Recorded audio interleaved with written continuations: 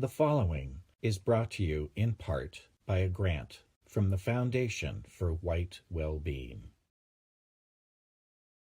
I'll rebuild that store for you. I'll remake that store for you. I'm not going to let the anti-whites get away with this. And you know why anti-whites? I'm speaking directly to you. Do you know why that is? Why this is so different than the rest of the white positive sphere? The reason why is because we are motivated by love. We are stepping forward in front of the white children. When that danger presents itself, when that rabid dog comes running up to us, we move the white children behind us and we step up. That is why. This is the response you're always going to get. So ladies and gentlemen, please, let's get a huge round of applause for Phoenix Fire and all of the selfless work that she did immediately, as soon as these anti-whites censored No White Guilt Collectibles from their platform over at Store Envy. She immediately got to work, and in the blink of an eye, that store was back up and running. The anti-whites, all of their efforts, negated in a heartbeat. And you will see that every time from us in this sphere, anti-whites, every single time.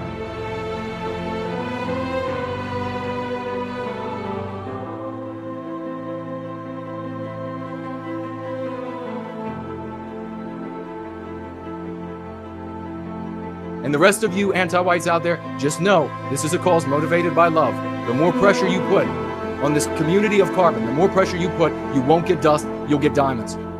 You're going to have men and women that are going to stand up at the last minute as that bullet streaks across the battlefield for the head of one of our children. You're going to have a man or woman step in front to take that bullet. Every time you knock one down, there's going to be another to take their place. Because that is what love does. That is how love fights. And it doesn't matter how much and how often you try to call it hatred. It doesn't matter how much and how often you try to call it bigotry. We know we love enough to continue to fight in the name of love, even when you have the power to call it hate. That is a love you all can never know. That is a passion you all can never realize.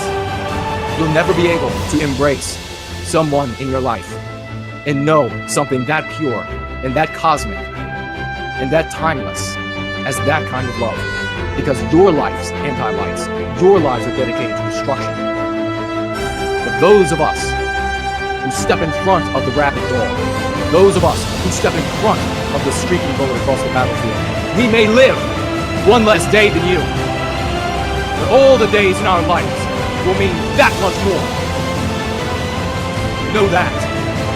Know that to be the case. So a big round of applause to all of our heroes, to everybody standing up. And it didn't just end there either, anti-whites. For all of this recent pressure that you put on, another hero of our community stepped up, Luke. And I want to get a big round of applause for Luke, ladies and gentlemen. He bought a copy of Born Guilty and Go Free for an impecunious member of our community who otherwise would not be able to afford it and would not be able to be empowered. A big thank you to Luke, but that wasn't it.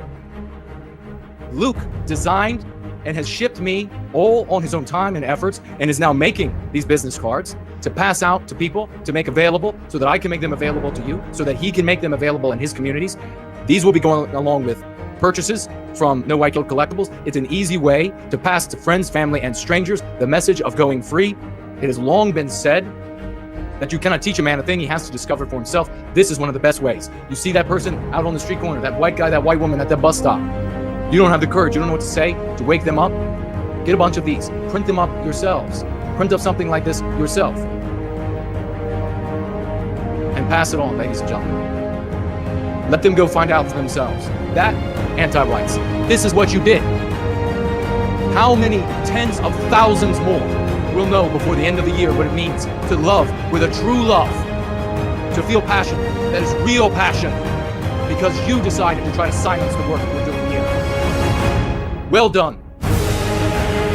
Well done to Phoenix Fire, to Luke, to everybody who's stepping up, to everybody else who's stepping up in the shadows.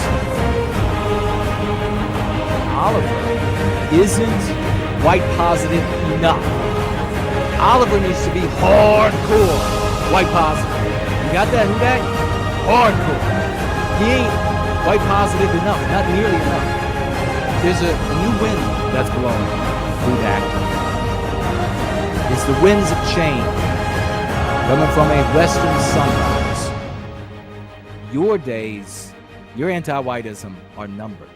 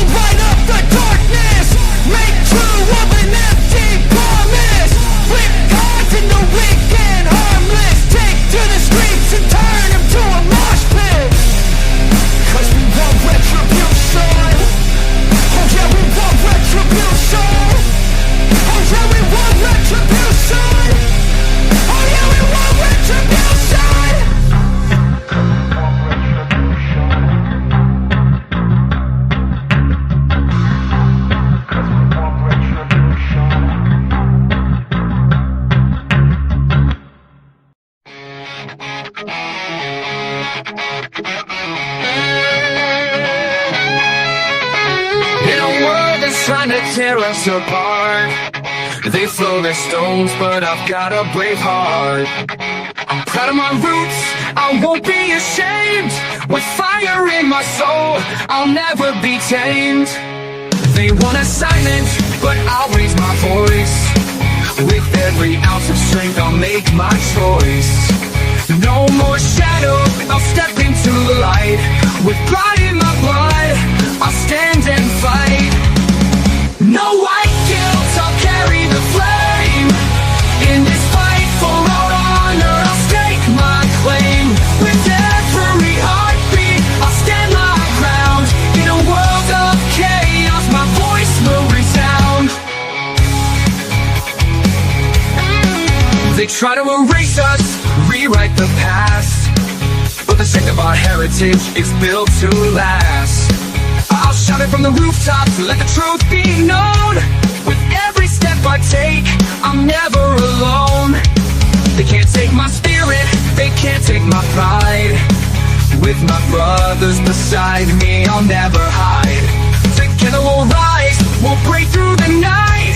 With courage in our hearts, we'll win this fight. No white guilt, I'll carry the flame. In this fight for our honor, I'll stake my claim. With every heartbeat, I'll stand my ground. In a world of chaos, my voice will resound.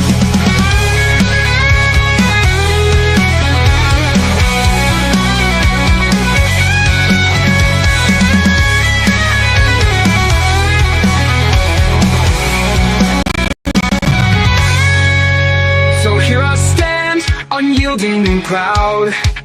In the face of their hate, I'll shout it loud. No more guilt, no more chains to bind. With pride in my heritage, I'll never unwind. We'll carry the torch, we'll light up the night. In this battle for truth, we'll stand and fight. With strength in our hearts and pride in our soul, we'll rise together.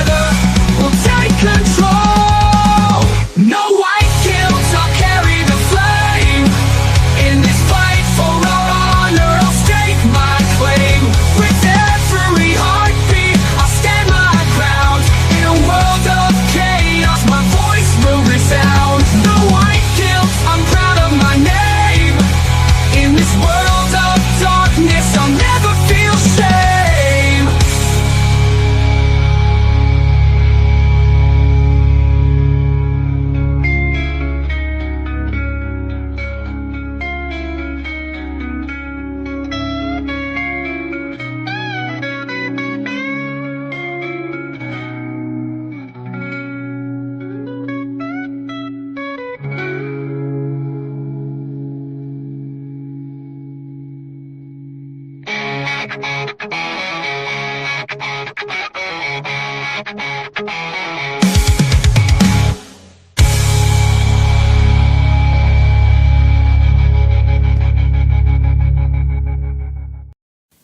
there's nothing left but the fire in my chest and the air that fills my lungs, I'll hold my tears and trade my ears for a glimpse at kingdom come. On the other side of misery, there's a world we long to see. The strife we share will take us there to relief and sovereignty. Oh, by God, we'll have our home again. By God, we'll have our home. By blood or sweat, we'll get there yet. By God, we'll have our home. In our own towns, we're foreigners now. Our names are spat and cursed. The headline smack of another attack, not the last and not the worst. Oh, my fathers, they look down on me. I wonder what they feel to see their noble sons driven down beneath a coward's heel. Oh, my God, we'll have our home again. By God, we'll have our home. By blood or sweat, we'll get there yet. By God, we'll have our home. The road is dark, the way is lost. My eyes, they strain to see. I struggle forth to find a friend to light the way for me. Oh, brothers, can you hear my voice, or am I all alone? If there's no fire to guide my way, then I will start my own. Oh, my God, we'll have our home again. By God, we'll have our home. By blood or sweat, we'll get there yet. By God, we'll have our home. Oh, by God, we'll have our home again. By God, we'll have our home. By blood or sweat, we'll get there yet. By God, we'll have our home. Woo! Hell yeah, we will, ladies and gentlemen. Feature stories today. The Return to Church is the Swan song for the white race. How to build resistance to the West's issues. Go Free lesson of the day is the elect, the vague, and the victimizer. Your comments and questions, and then there's this. I was boarding a plane a few years ago when I heard that Pope Francis had just happened to be on the same flight. This wasn't as exciting to me as it was to others because I've never been a fan of the Pope. As luck would have it, though, I realized my seat was right beside to his. Shortly after takeoff, he took out a crossword puzzle and began to work through it, penciling in the answers. Almost as if Providence struck, the Pope turned to me and said, "Excuse me, do you know a 4-letter word referring to a female that ends in U-N-T?" The passengers behind me, in front of me, and beside me shrunk down in their seats as far as they possibly could, all looking for something on the floor. I thought deeper and longer than I ever had about anything, and after almost a minute, dark clouds of evil parted in my mind, and the answer came to me. I turned to the Pope and said with reverence and politeness, "I believe that you're looking for the word aunt." "Of course," Pope Francis said, not taking his eyes off the crossword puzzle. "You wouldn't happen to have an eraser, Would you?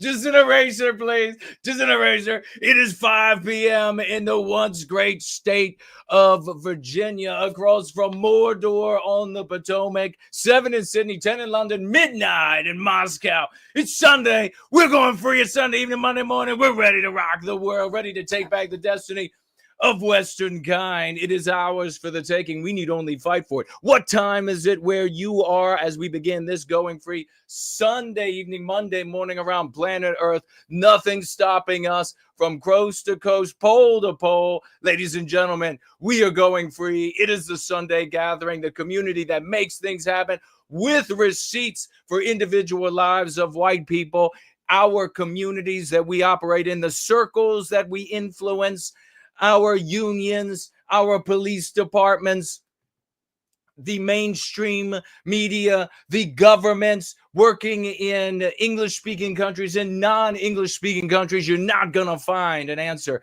anywhere else like you have right here in service to white well-being. I got to tell you, the Pope, he was quite a thinker. He was, I might have another Pope joke for next for next week. Now that he's gone, now that the evil son of a bitch is gone. Oh, did I say something negative about the anti-white POS? Hey, we put our birth first. God created us. Our birth is the evidence of that. All of the religion, all of the talking and etc., the nationalism, that comes later. Those are trappings that you put on the creation of the good Lord. And until you recognize that, you are SOL. Ladies and gentlemen, but it's great to be with you. I would like for you to tag me over the course of this gathering as No White Guilt, @ No White Guilt.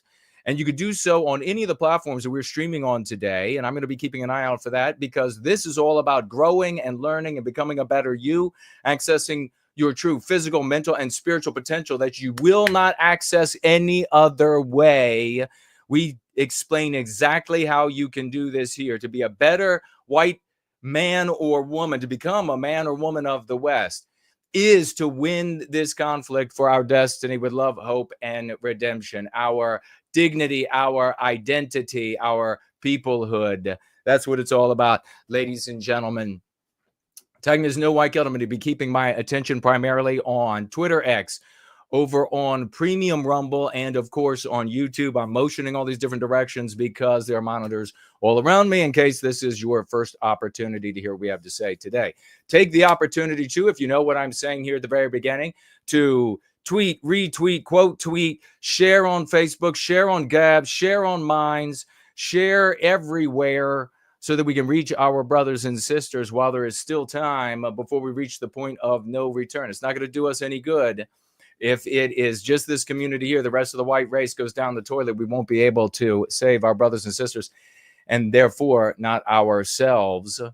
So take that opportunity. Make sure you give a like. If you would like to financially gift while we are here today, you can do so. You can do so on the app that takes cash. You could do so at Subscribe Star. You could do so on Premium Rumble. You could do so on D Live. You could do so on Odyssey. You can also head on over to nowhiteguilt.org, click on the financial gift tab, and you will find there 5 cryptocurrency wallets that I use.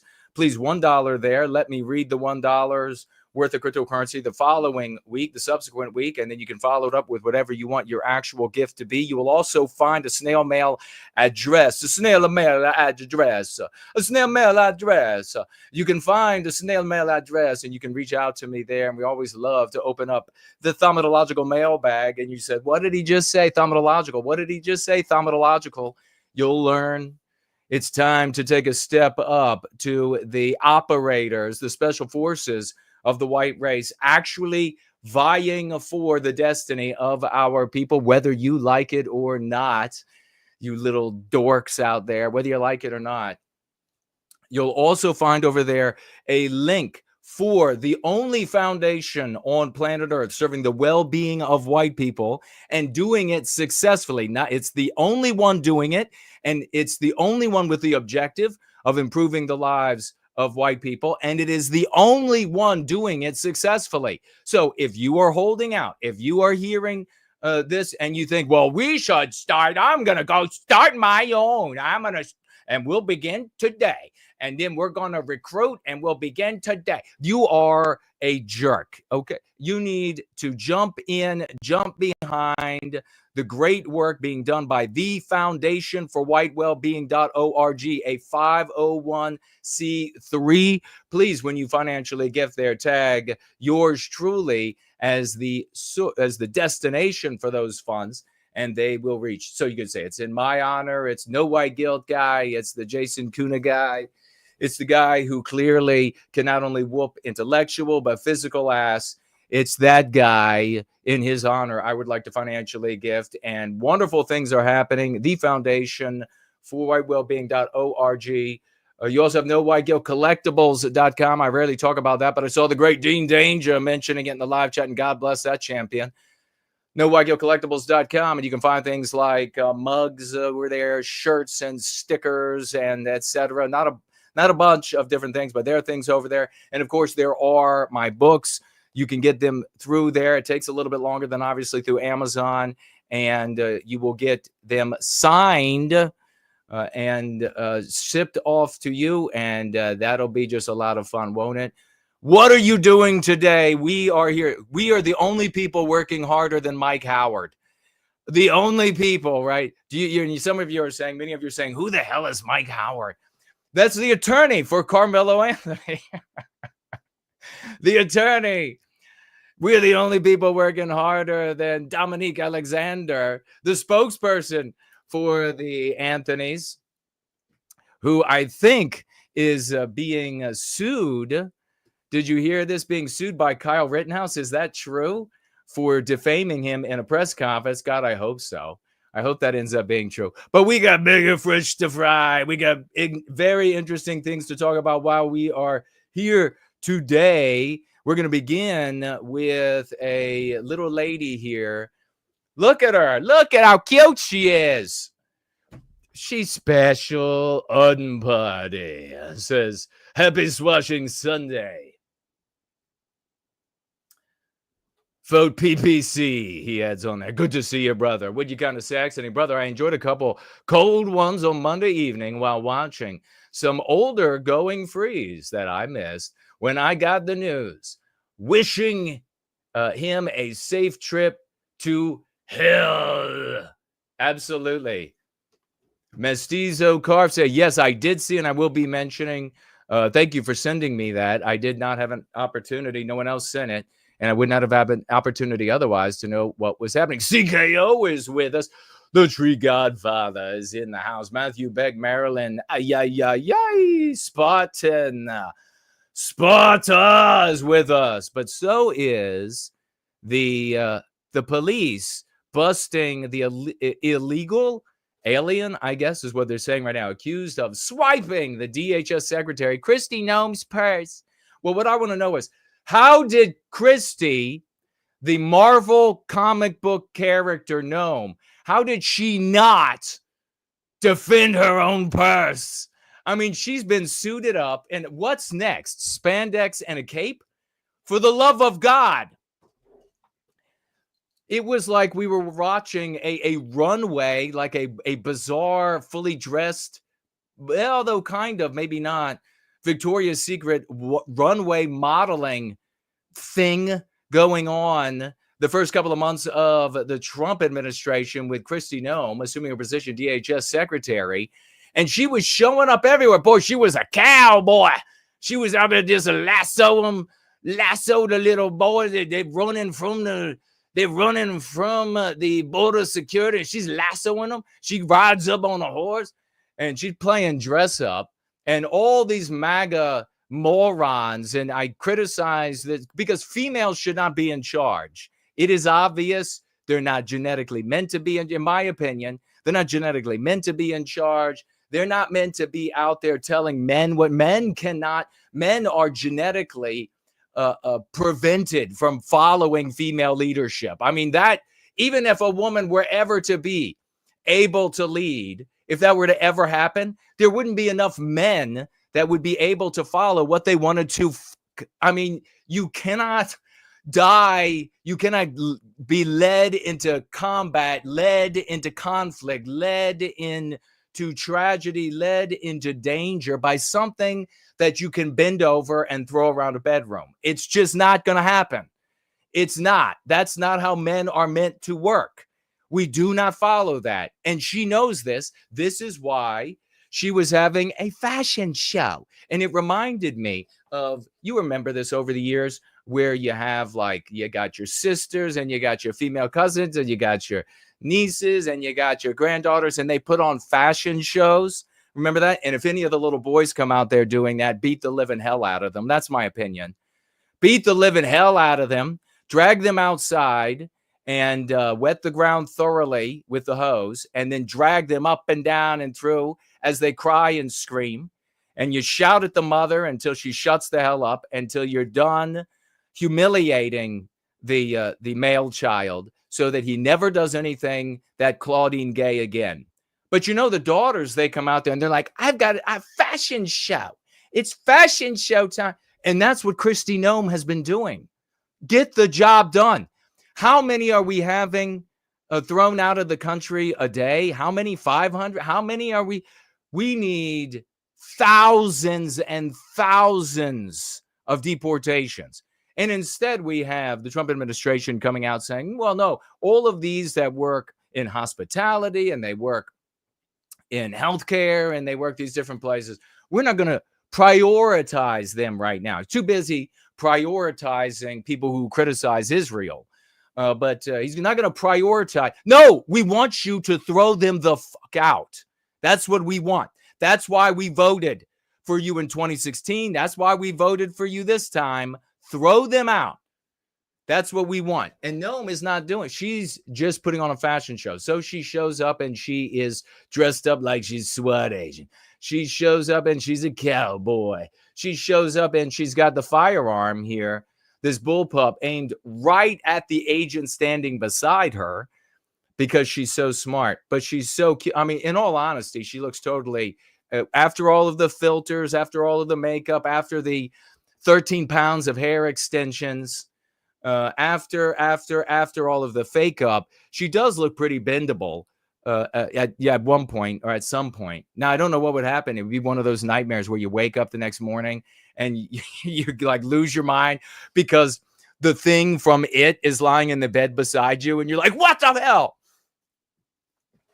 I never did that. So I don't have to. Other guys have done that, though.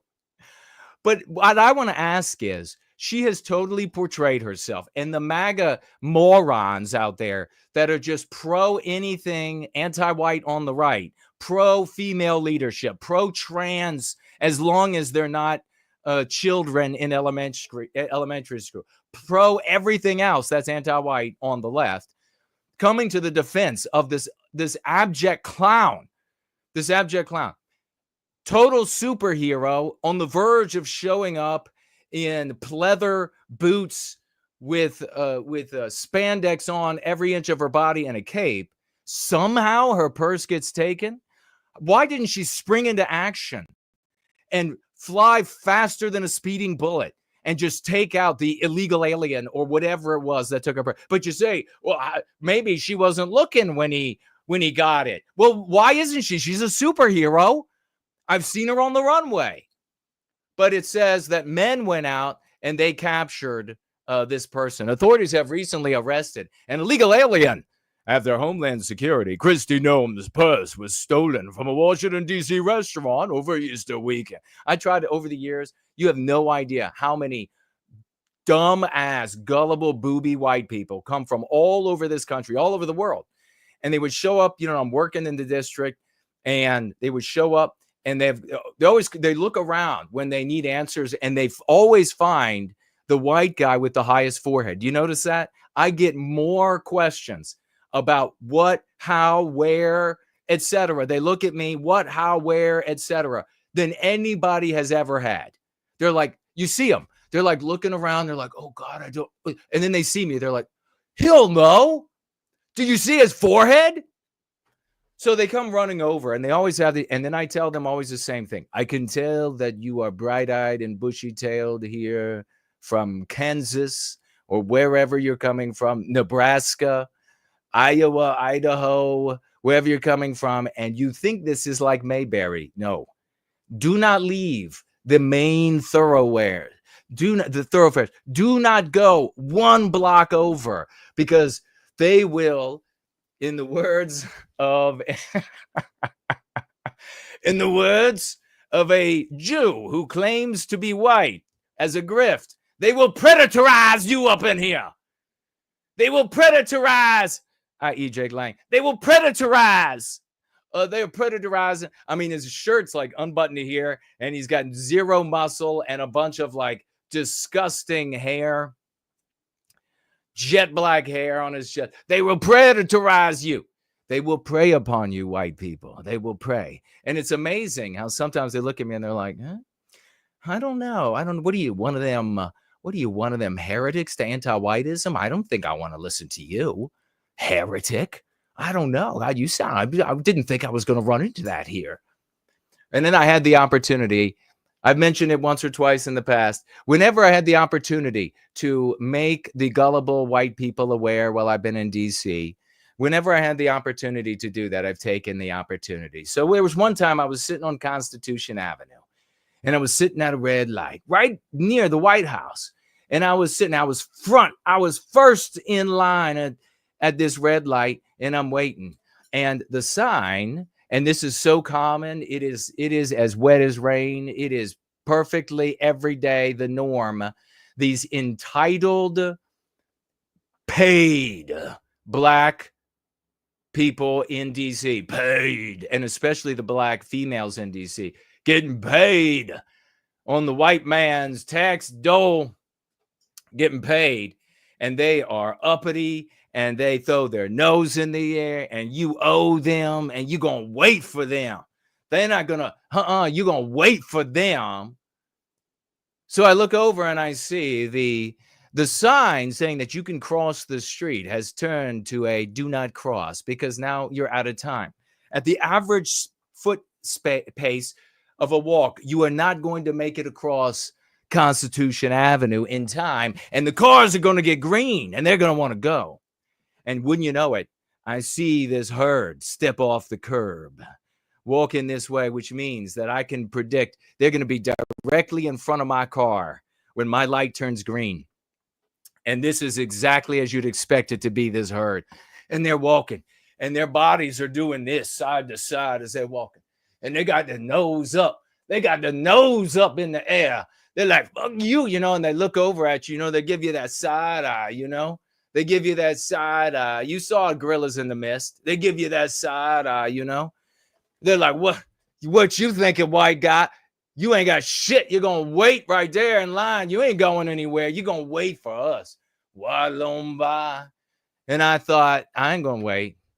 I looked over and I saw, there's about 100 white people, tourists from around the country. It's a beautiful day in D.C., just like today. Puffy white clouds, blue sky, beautiful temperatures. I mean, it's 75 degrees. What is it? 72 degrees Fahrenheit. And they're all out there, and they're all big smiles. They're all like, and many of them are like wearing white just to show like their absolute ingenuousness and how virginal they are to the real world from their white town they came from. And I was like, I'm going to teach them right now. I'm going to teach them all about DC and anti-white, non-whites. I'm going to teach them right now. So I turned, and it's just like this feeling came over me. Like I was possessed. This feeling came over me. The white devil descended upon me in that moment. And I thought, I'm going to teach you. I'm going to hold this. Class is in, motherfucker. Class is in. And I turned back, and I got one of these, the one eye's big and the other eye's narrow. And that light turns green. And I'm in a 5-speed. So I hit that accelerator, dump it into first, pop that accelerator, boop, the wheels, scream out, and I push it, clutch back in real quick. Don't move nowhere, maybe just a couple of inches. Scares the living out of the herd. Scares the living out of them.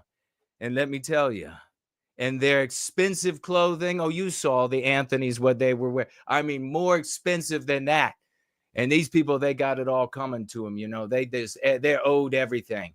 And they decided to show all these white people from Kansas, Kentucky, and all around the country and all around Canada. These Canadian white people who are even out there, and they just fainted upon the sight and spectacle of it.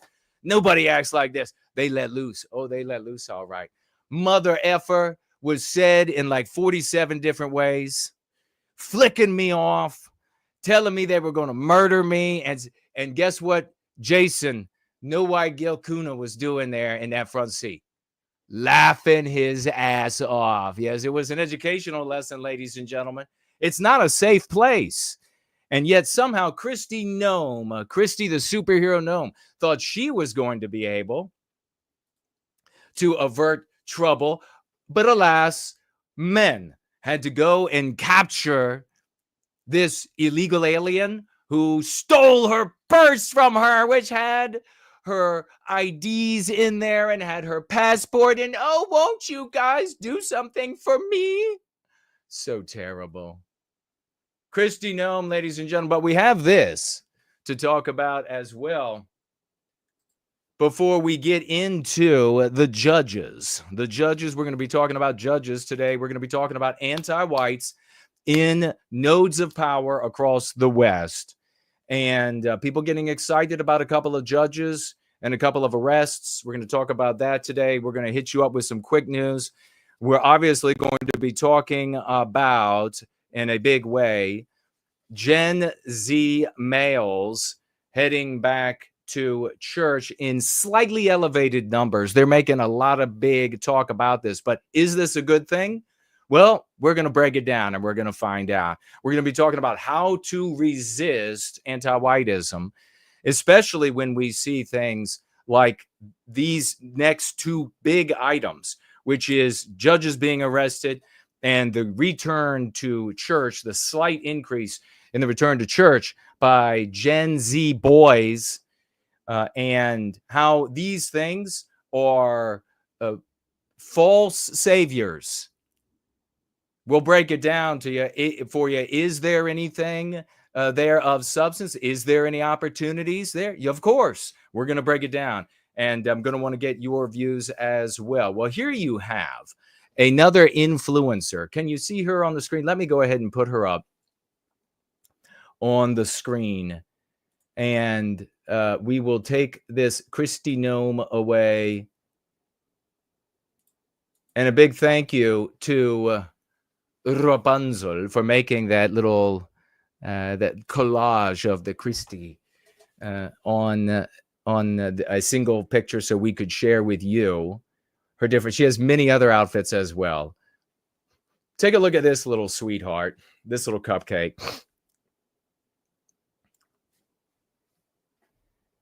So that we can talk about this.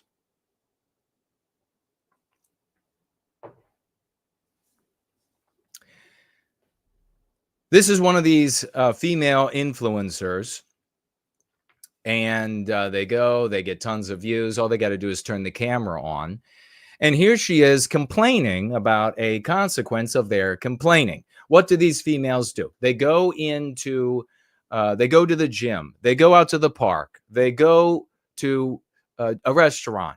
They go out to a bar. They take their video cameras and they videotape themselves dressed up in very slutty attire, like this young lady in her slut fit. And she's slut fitting at the gym. If you can't tell, she's slut fitting there. And guys are naturally going to look at attractive and especially fertile women, meaning on the younger side. And we're going to look. And then what these girls do is they complain about the guys checking them out. They bitch and moan about the guys checking them out after wearing the slut clothes. Well, of course, what's really going on there? Well, what's going on is that they want to be checked out by the 10% of prettiest faced men. That's what they're concerned with. The 90%, all of the rest of the guys out there, including yours truly, all the rest, they are disgusted by you looking at them. Remember that, guys. Remember that. Don't give them the satisfaction of seeing you looking at. That doesn't mean don't look at them, because if you are a healthy white man, you're definitely going to see this and lock on. If you see this and don't lock on, something's wrong, okay? Something's really wrong with you. But you're going to see this and you're going to lock on. But what I'm telling you is don't give them the satisfaction, because if you're not one of the prettiest faced guys in that top 10% or so, they are revolted. They are absolutely revolted by you looking at them, and they relish in it, and they've turned it into a segment, a recurring segment they do in their social media, where they show these guys on their videos who are looking over at them or looking down at their ass or whatever it is. They show these guys, their faces, everything, and they're like, look at this pig. And it's true. It's totally true to form in keeping with the anti-white narrative, isn't it? Because this is the diminution of a male and what a male is and what a man is good for and what a man is capable of and what a man's interest is. This is total diminution of men below women, beneath women. So absolutely in keeping with the anti-white narrative as well. Well, what has begun in some places to happen is that the hoes come in and they bring their video cameras, and guys are not looking at them. Guys don't want to be caught looking at them. So hopefully this is not just a part of the city where none of the guys would be interested, as much as happening for her. But let's just say that guys are not going to be caught looking at them. What does she say here? And this is very telling. A group of guys at the gym are ignoring me, and it feels so threatening. Like, how are you a foot away and avoiding looking or talking? Inhumane. And the big conversation here, and you look down in the thread, we're not going to do it because we're going to keep moving here. The big conversation here is about how these females have engendered this response in guys. But there's a deeper point here to make. 90% of men have to live with this. And it's what this whore just said. I want you to pay close attention to the fact that she says it's inhumane to be feet away from people and not be noticed. Welcome to the entire lives of 90% of the men. Ho. Welcome to our existence. Ho. And that is a deep wound. And if you're noticing, we're talking about a deep wound to males. And we're going to be talking about males in slightly increased numbers going back to church, returning to church. This is part of the reason they're going back. They won't be had. They can't get attention. This is actually so much deeper than what everyone is making this out to be. So what if she's, poor her, not getting looked at now after because she has humiliated guys and spat upon them psychologically when they weren't part of the top 10% of prettiest faces. So what? The much bigger issue is that she is getting the tiniest taste of what it is like to be a guy in the 90% group. The tiniest taste, a moment's taste, and it's crushing for her. Inhumane. What we experience every single day of all of our lives. These females females don't suffer shit. You know what I mean? In fact, this whore right here, she's seen more balls in a bowling alley. I mean, she's getting all of the looks. She's getting all the attention. She's getting all the sex that this hoe can get. She's getting all the money. She's getting all of the etc. pats on the head that she can get. She don't suffer shit. But you have 90% of the male population live every single day of our lives like this. You want to know how bad it is? Just the other day, you want to know how true this is? Just the other day, I was out working in the yard, and I was in a very tight t-shirt. I hadn't taken it off yet, but I was in a tight t-shirt working in the yard. My neighbor, one of my neighbors across the street, sees me, gets my attention. He's like, hey, gets my attention. I look over, and he does one of, like these to say, hey, you're looking good. You're looking fit. And I was like, oh, thanks. I hollered out and thank you.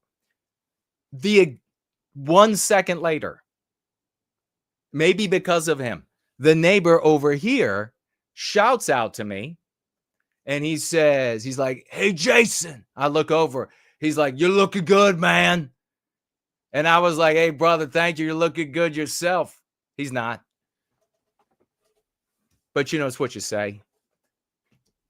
While these two interactions take place, a female in her early 20s, maybe 24, maybe 25, walking right by, studiously does not participate, does not raise her head, does not look over at me, because she's seen me before. She knows I'm not one of the 10% of prettiest faces. So the rest of it doesn't even matter.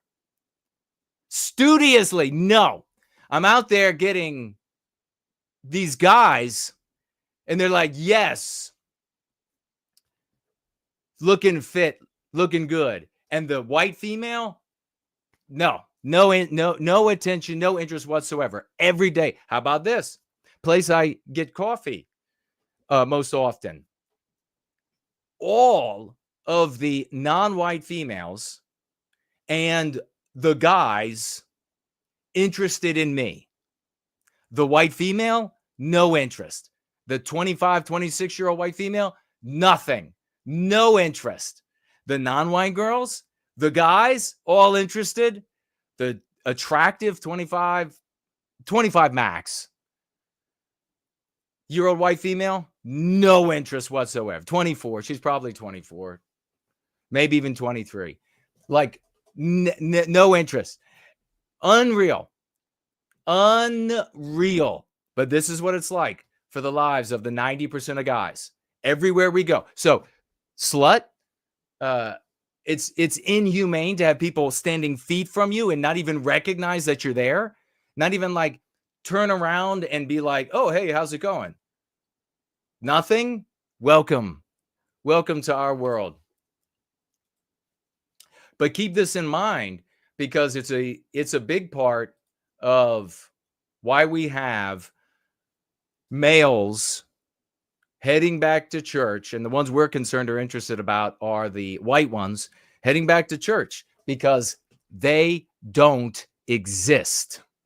They don't exist. And it's, as is all things, and we'll be getting to it, it is multi-perspectival.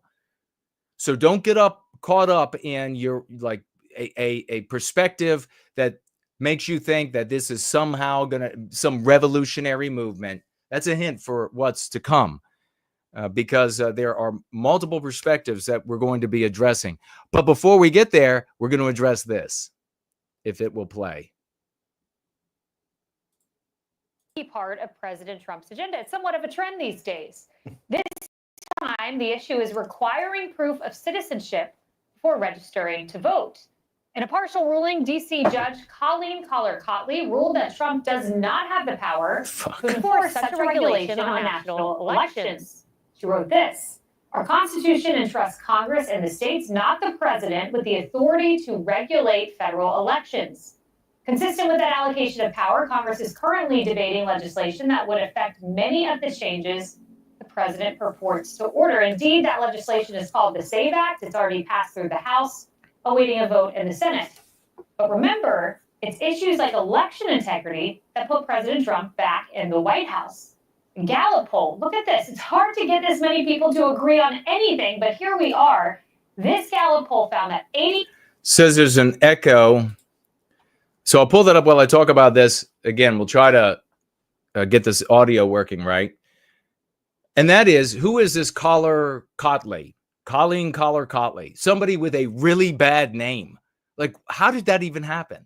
How did you think that was Colleen Collar Cotley? Fix that shit. Anyhow,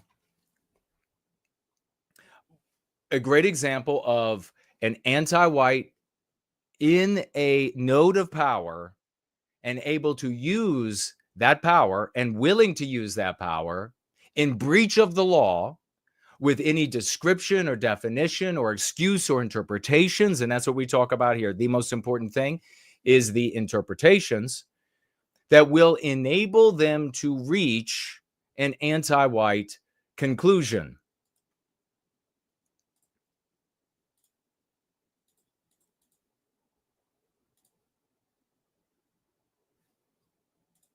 %3 backed a proof of citizenship requirement when registering to vote.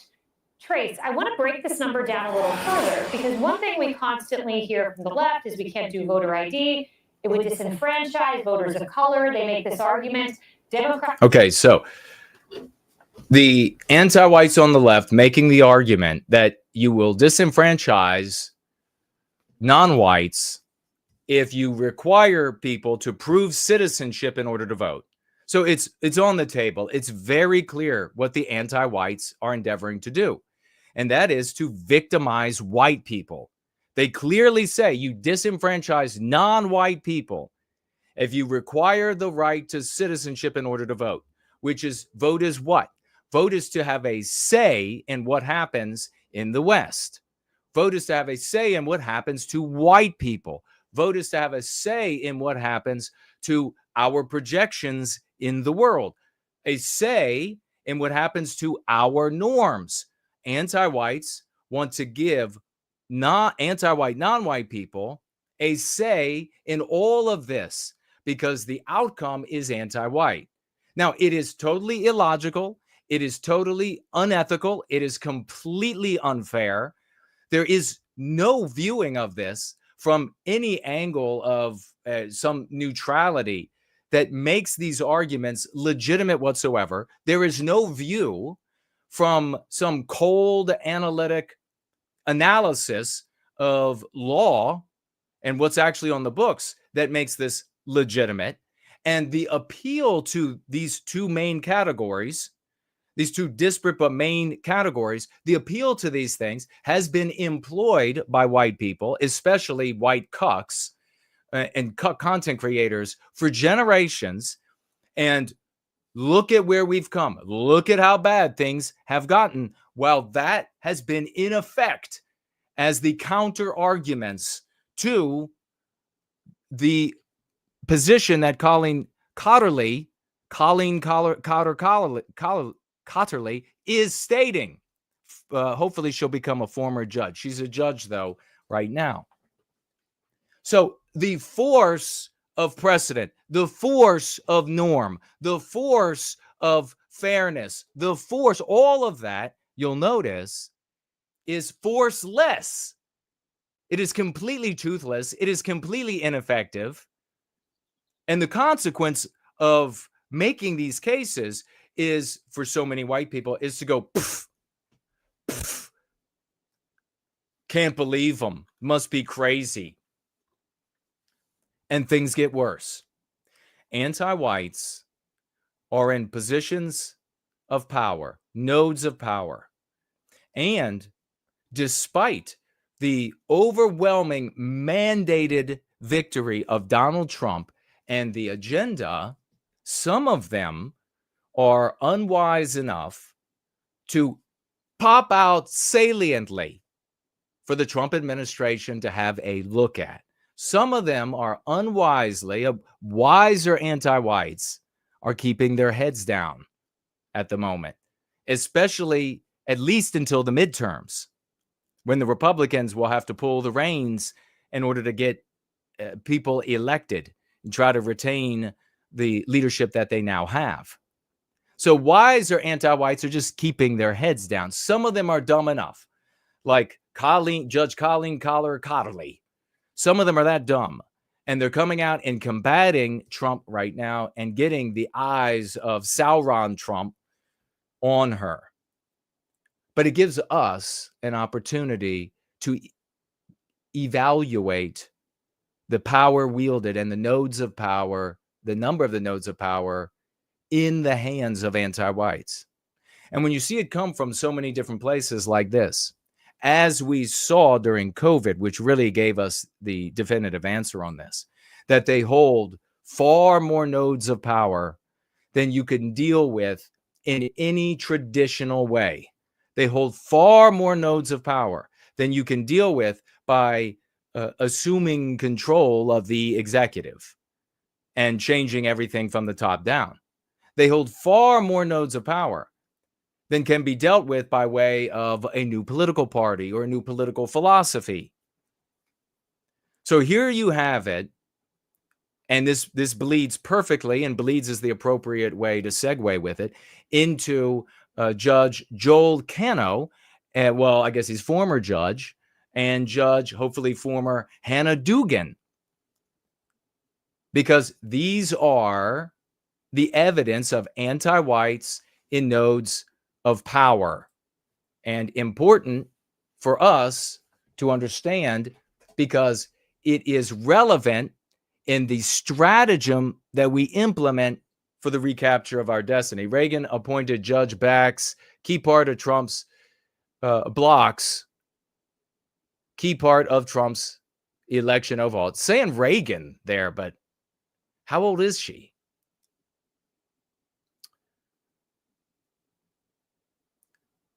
Judge Colleen Collar Cotterly, appointed by GOP icon President Reagan. How old was she when she got on the bench? But I thought girls weren't allowed to do anything just like 10 years ago. They were all oppressed. They all had to just keep their head down 24/7. They weren't allowed to do anything. It was like 10, 20 years ago, remember? So Ronald Reagan is saying, and this is Newsweek, so I'm inclined to think that they did their research, and was elevated by Bill Clinton. She issued a preliminary injunction halting the provision of the March executive order that would have added a proof of citizenship requirement to the National Mall voter registration form. Don't bother thinking that you make a point by saying, well, you have to show your ID to be able to attend the DNC and vote in the DNC.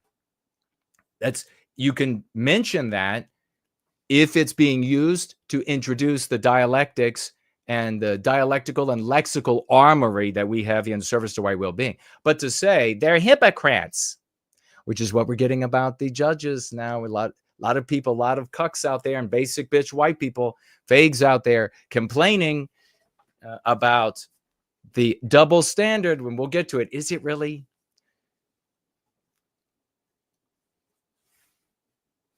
So let's jump into our next judge and see what's happening there. Let me know how the audio is. All right, federal officials arresting a recently resigned New Mexico judge and his wife for allegedly harboring a suspected Tren de Aragua gang member. Chanley Painter is here with the details. Hey, Chanley. Hey, good morning. So the former judge, Joel Cano, and his wife, Nancy, each face charges of evidence tampering for allegedly harboring this man, Christian Ortega Lopez, an illegal immigrant and alleged Tren de Aragua gang member. Despite the couple's arrest this week, the controversy began in late February when Homeland Security investigations arrested 3 Venezuelan nationals, including Ortega Lopez, during a raid on the... Look at her. Okay, so the story that has been reported, and it's still developing, of course, is that this woman here hired this guy to do some repairs, and I think it might have had to done something to do with replacing some glass at the house, and that's documented. And then she hired him several more times. But they don't know what construction work. Maybe he came in just a tool belt. They don't know what construction work he did. But apparently, as the reportage is reportaging, she hired him several more. I bet she did. There is so much just nastiness that goes on in so many people's lives. So, and the judge, Joel Cano, was apparently fully aware. I bet he was. Can we say cuck? Can we say cuck Cano? Can we start calling him cuck Cano? The judge was fully aware of this. And then they moved in the gang member, Trendy Aragua, who on his cell phone had photographs taken with his cell phone of murdered and decapitated people, at least 2 of them so far being reported. He moved, Cuccano moved this thug into his house so that he could get close to his daughter, and they became the best of friends. Now, I remember many years ago learning about when we were focused, and I was a good pupil to these white sympathetic content creators, org leaders, and on. They said, you've got to be able to condemn every other group on the world. You got to focus on them. You got to talk about them all the time and how bad they are and all the ways they're bad. Count the ways that they're bad. And I remember learning that culturally in Central and South America, it's the norm. And now, if I'm wrong, then may God strike me dead this moment. And if I'm not, then I guess I'll live through the moment. But if maybe it's just my opinion, according to my reading, and there are counter arguments out there, but that it's a norm to have not only the person you're dating or married to, but to have a minimum of an additional person that's just a lover, just for sex. That's accepted as, well, you're married, okay. Then also there is the person you are happily married, not getting divorced, not getting, not just divorced, not getting a divorce, no. You're happily married, but you also got this one over here going. And I remembered thinking, why have the first relationship then? Why bother having that one? Just have the other one. And then when you get tired of that one, just have the next one. And then when you get tired, for me, it was just like a simplicity, like, why? Just move on to the next one. Have that one, and then move on to the next one. So it appears that, I don't know, maybe we're seeing this over here manifest in the United States. And so the Trendy Aragua there, he's over there doing some, doing some plumbing for the missus, and doing a little plumbing for the daughter. I mean, this sounds like a low budget porno. And this was Judge Joel Cuccano, who was fully aware of all of this happening,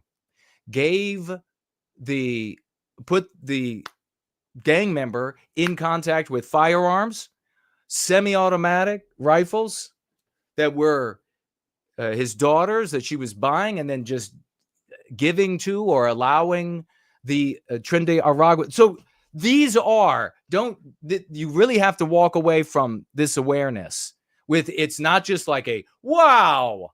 It's not just a, boy, those Democrat judges. It's not just, this is the nodes of power.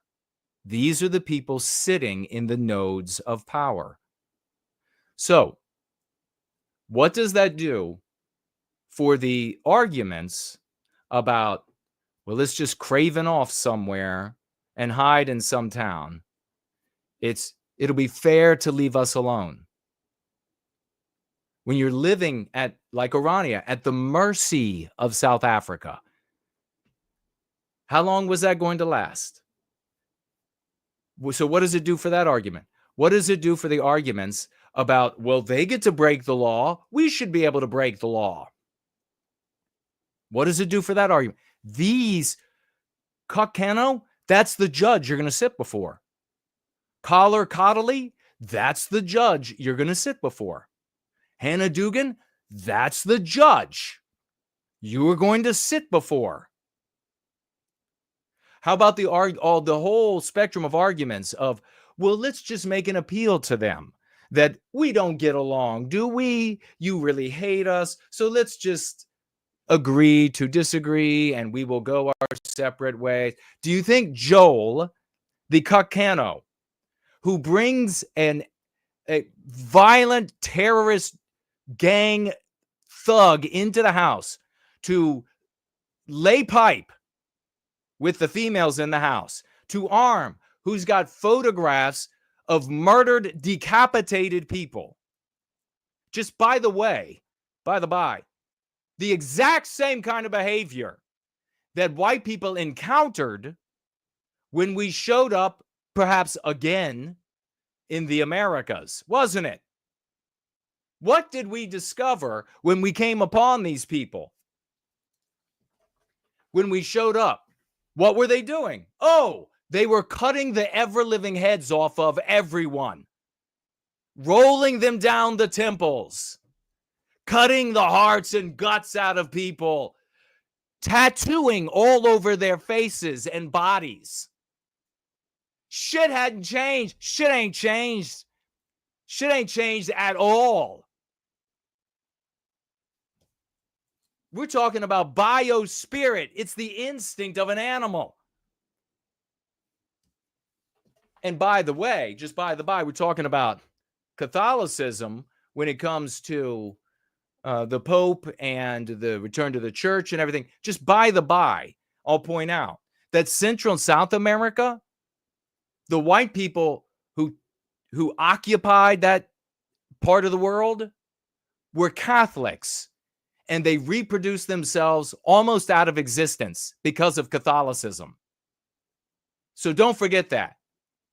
The Pope and all the people are the Son of Christ and God and whatever. So it was Catholic Central and South America that bred themselves out of existence, not Protestant North America. Just something to think about. So these people were cutting heads off, tattooing their entire bodies, ruthless, bloodthirsty maniacs. Of course, not all of them. Many of them were wonderful people. And, all they wanted to do was be left alone and sit under palm trees and pet the jaguars. Because who wouldn't want to pet a jaguar? So that's what they were just doing. But some of them were ruthless and tattooed, and they were rolling heads down temples. And we find that there's one in the house of the judge who's going to decide your fate, of the judge who's going to decide the interpretation of the law relative to your business, your town, you need to keep these things in mind. This is why some people will say, Jason, you're arrogant, because every time we argue, at the end of the argument, you're right. And you see this scum that do this. It is an instant admission that they have lost the argument. Where they resort to, as they do with me, when they resort to, they lose the argument and then they say, well, you're arrogant. That's them saying, you've won. I don't have a counter argument. You're right. What you are arguing about is successful and makes sense and is logical. And you have disproved the position that I have advanced in the argument, in the conversation. You know what else they do that's really despicable and demonstrates their midget wittery? And that is, sometimes they'll say, you're not right. You just argue better than I do.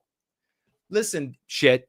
That's like saying that I didn't physically beat the hell out of you in a fight. I'm just a better fighter. That's how shut up.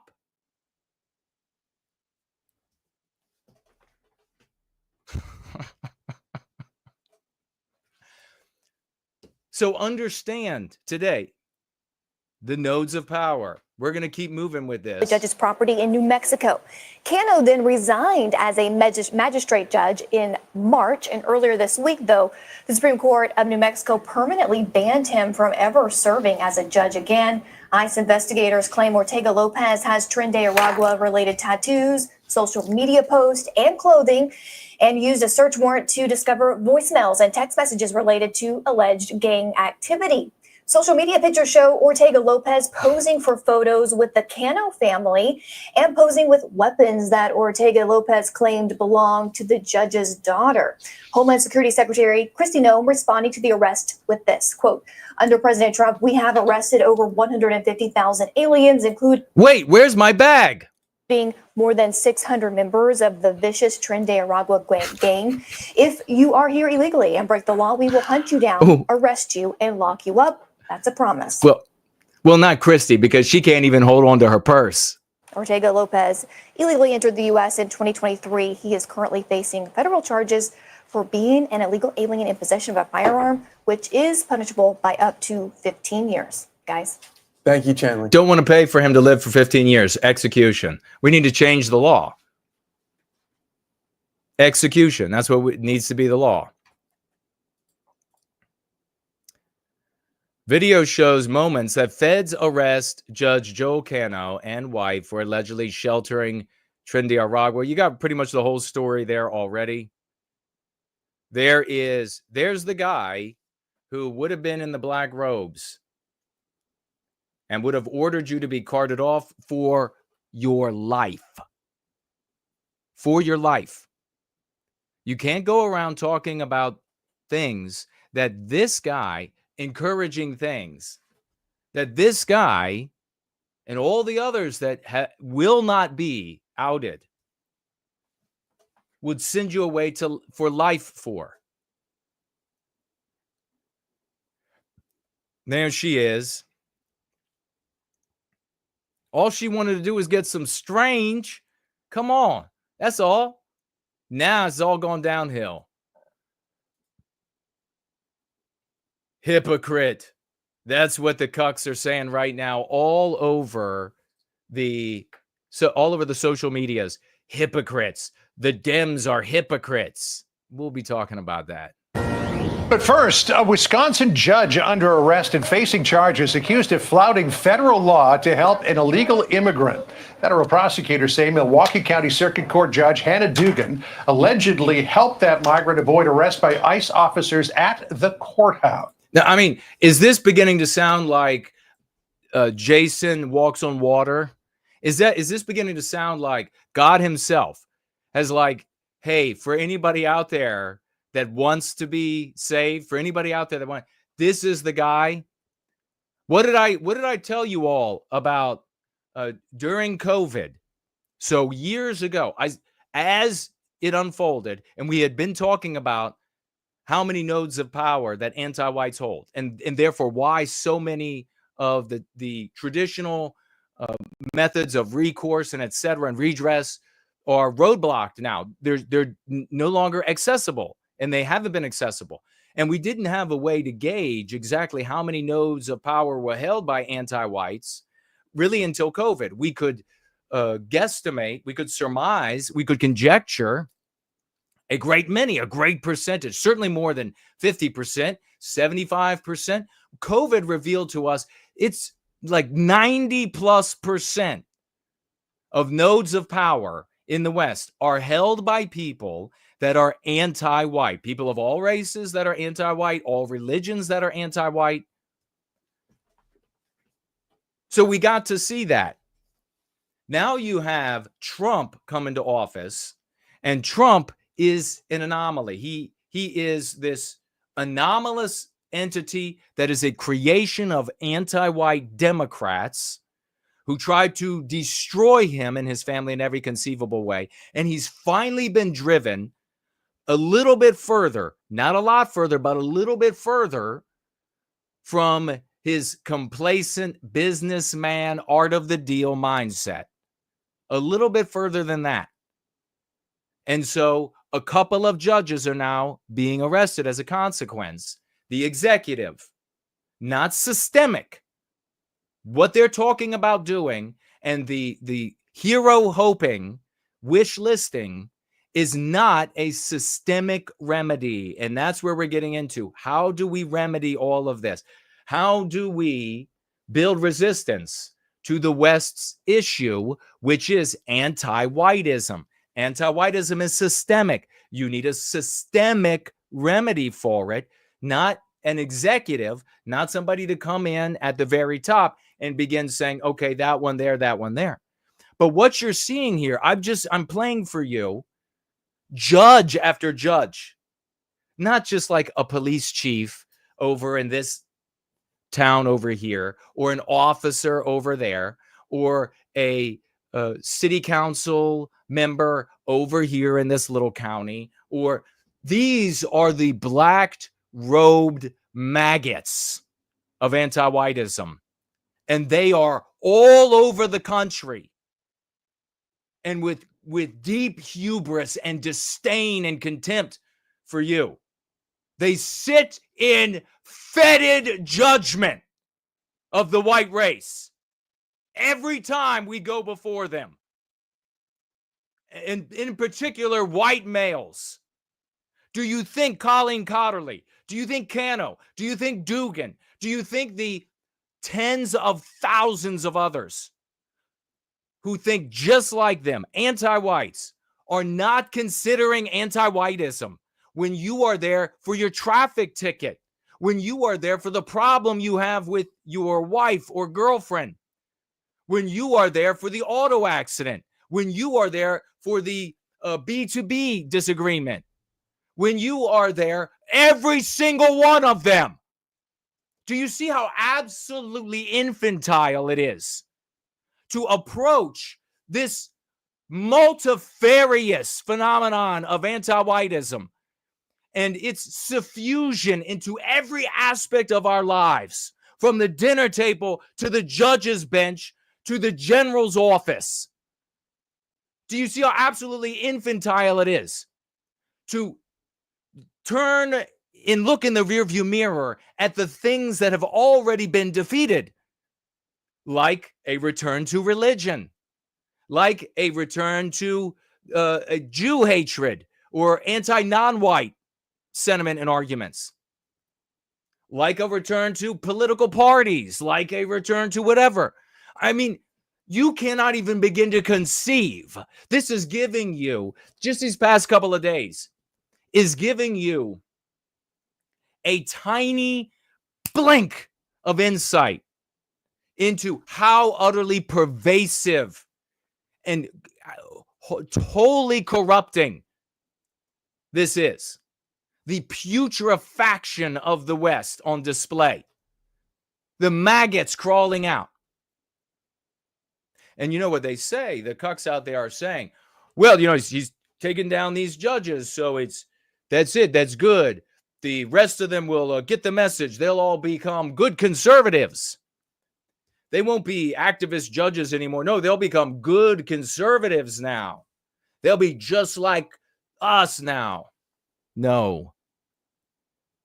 These that are popping their heads up with their arrogance and with their hubris and advocating anti-whiteism, applying anti-whiteism to the world, first 2 years, they can't even keep their mouths shut. They're the dumb ones. They're the dumb ones. The rest, in their tens of thousands, are going to slowly lower their heads, and they're going to keep plugging away with their anti-white ideology, not trying to get any attention not trying to draw any attention on themselves, as discreet as they can be, still being anti-white every day. And if you interact with them, if you have the misfortune of being judged by these anti-white devils, they'll be anti-white to you. Nothing will change there. They'll ruin your life. They'll shut down any movement of the traditional, stereotypical types of the past. They'll shut them right down if it comes before them. Then, as soon as the pressure's off, well, they'll just come right back up like a bunch of eating prairie dogs, popping their heads up. Time to come back out. No treatment to the systemic infection of anti-whiteism by way of an irate executive. I can't believe that I have to say this. And I can't believe that I got to say it to under 200 people. But I got to say it again and again and again. So, Hannah Dugan, literally, in contravention of the law of the country, tells the federal law offices, go to hell, go sit over there. She takes the anti-white, non-white into her own office, and a secret back door she opens for him to escape.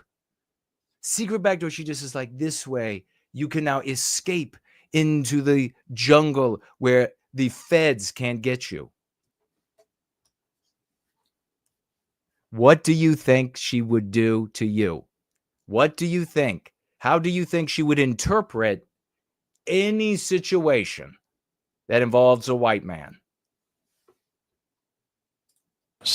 It's a bizarre case and it's still unfolding. Hello, I'm John Roberts in Washington. Sandra, good to see you back again. All right. Good to be back with you as well, John. I'm Sandra Smith in New York, and this is America Reports. So today's arrest of a judge marks the second such case in the last 24 hours.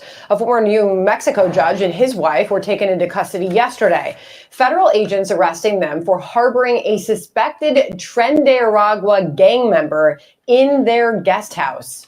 For more on all of this, we are honored to have in the new U.S. Attorney General, Pam Bondi. It's good to talk to you, Pam. Good to talk to you. So let me read a little bit from the criminal complaint here. Yeah, the AG, Pam Bondi, of course. We should see if this were, I think probably what most of us would, at a minimum, would like to see is hundreds and hundreds of arrests. And they've got like 2. This is the woman who is the one ordering the minimal here number of arrests. And Judge Dugan says, despite having been advised of the administrative warrant for the arrest of Flores Ruiz, Judge Dugan then escorted Flores Ruiz and his counsel out of the courtroom through the jury door, which she literally was like, come with me. At Tree Godfather, you know, they're sticking the white guys hard. Absolutely.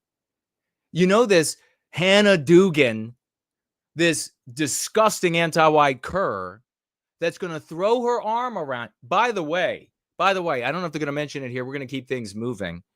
But this guy that was there was in there because he like beat the hell out of some woman. And maybe they do. I hope they say it. Or maybe it's in an article if I have it here.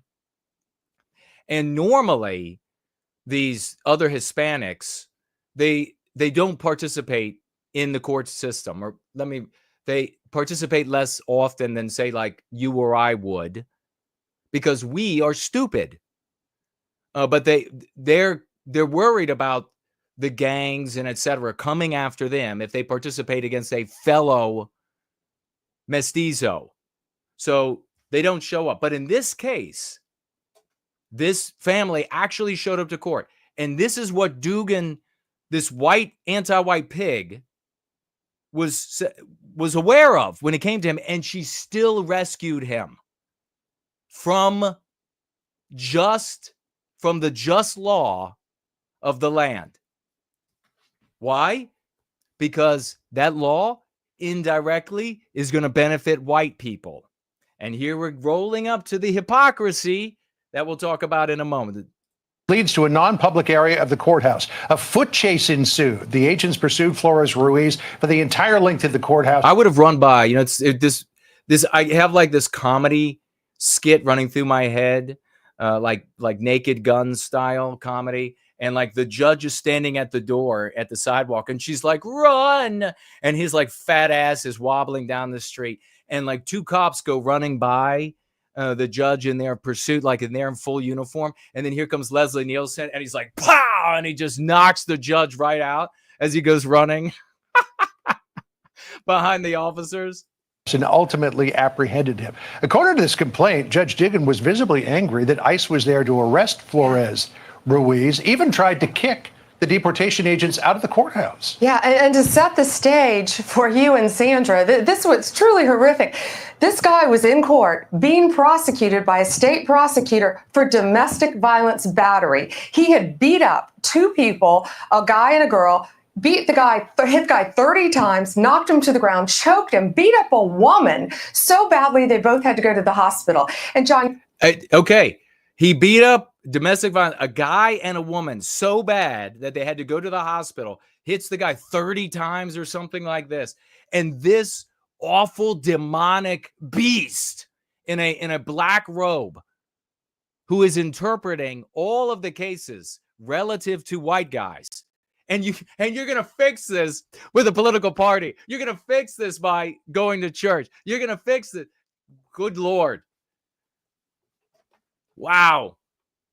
You know, it's so. I got to tell you, though, with these so few arrests and Pam Bondi revealing such little information, especially on Epstein. Hey, did somebody just kill themselves?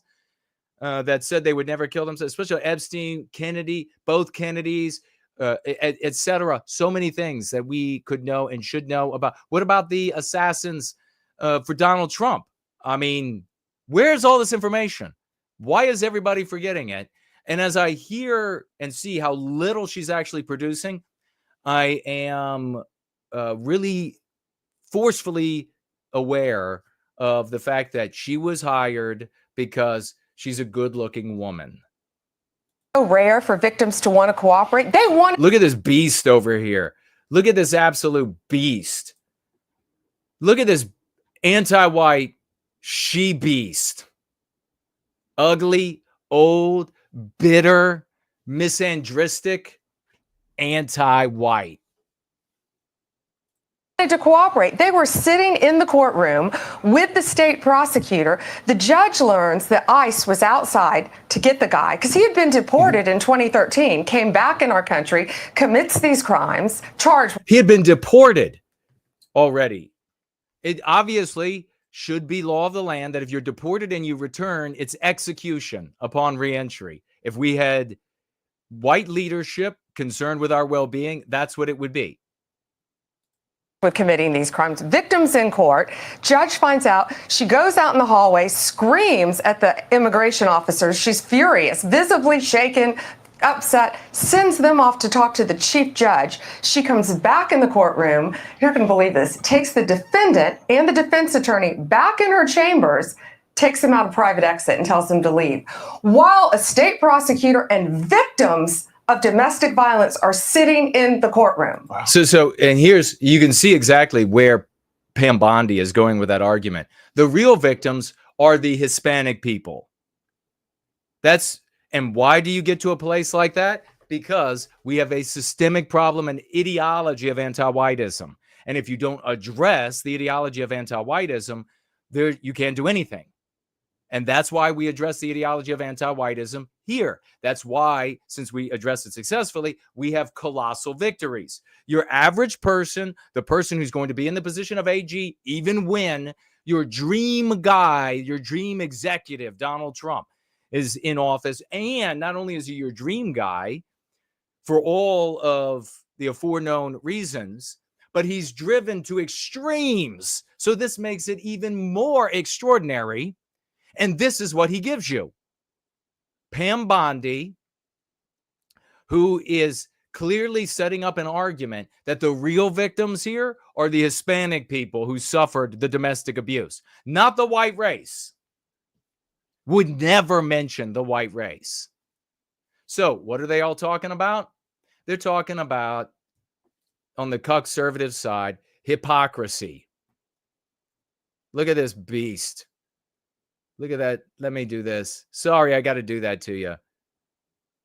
This judge right here. Look at her. Foul. So they're talking about hypocrites. They call it hypocrisy.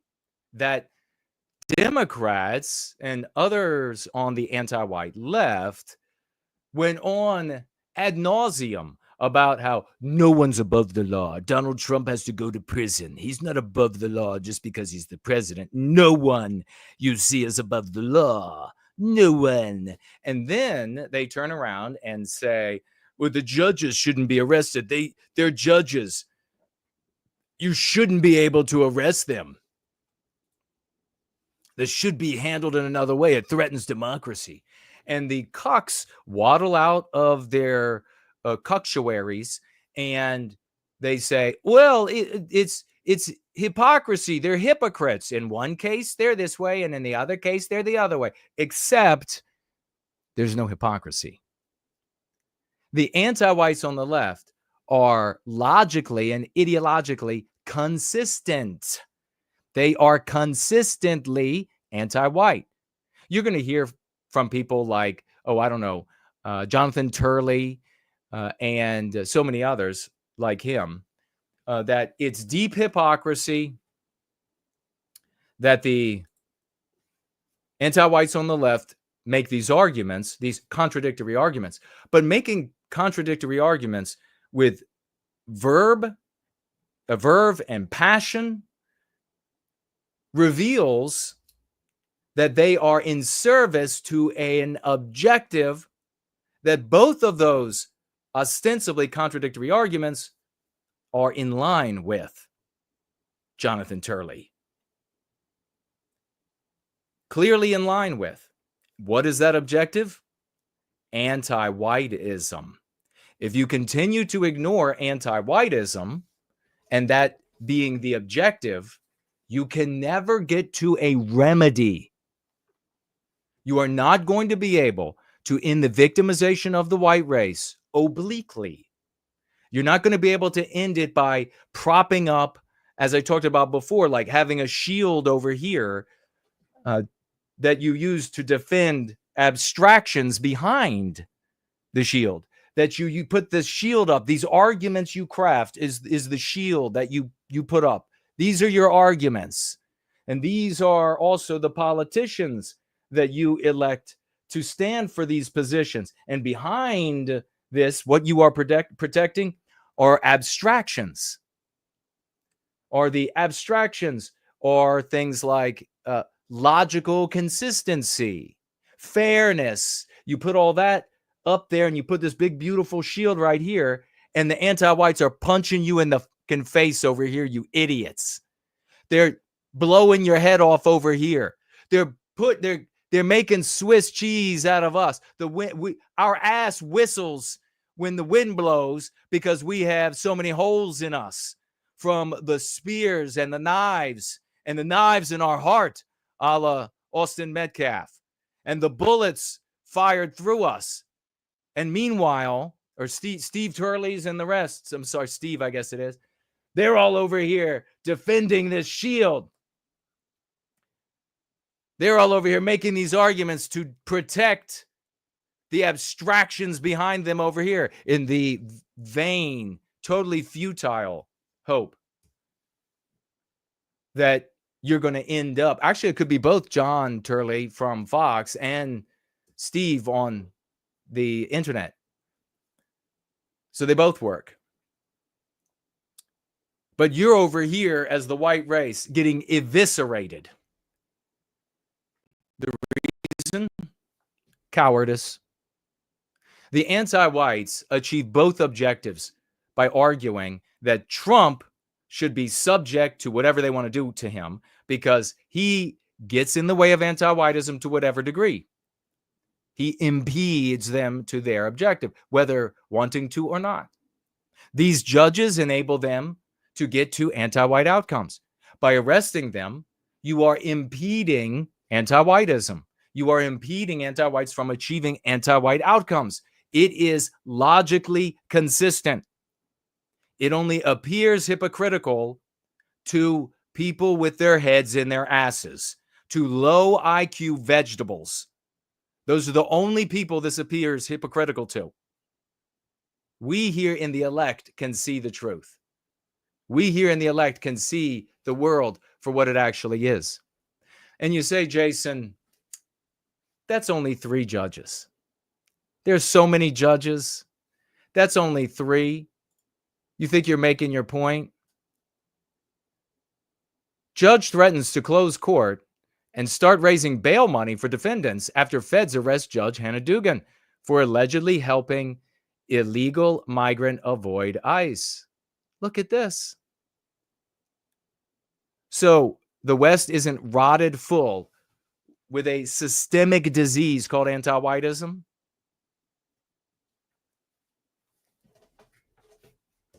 Keep turning away from me and the House of Swash and the work that we do here. And you all, you're going to wish for death in the end. You'll wish for death for your loved ones, for the world that's coming, for all of us in the West. Yesterday, Judge Hannah Dugan of Milwaukee Court stood on her oath in the very building she swore to uphold it and was arrested. Monica Isham, a circuit judge for Sawyer County, defended Judge Hannah, claiming in an email to the other state judges that she has no intention of allowing anyone to be taken out of her courtroom by anyone and sent to a concentration camp. Take a look at another one who will be sitting in judgment of white males, white families, white females. Take a good look at that one. Do you think her shoulders are really that wide, or do they really in their Judge Maggot costumes dress like that wherever she's a judge?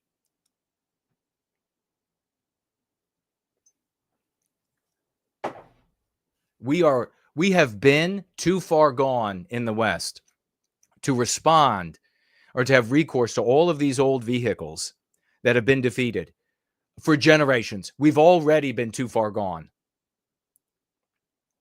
I mean, this Monica judge is really demonstrating that she's one of the lesser intelligent judges since she's speaking out publicly, not communicating these thoughts to her fellow judges in some more furtive of a way.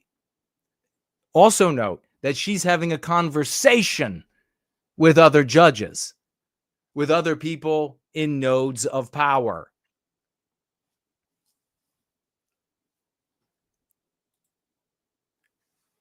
This is how these are the people that are going to judge you. This is what you're going to run up against without a Donald Trump to come protect you, because he doesn't give a shit about you. This is going to be the final. Doesn't she look a little young? I mean, honestly, in a Western country, isn't she a little non-white to be a judge? To be sitting in judgment of Americans who have America instinctually inside of them?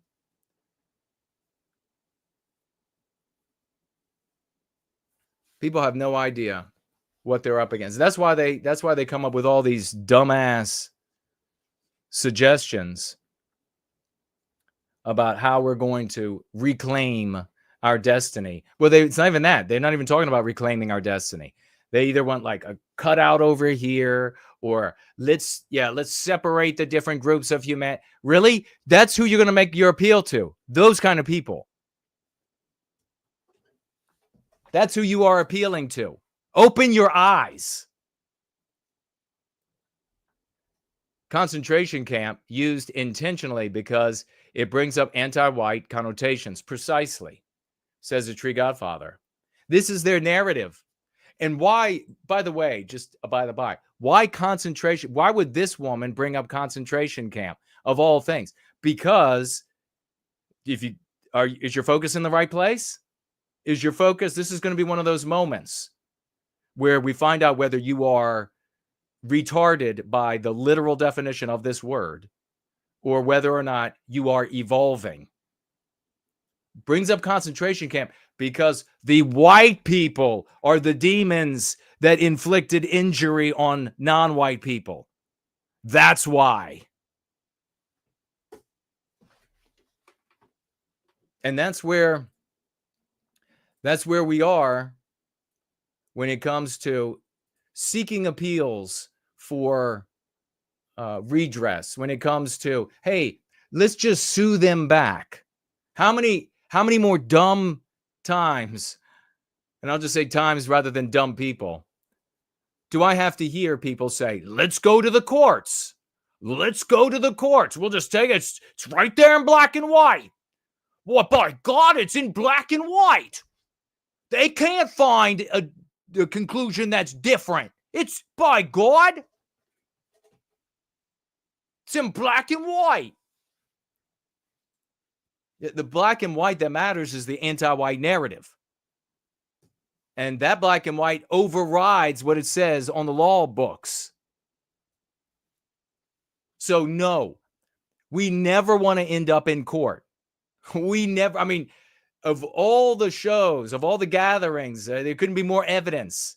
So anybody who's saying we should sue, we should create a lawyer's guild, every couple of like, I don't know, like maybe every 14, 15, 16 months or so, there is this recurring idiocy in the white sympathetic sphere of, I got a grand idea. Let's start a lawyer's guild. It'll be the new ACLU, the way it was supposed to be. I got to suffer it again and again and again. And in many cases, and there were years back when, because of the years before then, when they kept saying, we need lawyers, we need more lawyers.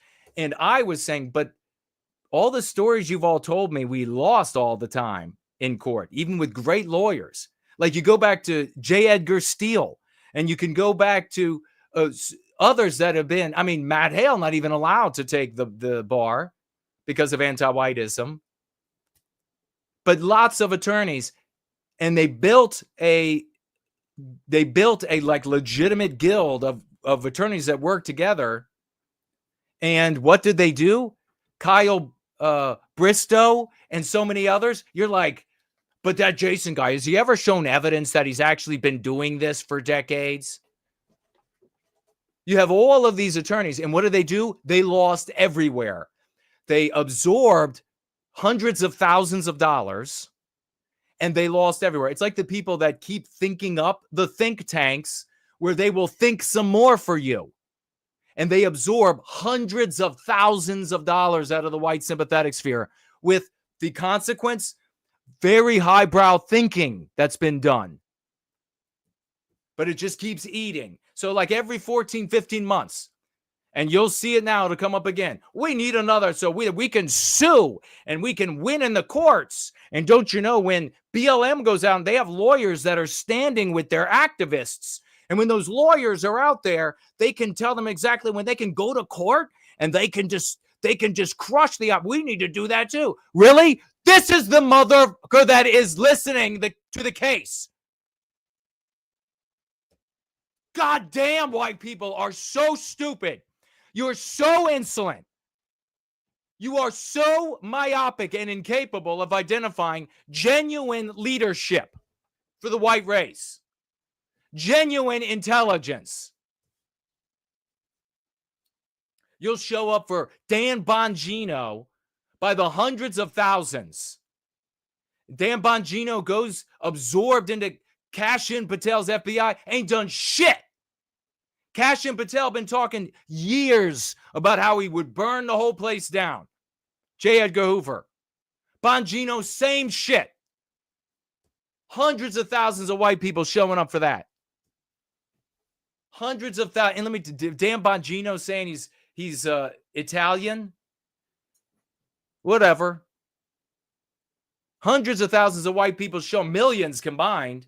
Millions and millions. Not doing shit.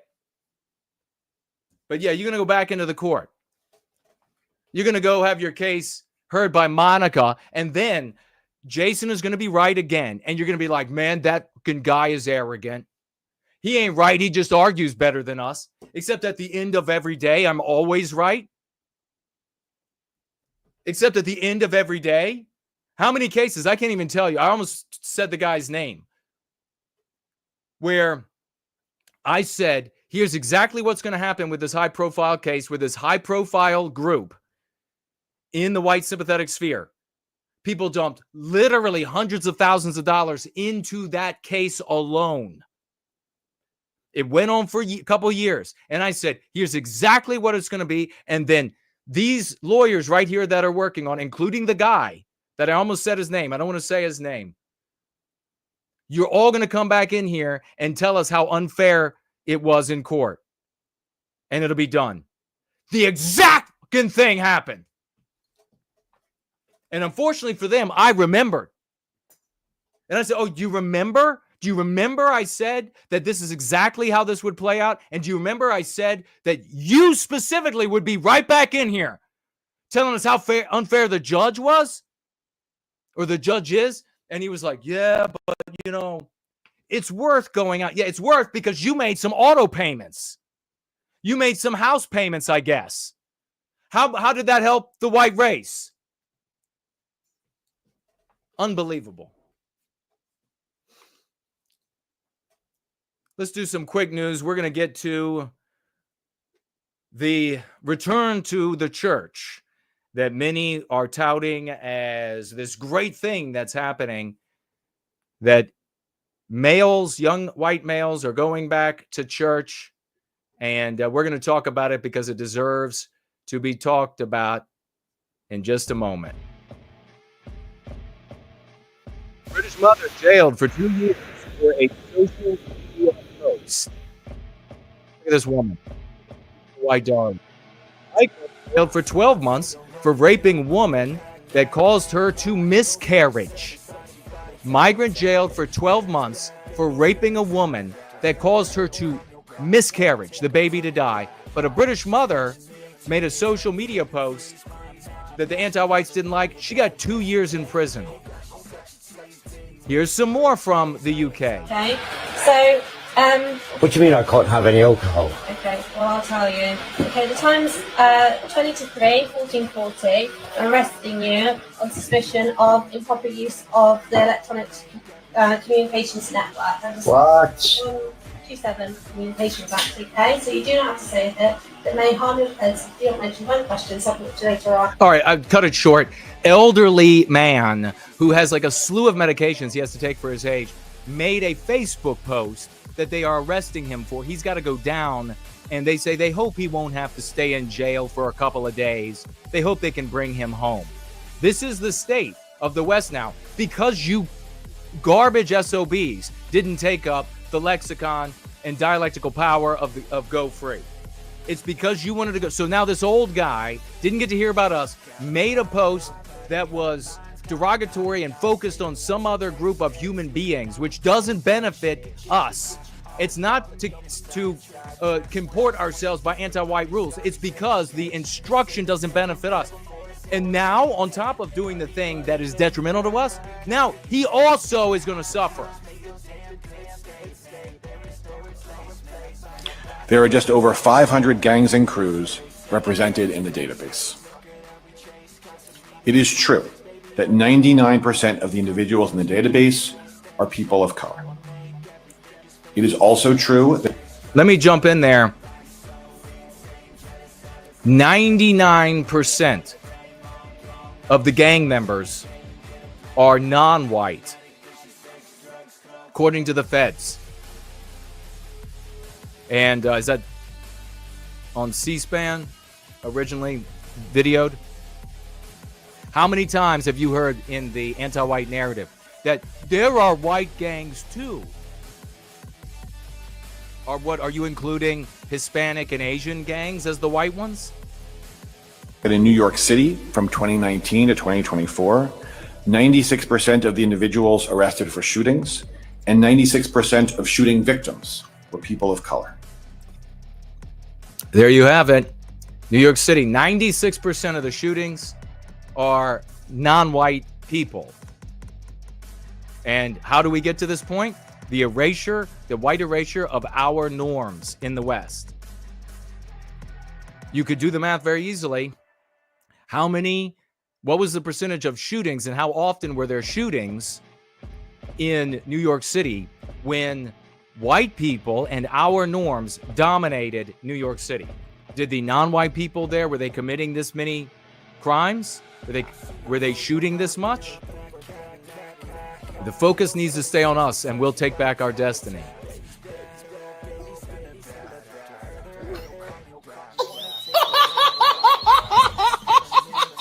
Had to throw in some baby laughter. Everybody loves a good baby laugh. One more time.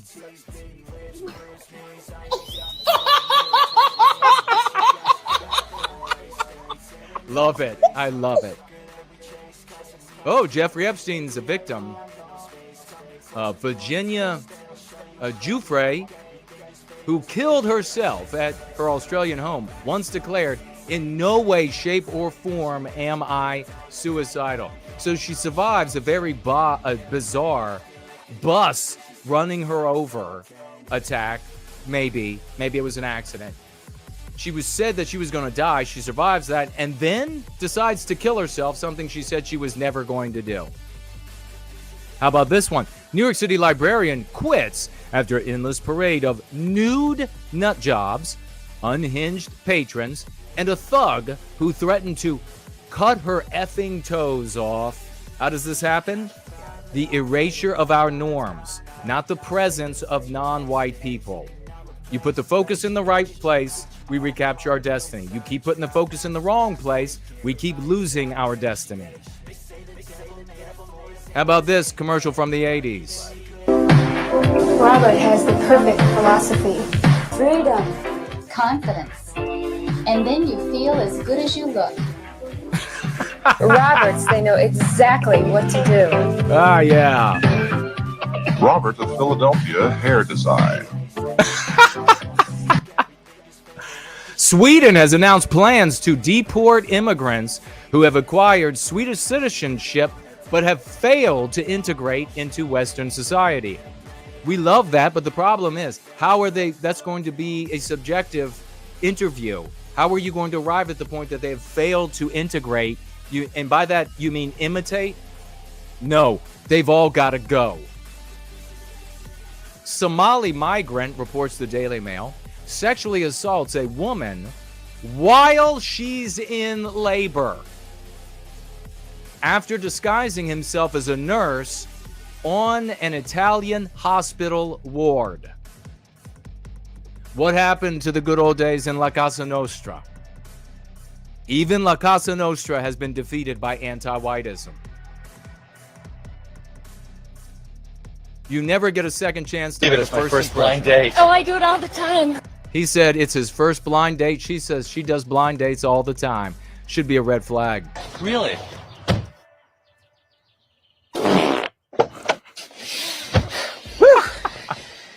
You guys meet? Greg, Janice? We sure did. Leave it as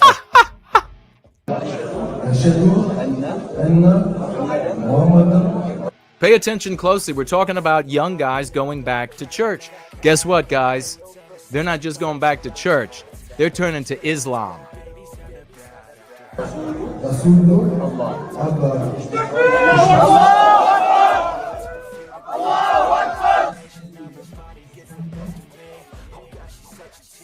How about the bees? How are the bees doing? Well, the bees are dying. They were claiming catastrophic, historic losses this last year.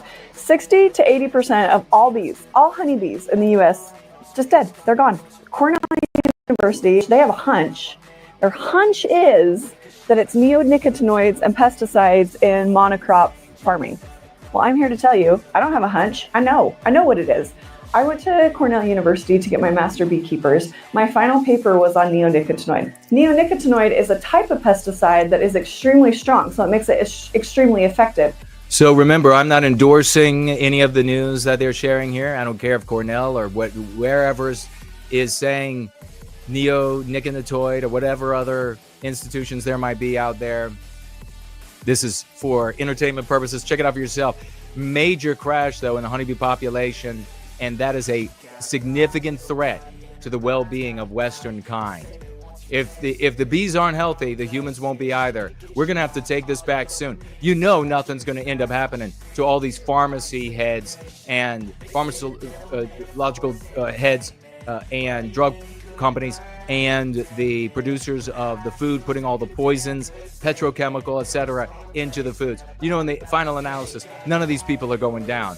You need a revolution that overcomes anti-whiteism to do that if we're going to save our people from the pollutants and what they're doing to us and our world. Massive die-off of the bees. Idaho governor said he's had enough. Brad Little decided he was going to do much. He signed into law a bill authorizing the execution of pedophiles by firing squad. Let's go! So far this year, there's been 66 bombing attacks in Sweden, and we are only in April. This is what anti-whiteism has done to Sweden and our norms. Wouldn't be happening if it weren't for anti-whiteism. Is bro still alive? I don't know. Let's find out. What are you doing? This is the pig I've been sleeping with. That's a duck. I wasn't talking to you.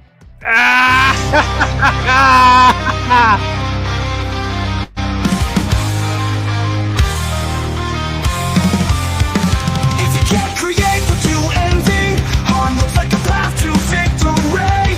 Covered up twisted creeds, calling me anyone else racial sanctimony.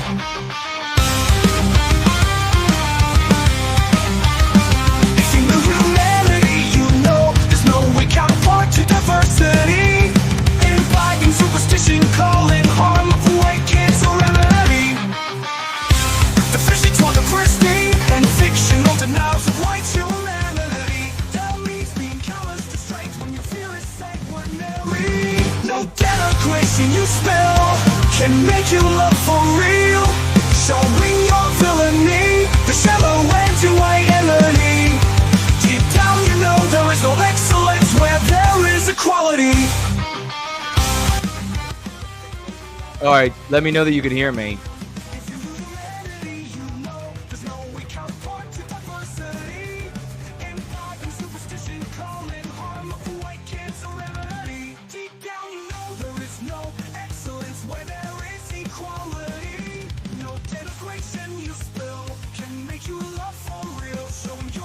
All right, we're going to be talking about the church. We're talking about the church, talking about the church. Ay, ay, ay. Says you can hear me. Alex is here. Please let folks know that we're here. Mestizo Carp is here. Alex is here. Offer Friendly is here. Nancy Drew, Melody Dawn is here. Franklin is here, but he's got to go to bed because he's a working man.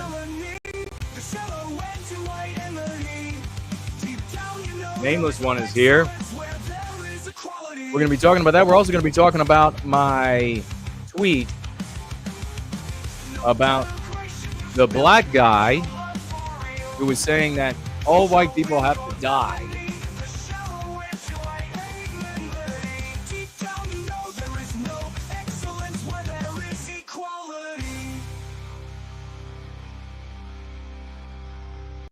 All right, let's keep this thing rolling. That was the great Slaughtz. Music from the great Slaughtz. I see Anti-Vilification League is with us here on Twitter. Promethean Hails from the great Seamus McCarthy. Good Charlie T is here. Depressed Spurs fan is here. I love your work, he says. Well, thank you so much. That means you have wonderful taste, my friend.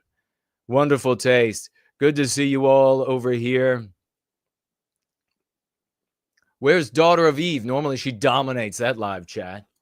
Good to see Dallas is over there rocking it out on Premium Rumble. Good to see you. Bob is over there. So is Tuba. Is that what it is? Tuba? And Ash. Hello and good evening. Hello to you all. Hello to everybody across all of these different platforms. Remember, tag me as No White Guilt as we get into the rest of what we have here. Scott's here saying the sound is good. I appreciate it. Kaiser is with us. Dennis is here. Winged Production is in the house. We're only getting started. We're having fun. We're revealing the facts. We're helping you live a better life, be a better you, so that you can be a knight, a warrior, a champion for Westernkind, rather than just some sort of fawning fan of some content creator who's going to be able to do it better than you always, who will be able to talk badly about some other group better than you, make that case against you better than you, and you just become this anonymous, truckling, suckling, ass-kissing fan. That's not what we do here. We are the Knights of the White Table. You come here to become a better you, and people literally do. And they share their testimonies, and we got a couple we're going to talk about a little bit later today during the swashbuckling celebration. But first, I want to take a look at a very brief look at, and I don't know how much of a look I want to look at it, but we'll just put it up on the screen just for a moment. Maybe we'll make it small so we won't get into much trouble, any trouble. But we have here, police believe the group of teens who beat a man in the middle of the streets in Los Angeles has now ransacked a Ralph's grocery store. As an aside, Ralph is slang for throw up, and I can't imagine how they came to that as a decision for a name of a food place. But people have different motivators all the time. And that's just one that is not going to make any sense to yours truly, why they would do that sort of a thing. But there is something that I wanted to point out about this. And it is not just that our norms have been white erased. So you see this, and it's not just our norms that have been white erased. There's something more here to learn. And of course, that is what you are to draw. The other thing here to draw from this, the other lesson, is that you don't focus on other groups of people to talk about how bad they are, because eventually they're not going to be black. And I see white people over the years in the white sympathetic sphere. I met a lot of white people from the northeast part of the United States who, ostensibly caring about white people, ostensibly, really just focused on not liking blacks. And they concluded, as I warned people that white people would do, that Hispanics are fine, marrying Asians is fine, marrying Hispanics is fine, as long as they're not these misbehaving blacks. And then other times you'll hear, when you focus on one race out of white people, you'll hear out of white people, well, the Hispanics are the bad ones, but there's a black person in my family, and so therefore they're all fine, and we've got to be fine with them. You cannot focus. The number of reasons for the error of focusing negatively on another race of human beings is numerous. It is numerous. And in all of those ways that it is a negative, a deleterious, a non-starter, unproductive, undermining our work for white well-being, we can speak to all of it at length, ad nauseum, in addition to just citing it if we had the time. But these folks are not a bunch of black teens. These are a bunch of Fuentes teens.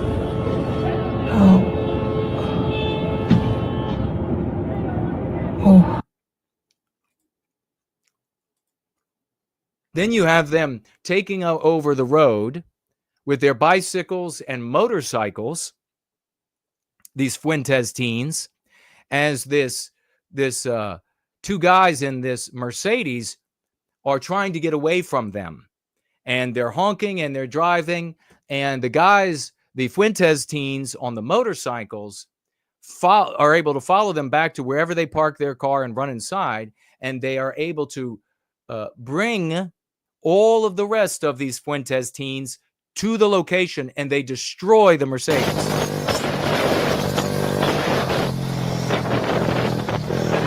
That sound you're hearing is the dirt bike motorcycle exhaust, 2-stroke engine.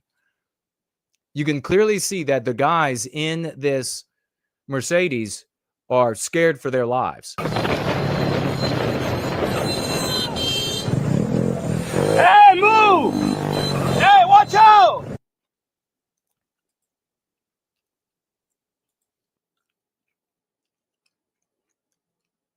Not going to play the end of them beating on the car. Watch out! No music. There they go. A bunch of Fuentes teens. We have to be focused on us. We have to focus on us. If we focus on, here's a simple math equation.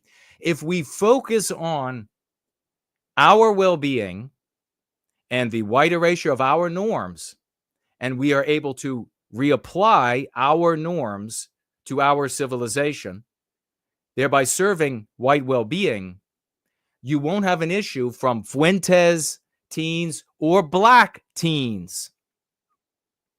Will you? If you focus on blacks, if you focus on the Fuentes Hispanic teens, or you focus on, you're going to have white people breaking apart and forming different groups on the basis of which non-whites are the good ones and which non-whites are the bad ones. Sectarianizing. And if we sectarianize on the basis of the different ethnicities, or on the basis of which non-whites are the good ones or which non-whites are the bad ones, and the one, of course, you're going to be probably most have heard about, if not blacks, is going to be Jews. If you are focusing on that, you are breaking the white race up into factions. You are sectarianizing. And then as a consequence, we are weak before our victimizer. I have figured all this out. I am like King Plato. I am like, name your philosopher of choice. And we have today an opportunity. And you can see this now manifesting itself in the desperation of young white guys, but really white guys of all ages. You can really see this opportunity in the form of desperation. And what do we know about desperation? What do we know about opportunities when they present themselves? There is a tide in the affairs of men, which taken at the flood leads on to fortune. Omitted, and all the voyage of their life is bound in shallows and in miseries. On such a full sea are we now afloat, and we must take the current when it serves, or lose our ventures.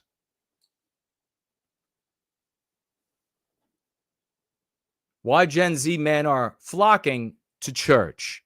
Now, we talked earlier about all of this being multi-perspectival. And so it's important to understand that as we read Eric and his little article here, which is so useful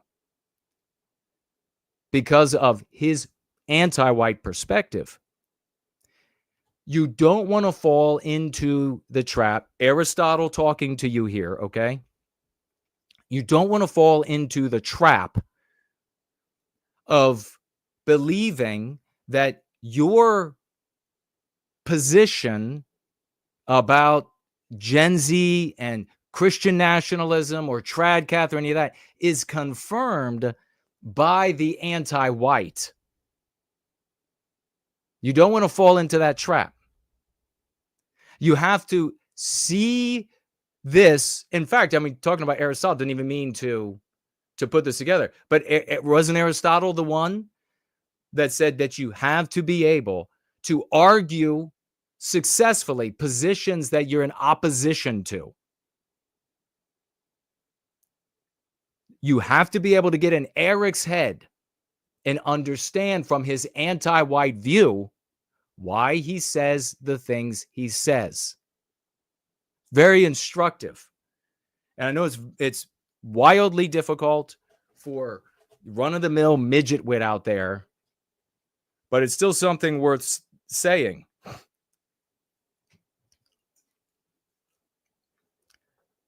Subtitle: How Grievance Culture, Gender Anxiety, and Theobros are Shaping Young Male Faith. Now, this guy is talking about specifically in the United States. But you can see here in this article, it's happening in almost every European nation, including places that traditionally there hasn't been very much participation in the Christian faith, such as Norway.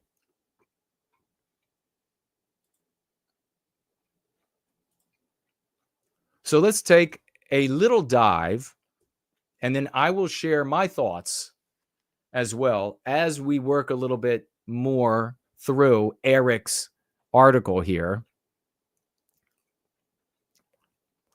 over on medium.com. Gen Z is the first modern generation of Americans in which men appear to be more religious than women.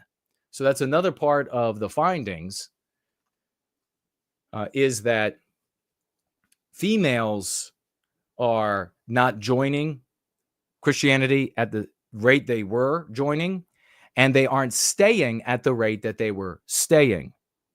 According to these findings in multiple articles I looked at, males are joining at a higher rate than they were joining, and they are staying at a higher rate than they were staying. The big question is, why is this? Especially for anti-whites. But for us, the biggest question is, what's going to happen to them when they become a part of a modern day anti-white Christianity? You see, because so much of the hope that is infused in this return to the Christian faith, this modicum of increase, by the way, is based on the fantasy that the church is the Crusades. What were the Crusades? Does anybody know? Do you know the anti-white story?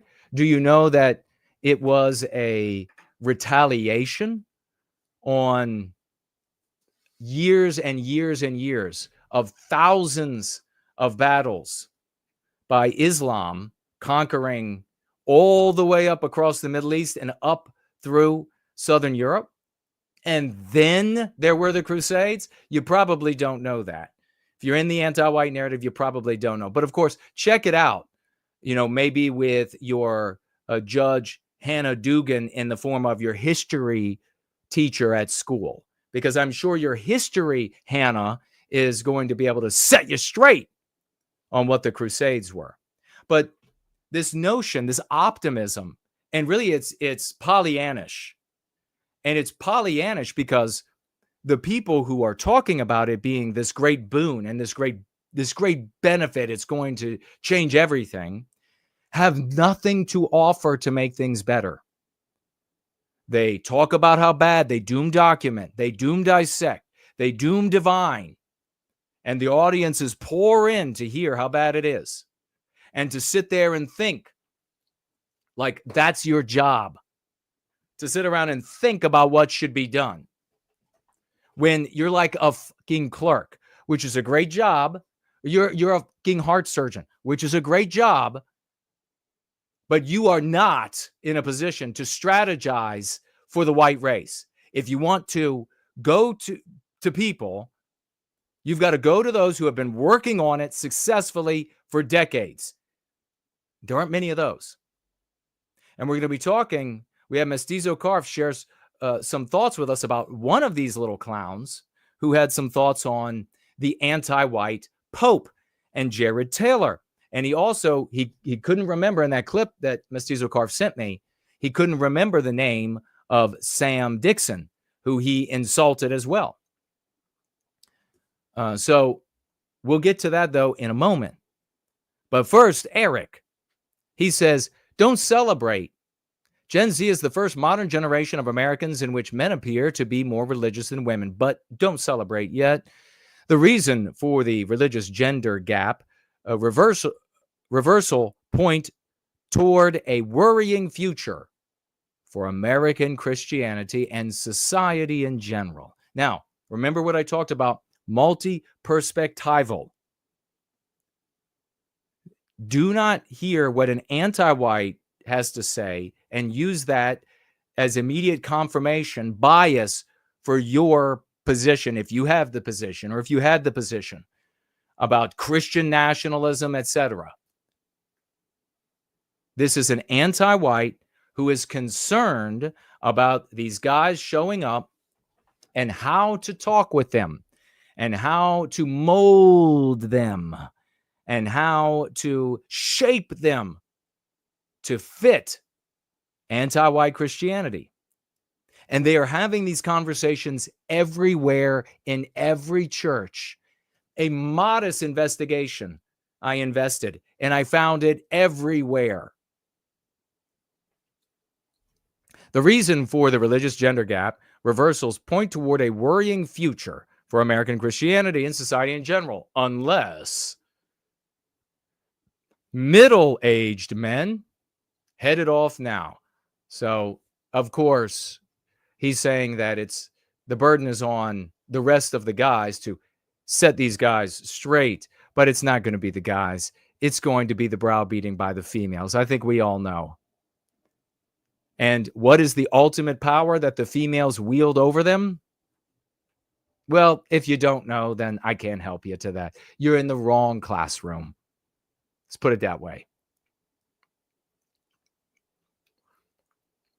40-something men like me, he writes, grow up during a cultural moment in which Christians, politicians, journalists fretted about the question, what does it mean to be a man?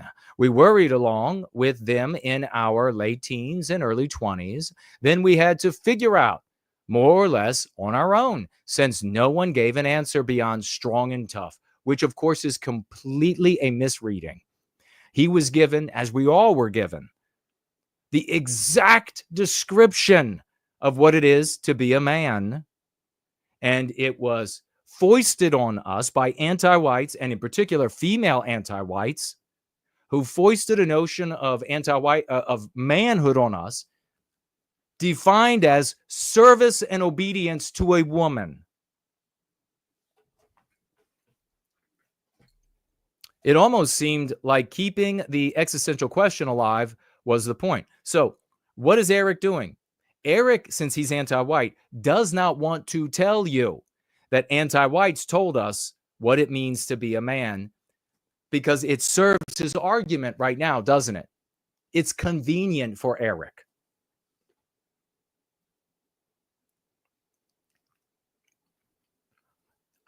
Evidently, today's male-centric influencers don't just keep the question of manhood alive to make money.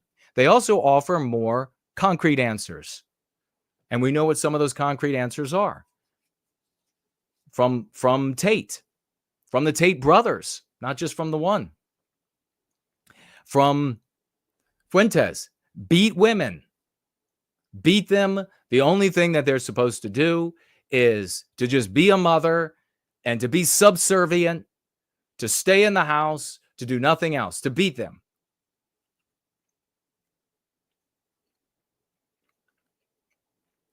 According to analysis from sociologist Paul Jupe. Paul Jupe. Is that a white Christian name? And Brooklyn Walker. Gen Z. Brooklyn, the name strikes me as like I'm ambivalent toward it. it sounds like it's a cute girl's name. At the same time, it sounds like she could be a pole dancer at the strip club. Does that make sense? Are we together on that? Gen Z men are more likely than Gen Z women to support Christian nationalism, espouse apocalypticism. Now, are either of those new? Just as an aside, if you're young and a vegetable, then you think those things are new. I've been around for decades, and I've seen the Christian nationalism recur, just like the lawyer guild recur. The apocalypticism, same exact thing, recurs. Be familiar with ideas such as repealing women's right to vote and view themselves as victims of modern culture. View themselves as victims, as though it's untrue that white males are the victims. Now, maybe I'm missing something, but he's just talking about males. I didn't see him anywhere say white males, but that's clearly who he's talking about. Because in the anti-white narrative, that which is worthy of complaint for Eric is not the way that black males are treated, because they're all treated horribly. It's not the way that Jew males are treated. They're all treated horribly. The only thing that Eric can complain about is white guys complaining about their victimization. Do you follow?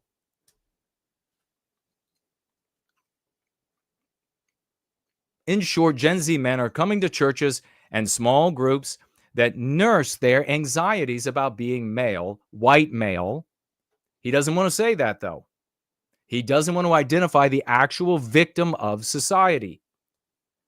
Remember Kevin Alfred Strom coming up with this notion of if you want to know who controls the society, ask who you cannot criticize. Wrong focus. I have corrected it. Ask who you cannot defend. Those are society's victims. Eric is showing you that you cannot defend white males. Do you see how we wield power with our focus?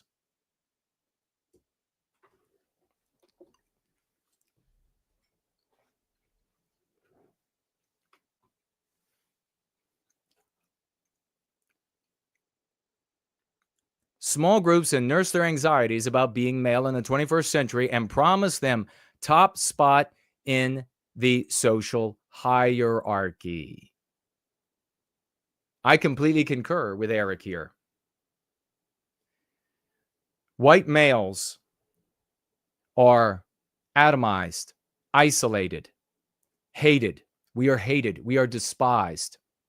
We are denied opportunities. Everywhere around us, there are groups that benefit females and blacks and Jews and Asians and etc. We are denied jobs, denied admission to schools, because they have to have more and more seats for females and non-whites. And that means fewer and fewer for white males. We are denied promotions. We are denied personal and business loans. Our lives are made infinitely harder for finding a quality mate, for trying to start and support a family.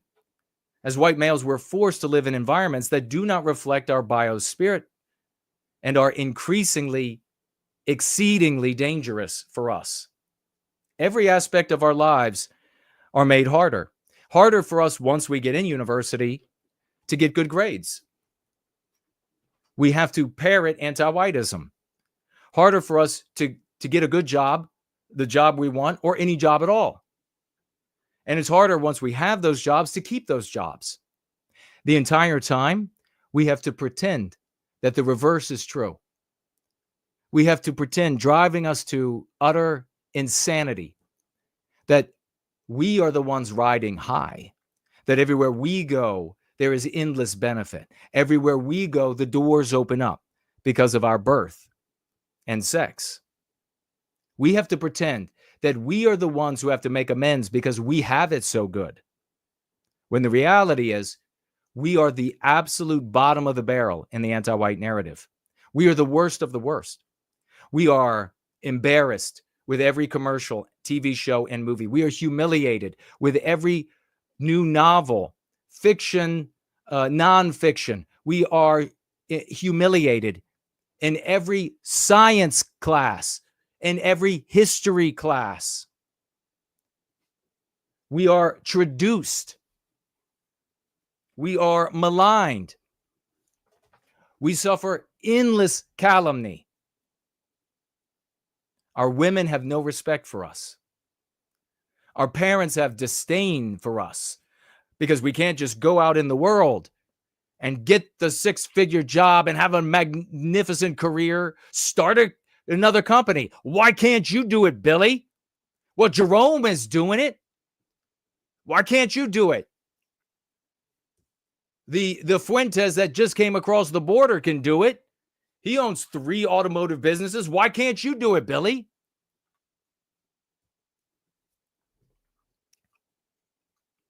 Feingold's son is already working in international finance 2 years out of his 4-year degree. And did you see he drove up the other day in a Jaguar to his mother's house? Why can't you do it? Did you see how pretty the white girl he's dating is now?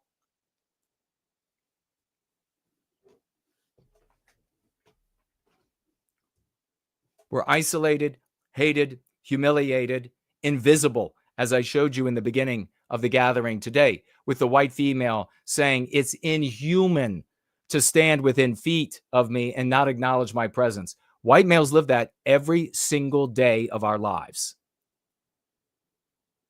And so we're searching for meaning. We're searching for belonging. We're searching for a community, purpose. We're searching to understand the white erasure, the cultural shifting of the world around us. Who's going to offer us that? Who's going to say that we're not the worst of the worst? Who's going to say that we don't deserve zero respect? Who's going to say that we have at least some dignity?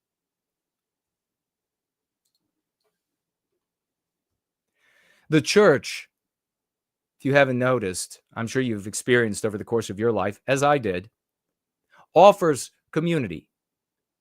It offers an opportunity to belong, to feel wanted, to feel like a member rather than an anti-white outcast. But you show up at church, and what do you find? Anti-whiteism. I went to them all. I think I went to every single denomination. I even went and looked into Mormonism for months and months. Catholicism, months and months. Anti-whiteism everywhere.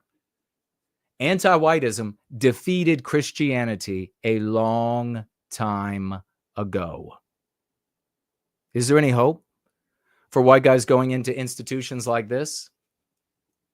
You weren't around to read the lengthy books about the seminaries and the training of priests and preachers and deacons, and you haven't been around long enough to do that probably. All of those institutions that teach priests and preachers, etc., are all anti-white. Not a little bit. Radically anti-white. That's why you get radical anti-whiteism across the board. Is there hope in Christianity? Only if the white males take it over and kick out all of the church leadership. And to do that, they're going to need to be empowered with a focus on us, not a claim that the priest will give you that the man is supposed to be the head of the house, and so therefore I deserve a modicum of respect. The churches are filled with weak people.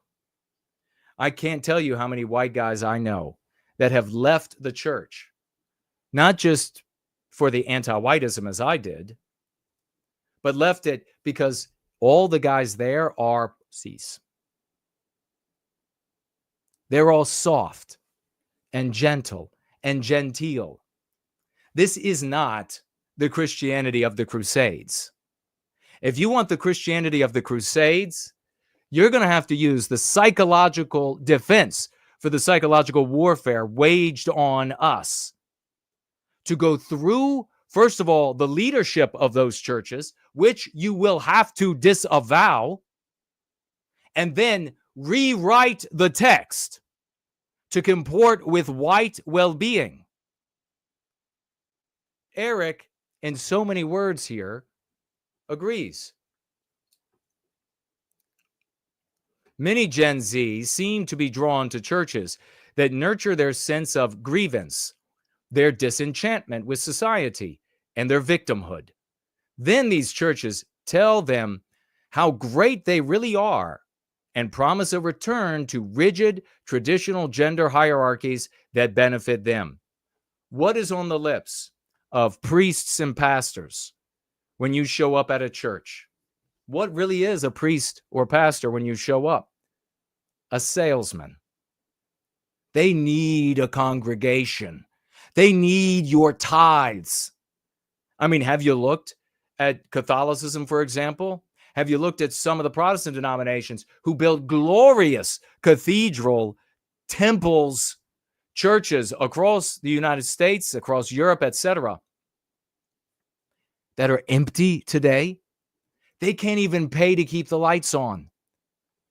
All across Pennsylvania, for example, there are numerous denominations that build gloriously, just like Catholicism in Europe, just like Cologne Cathedral, that are empty. And they're taking money from the states and housing homeless people in segments of the church buildings, which are a threat to the families and children that attend these churches. They're going to tell you whatever you need to hear. Son of God, get on your knees. If there's any priest or preacher who tells you to get on your knees, run like hell. I mean, first of all, how many priests and preachers do we have to find out are doing sexual things? If they tell you to get on your knees, run like hell. Because the hour has come to stand. God wants you to stand and fight. That is the white way. If you want to be in touch with the being that created you as a white man, then you stand on both feet. You do not kneel. Tyrants want you to kneel.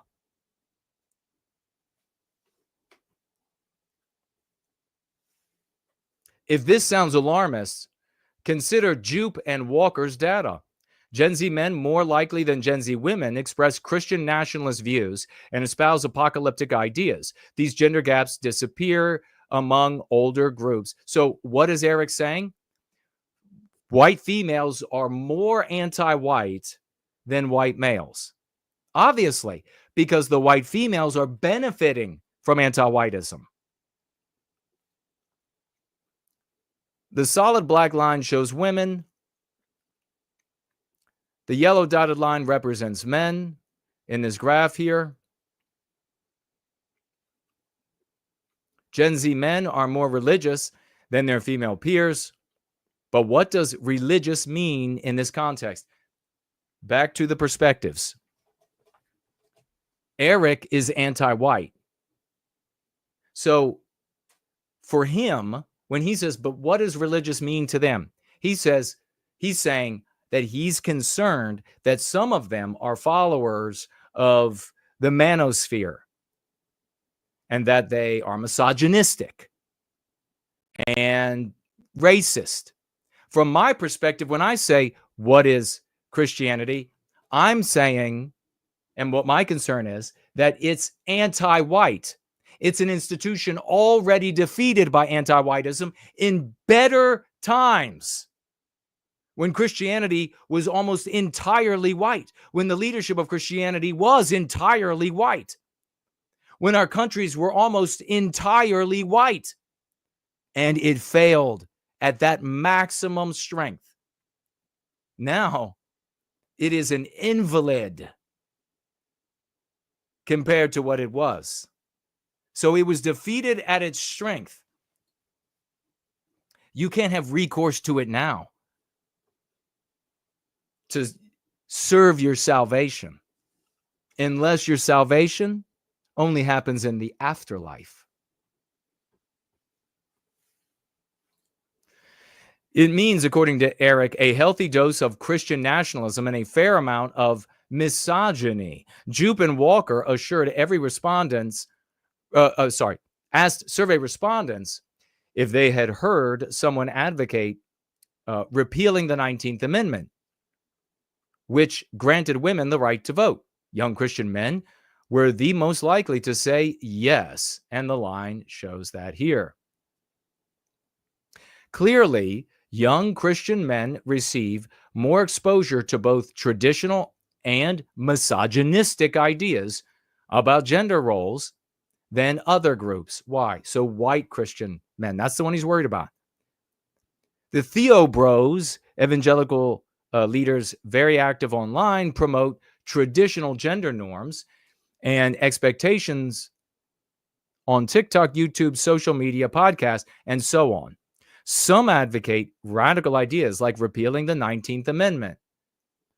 Worse still, such rhetoric may be an entry point into manosphere, a sprawling online universe of misogynistic content.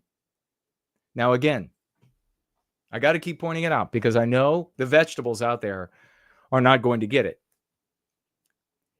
If you're feeling confirmation bias, you need to check yourself. This guy, from his perspective, it serves his anti-white objective to play up something that they have to knock down. He wants to draw attention to knock it down. To take his word on this is to look to the movies and say, well, how does the villain behave in Batman? It's to get your cues from anti-white storytellers. Now, I know democracy has ruined the white race. Everybody thinks their opinion is equal to everybody else's. And so they search for someone that can articulate their own bias better than they can, and they become a fawning follower of it. But that's not what we do here.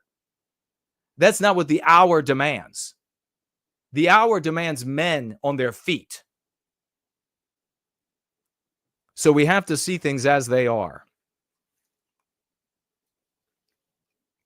Many pastors and politicians describe masculinity as under attack from a feminized culture in their rhetoric. And now, mind you, over the years, I've seen these. So many of these pastors, preachers talking about the feminization of males and their role.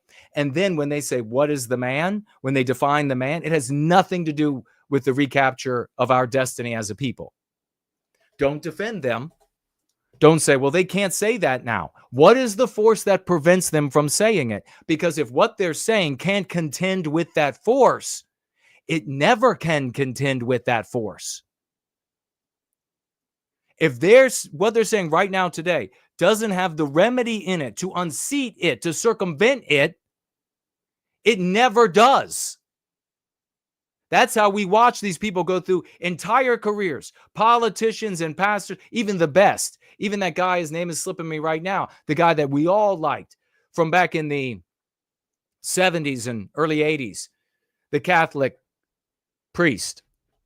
Even he was doomed to failure because he was in their narrative.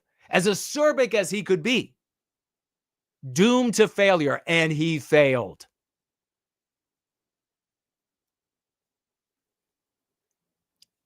In their rhetoric, men are victims for simply being the competitive, aggressive, tough guys God made them to be.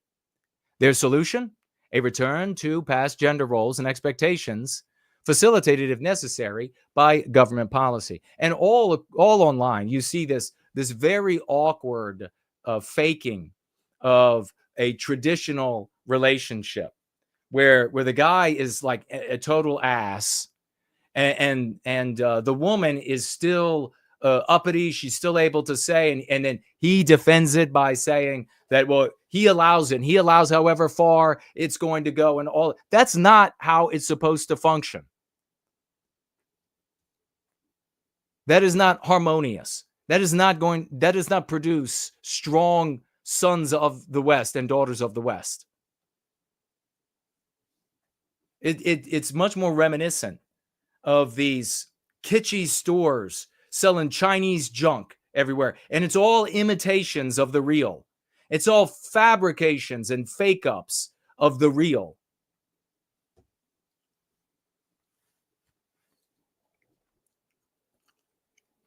Their solution, a return to gender roles and expectations facilitated by governmental policy. You are never going to change where we are today with governmental policy. That means voting. That means politicians. You're never going to achieve it, just as all of the generations before us did not defeat it.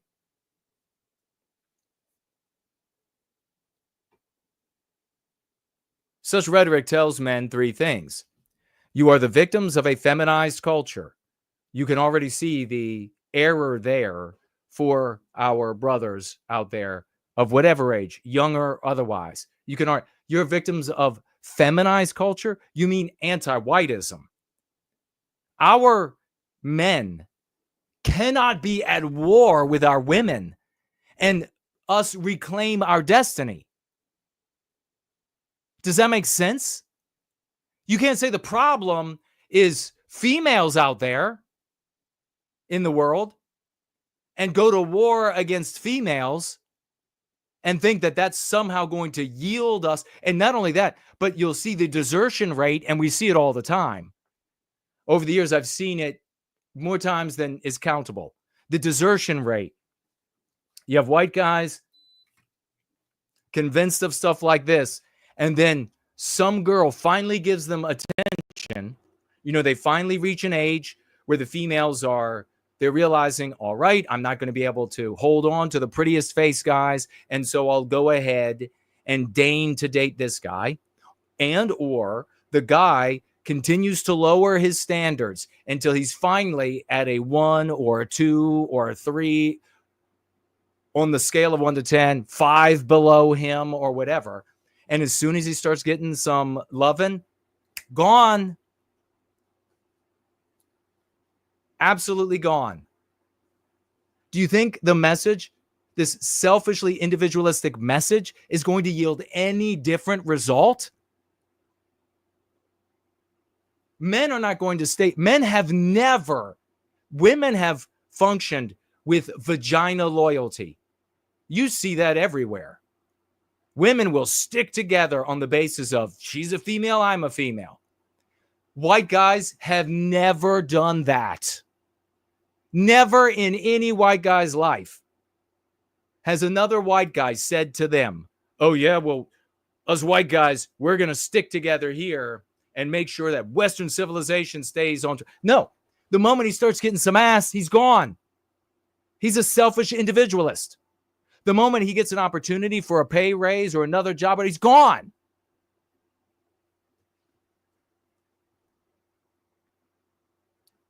Whatever your struggle might be, they're being told it's not your fault. Eric is saying that it is your fault. Your struggles are your fault. That's what you're going to learn when you go to church. You're suffering in the world, it's your fault. You've got to get right with God. depending on the denomination, any number of excuses following thereafter. They're telling them, their rhetoric tells them a rigid gender hierarchy will solve your problems. Except, why would the modern female participate in that? Did you remember that at the beginning of this conversation on the return to Christianity, that the females are leaving faster than they used to, and they are joining less than they used to? Why would females take this subjugation? I mean, can you think of something that would make a neck-bearded basement dwelling self-defeating after all of the anti-whiteism on them? White guy who decides he's going to show up and he's going to tell a woman, you are got to be subject to me in my domain, my authority.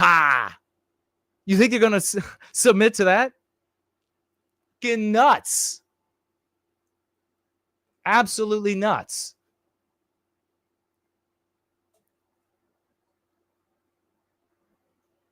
Our church or political party, Eric throws in, just happens to have a rigid gender hierarchy. And you notice in these manospheres and like with the Fuentes types, females are not present. They're the only females that show up are content creators looking for dough and eyeballs and pats on the head, because that's the way it's always going to be. Let's see. Let's take the white guy who's already hated. Let's take the white guy who's downtrodden, hated, humiliated. All of the women believe that he's terrible in bed. He's terrible at sports. He's stupid. He can't think straight. He's obnoxious. And we're going to add to that he demands subservience. That ain't how it works. This is poison.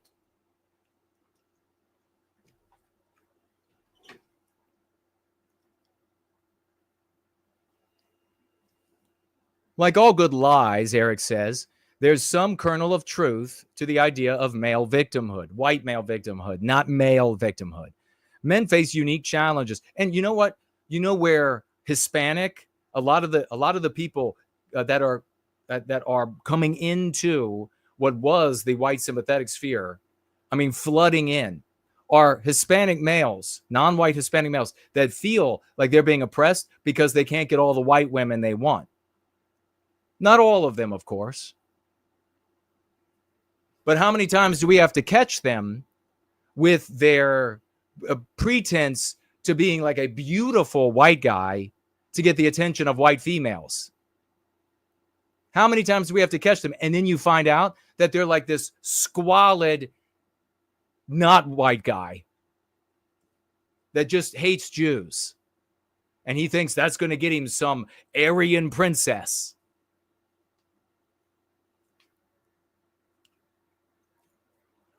White men face unique challenges in our modern economy. There are more opportunities for knowledge work. Listen to what this POS says. Men face unique challenges because there's more jobs where you have to think. So white males are out. They're out of luck. Fewer opportunities, Eric says, for the manual labor. So white males are SOL. This is how Eric thinks about you. This is how anti-whites think about you. So the females, anti-white, meme, pathogen notion that the females are all smarter. They're all smarter. He's at your church that you're going to show up at. He's a churchgoer. It doesn't matter what denomination, because he's in every denomination. There are Erics in every denomination. You know very well you're going to show up there, and the anti-white meme pathogens, the anti-white tropes, the anti-white poisonous ideas are going to be most prevalent in the pews. Females are smarter. They're better thinkers. They're better problem solvers. They're better negotiators.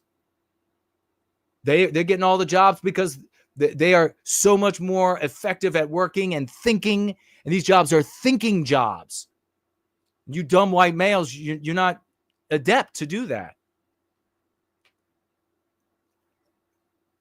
Very seldom can young men graduate high school, get a factory job, work 40 hours a week for generous pay and a full pension.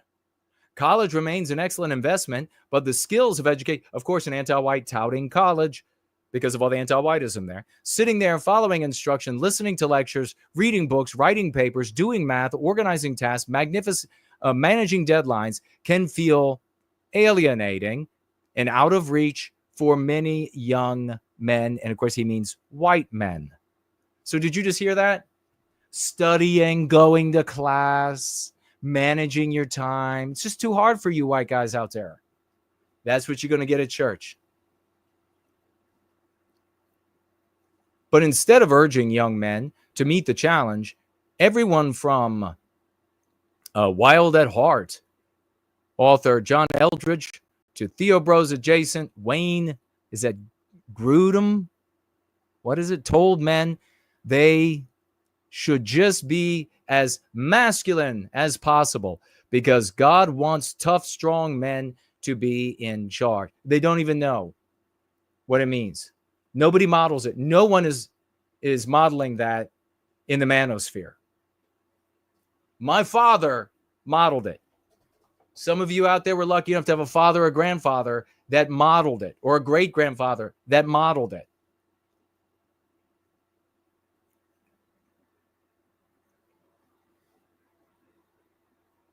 The inevitable failure to turn back social progress, mean pathogen, and the predictable counter-arguments about toxic masculinity sometimes looks like attacks on masculinity. Any masculinity is considered toxic by anti-whiteism, anti-whites. Playing on young men's perceived victimhood attracts a large following on social media and the pews. Jupe and Walker explore the connection between one's sense of victimhood and one's religiosity. So, in other words, their findings is that these young white guys going into church at this mild increase find themselves to be victimized. They are. This is our opportunity. It is our time. The flood is ours. A la Shakespeare. The flood is ours. We have to take this moment. We have to get to these young men. We cannot allow them to become subservient to priests and preachers. Are you fucking kidding me? Where are you getting this idiocy that the church is crusade? This is nonsense. The church is as anti-white, in fact, more anti-white than many institutions. And beginning at the top, all the way through, just look at Pope Francis. And so that brings us to Mestizo Carf sharing this video of Fuentes slandering Jared Taylor because Jared Taylor said, well, this guy, so long, good riddance. I don't know exactly what Jared Taylor said about the Pope, but in so many words, he said, so long, good riddance to you. You were anti-white. You used the Catholic Church to bring in millions and millions, and I would say of non-white, by the way, to finish this, into America, into Europe, you advocated for it everywhere. And so long. Fuentes says, mocking Jared Taylor's affection and affinity for the South and the Southern cause. And what was the word? Maybe Mestizo Carf could share and tag me. What did he call it? Like Confederate. That's what he used. Fuentes, to ridicule Jared Taylor. He's like, this is not just some like Confederate leader. This is much more important. This is who you have to yield to. The anti-white Pope. And Fuentes said, even if even if he disagrees with him, you still have to yield to him because he is the voice of God on earth. Fuck that. Fuck him. Fuck the Pope. Anybody who's anti-white is garbage. That's how the white race has to think. If the priest at the church says anything anti-white, garbage. If he's white positive, great guy. That's how we work. That's how quick we turn on a dime. That's how quick we turn on a dime. If Christianity, church you go to, is going to be white positive, stand up for white people, great church, great pastor, great preacher. Love those guys. If they're going to say something anti-white, terrible church, terrible priest and preacher. For God's sake, look at all of the churches that were 100% white. And they heeded these simpering pricks speaking for God.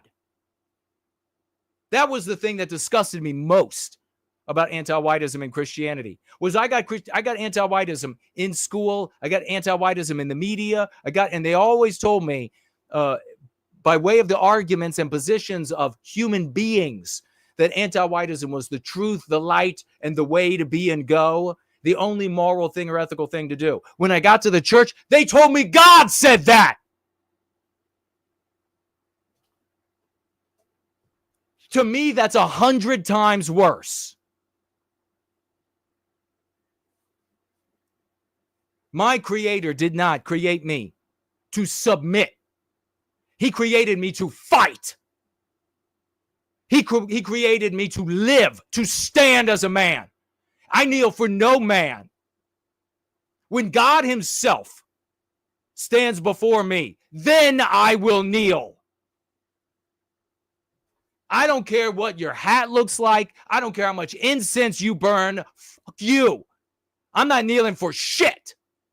And the best of our kings throughout the history of Westernkind didn't demand that the men of our tribes, of our city-states, they didn't demand that they kneel to them.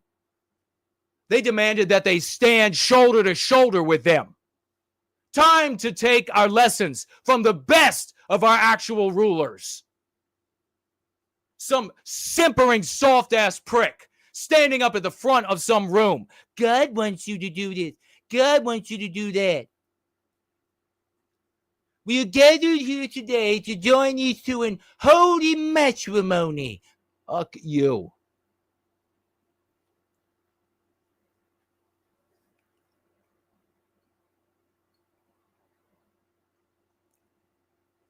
This guy says, at 40, I don't claim to have masculinity figured out.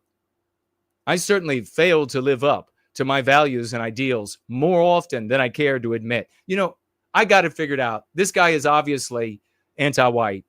Maybe I should have a show for little boys up through their teenage years to teach them how to be men of the West. Maybe that's what needs to happen. Because so many of these others reared on their mother's milk until 27 years of age.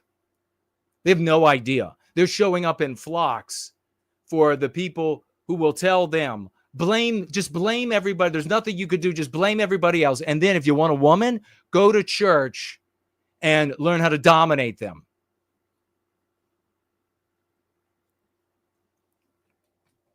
Don't ever bow. Don't ever get on your knees for a man. Ever. No man of the West is going to have you kneel.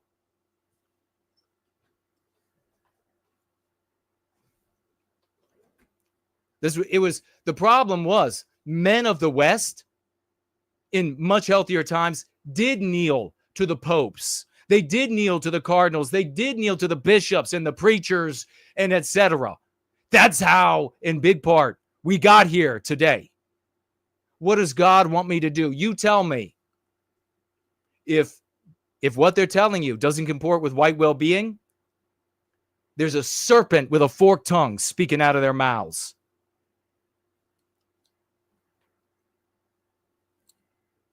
Maybe it's going to take somebody like me. I mean, I guess I've known for a long time that there isn't going to be any resurrection of Westernkind from mealy-mouthed academics or mealy-mouthed priests. There isn't going to be any resurrection.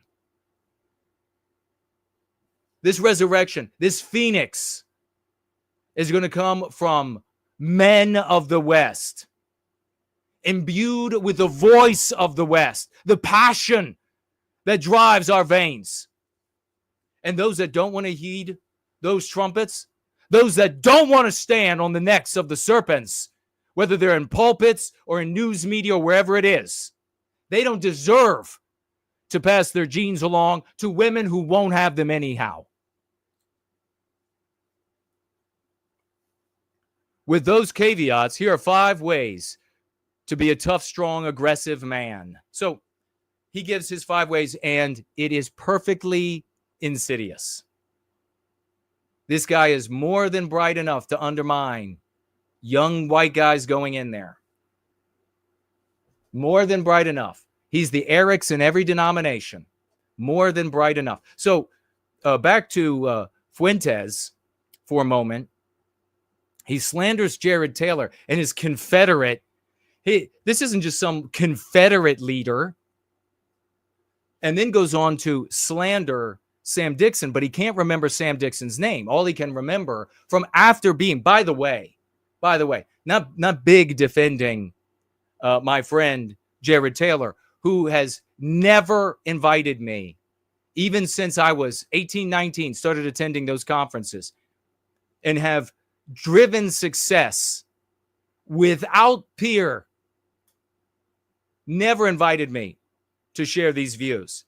In fact, I won't go further, but invited Fuentes immediately when he saw the popularity, immediately when he saw somebody that looked like a good little apparatchik, a good little bureaucrat, immediately had to have him give a shitty speech. Immediately had to have him. So Jared is probably not going to be upset from Fuentes insulting him and insulting his affinity for the Confederacy and the Confederacy itself and Southern people, white people. He's not going to be offended, I don't guess, because Fuentes has a big audience, although that audience is really composed of Down syndrome adjacent white guys and a massive dose of non-white guys who pretend to be white so they can get an Aryan princess in bed, or an Aryan prince, many of them also male, wanting an Aryan prince in bed. So he's going to look at the audience. He's not going to be bothered. Sam, on the other hand, will probably not be happy if he ever found out about it. So he went on to say, oh, yeah, and that guy, that other Confederate guy that he has speak at every AmRen, that's Sam Dixon. And what is it that Sam does that Fuentes hates so much? Honors those who went before us. Sam Dixon gives respect and honor in his speeches to those who went before us in this struggle. And there can be nothing more at odds with the mind of Fuentes than respect to those who went before. They can only take away from his claims of being the creator of the universe. He'll prop up people who are contemporaries who can serve him in the moment, like Alex Jones, who just revealed the other day that he has been assisting Fuentes behind the scenes for over 6 years. Isn't that a strange thing? What's the connection there? What's the nexus? Been assisting Fuentes behind the scenes for over 6 years.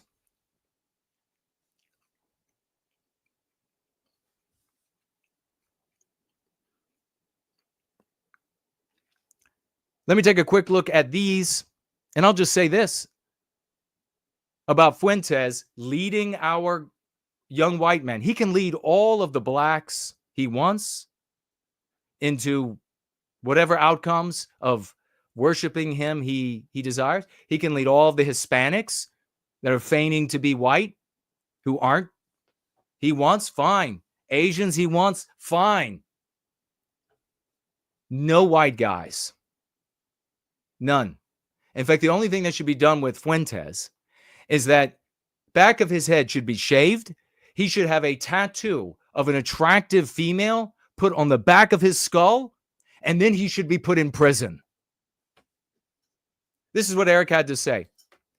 Be tough in all ways. These young guys are being told to be tough. Eric in the anti-whites, be tough in all ways. Want to improve your toughness? Never ever stop trying to be a better person. Hear your loved ones when they tell you when you've hurt them. Apologize. Admit when you are wrong. Don't shrug. Face your faults. That's what being brave, that's what being tough is. He takes the verbiage that they're being imbued with, and then he turns it in another direction. Now, you can take any one of these out of the mouth of this anti-white and what he wants to do with them, and stand alone, it's a good thing. Stand alone, it's a good thing. But not when it's put together in this construction for anti-whiteism. Listen, even if you feel disrespected. So in other words, take the anti-whiteism with a stiff chin. That's what being tough is all about. Saint thus and such said so. Toughness is not masculine, but striving to be tough can give men a boost. So toughness is really the province of women. We know they're strong, they're tough. 2, be strong. The greatest strength is restraint. Don't respond to being victimized. Can you all hear this being shared at church? Our movies and TV shows are filled with men who furrow their brows, lower their voices, and describe to the opponents the terrible consequences of crossing them. If the opponent doesn't listen, then our hero will overpower him eventually. In reality, it's easier to resort to brute force than to show restraint. It's easier to return. So you see how he's taking all of these standalone constructions that on their own are productive for individuals and for our people. And he's fitting them together in a puzzle that is insidious. This is what these naive guys who have no people are going to come up against. Salvation or swan song? What do you think? The true test of a man's strength is knowing he could exert physical or verbal force to get his way, but instead chooses to be more respectful and shut his mouth. He doesn't say that, but that's what he says in so many words. Be aggressive. Be aggressive, young white men, in your integrity. Integrity, do you really, this is a poisonous stew. There's no surviving that without this. You think you're going to go in there and they're going to use this on you at church? You want to get involved, son? You want to be welcomed back? You got to submit to the will of God. This is what God wants. You think you're going to be able to go in there and say, but dancing Israelis?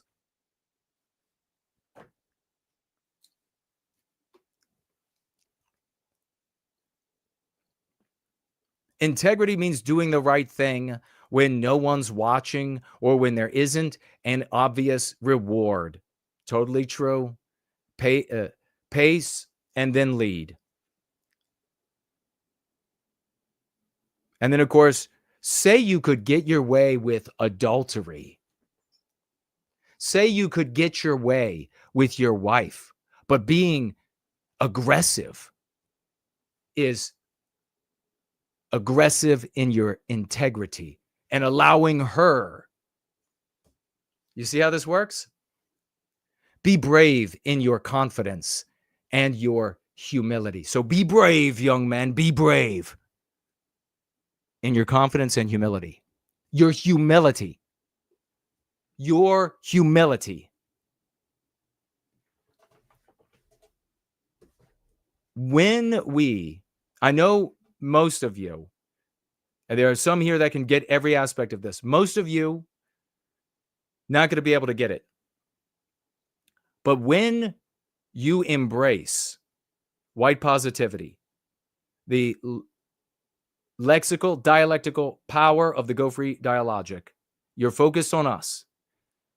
The natural consequence, and you're welcome, the natural consequence is that you will learn that with your wife, with your children, with our people, there is a behavior. There is a way to comport yourself. There is another way to comport yourself with those outside the family. I have crafted this for this to be the logical conclusion of their thinking. I can be dead and gone, and this works. I can be 5,000 miles away, and this works. You go into Christianity and, for example, Catholicism, and you see what happened to the white race in Central and South America. Both the Spaniards and the Portuguese. What happened?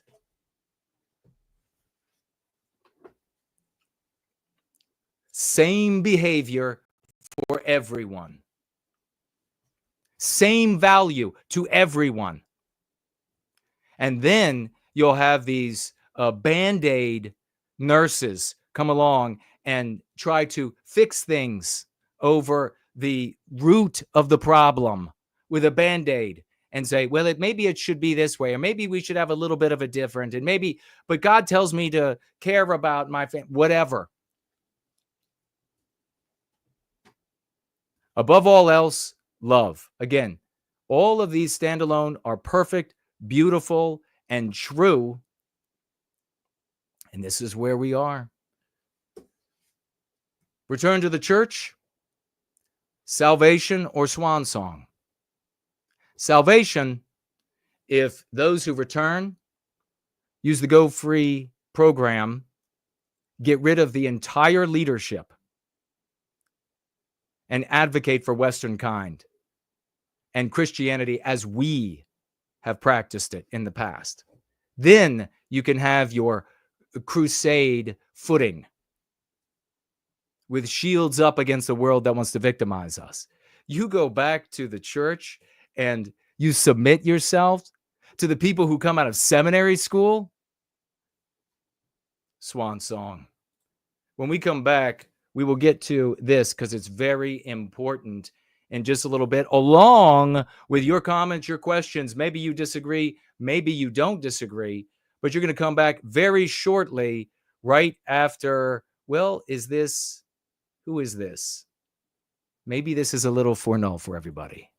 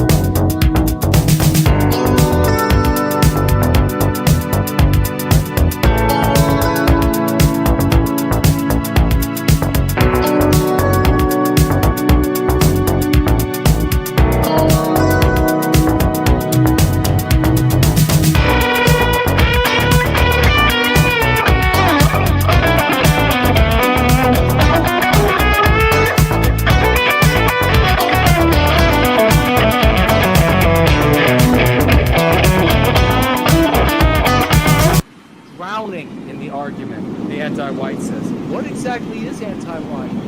You have got to be animated with the righteous passion of reclaiming our destiny. We are the heroes of this era.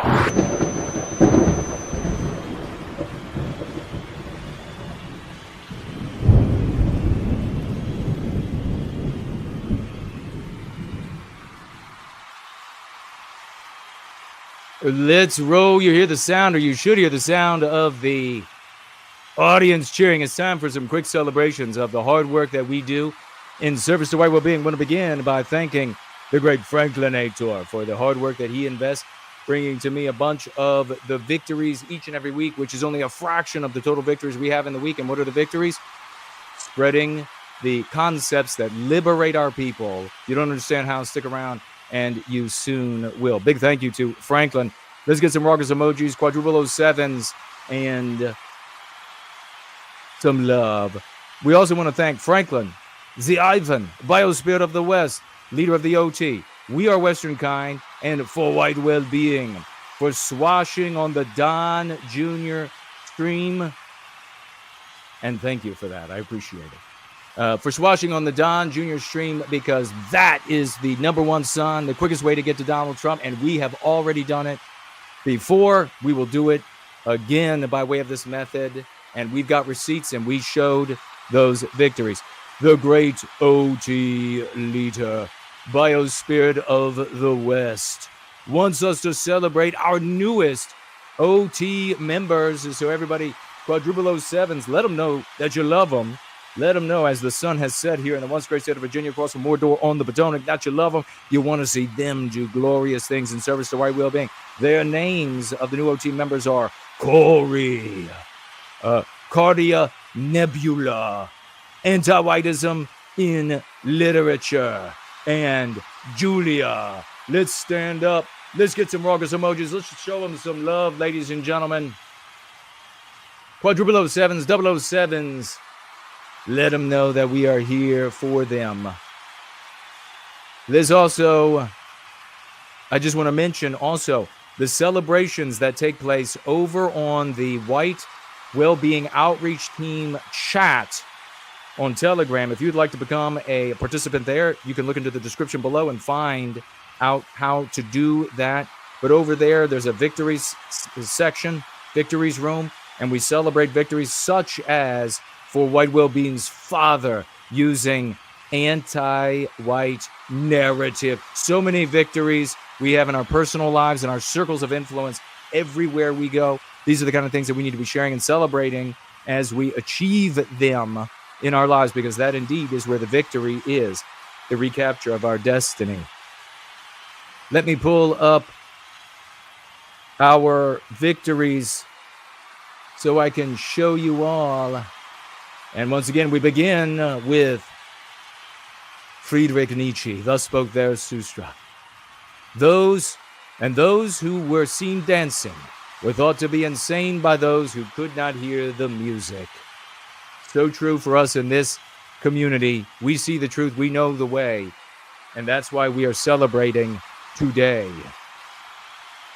Here we have Eric, and we had a couple of people doing well over on Pauline Hanson this past week. You have Eric with 150 likes.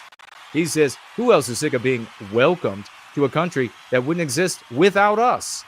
The founding stock of the country. Beautifully using founding stock of the country, brother.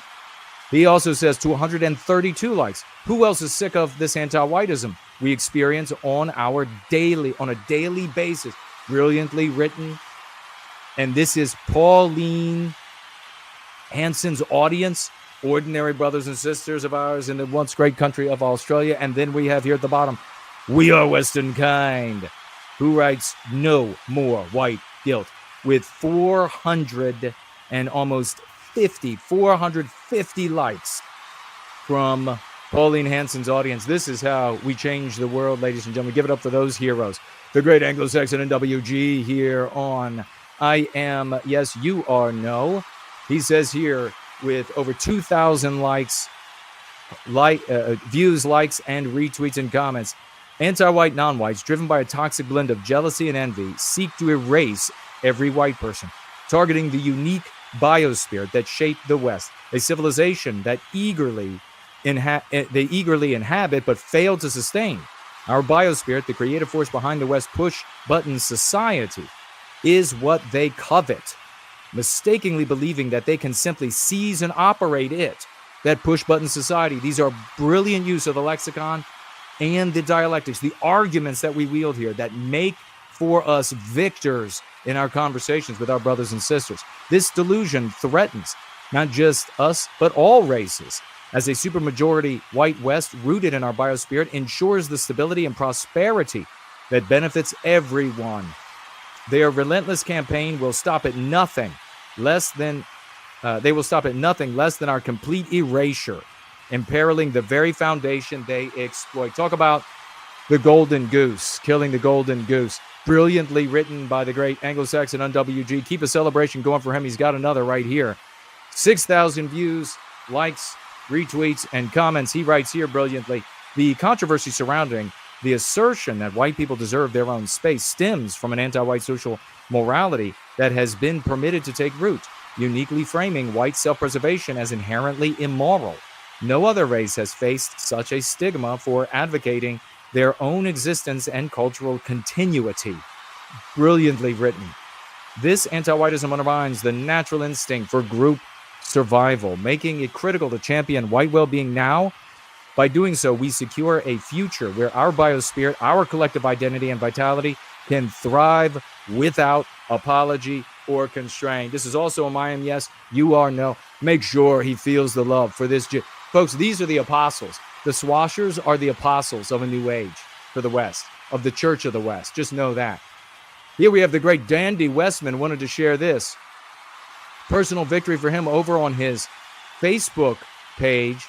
He says it's encouraging to receive gratitude. As we know here, white well-being advocate is often thankless work. Well, here he is over there advocating for white well-being, white positivity, and somebody writes to him, hey, just wanted to tell you, I appreciate your page and your message. These are going to be normal white people, not cranks, not reclusives, not people who can't get a date or want to subjugate the women in their lives. Normal people. I invited several of my friends to follow you. Thank you for caring about the West. Let's give it up for Dandy Westman. Everybody out of your chairs. Let's find some swashbuckling flags mistakenly labeled the pirate flag to give this man for some epic swashbuckling. He's over there getting thanks. Here we have the great homeless bear. And this is in response to the anti-white Jew, Jake Lang, LARPing as a white man and trying to grift off our victimization. I can think of nothing more disgusting. And he better quit. He better quit while he has time. Making money off of our suffering. No way. The great homeless bear writes this with nearly 20,000 views, hundreds of likes, retweets, and comments. He says, you're making this about black people when the problem is anti-whiteism. People of all races, including white, are guilty of pushing the anti-white narrative. We won't get where we need to be unless our focus is invincible on the moral plane. Brilliant apostle-esque writing by the great homeless bear. Show him love. Give him power with them 07s. Lift him up, ladies and gentlemen, and thank you for doing so. Here we have Zaipula responding to a Barack Obama, and he writes with 21,000+ views of Barack Obama's audience, thousands of likes, retweets, and comments. Zaipula writes, Barack Obama promoted division in the world, especially in America. He embraced anti-whiteism. God, you gotta love Zaipula for that. He will go down in history along with Joe Biden as the worst presidents ever. Make sure that you thank Zaipula out there on the Twitters for using anti-whiteism. Brilliant. Thank you, brother. Here we have for white well-being also over there on that thread that we looked at a moment ago with Eric, champion down under in Australia, and we are Westernkind as well. Here we have for white well-being getting 200 and 4 likes from that audience of normal white Australians, normal good people. 204 likes. He says anti-whiteism must be condemned. Brilliantly written. He follows up with stop white erasure. It is anti-white to erase the Australian people. Give that man some love. Give him some salutes. Show him how much you care, ladies and gentlemen, for his efforts to swashbuckle here for all of us. God bless you, brother. We have now a couple of testimonials. Westman 1234 writes this. Under the 56:33 minute mark, the boss at the company I work for is exactly like the anti-white you explained here. I had trouble in the past not understanding anti-whiteism and completely destroyed my career and a large amount of my time, setting me back in his life. In his life, he only gets one. Because of Go Free, I've made a comeback, and I am stronger because of the Go Free method. Out of your seats, ladies and gentlemen. Firework emojis for Westman. 1, 2, 3, 4. We have here also Lala Loaded says, have you ever wanted to get your whole family on board? Now, these are on the thread under the previous streams. Have you ever wanted to get your whole family on board or speak to your mayor about anti-whiteism with success? We've seen that happen. We've had those successes. Do you think you could do that with venting on about the do's or as some kind of a fighter? Victory sounds like a church reclaiming its space. The Church of the West. Brutally epic, my brother. Show that man some love. Firework emojis. Hop on down to the Cool Papa J Magic. Jason, he writes, God has given you power. You've been given a special gift to understand and articulate what our people have missed for many generations. Blind spots are being illuminated, and that is largely thanks to your hard work and dedication, a real visionary. And I'm not just blowing smoke. I'm proud to be a part of the only community getting it right. Show this man. Cool Papa J Magic is one of the very best. Show him some love. I wrote back to him, God bless you, brother. We have all been touched by the Lord and directed here to do the Lord's work. I am honored to stand shoulder to shoulder with you. That's the Cool Papa J Magic. We have just 2 more. User FQ70H.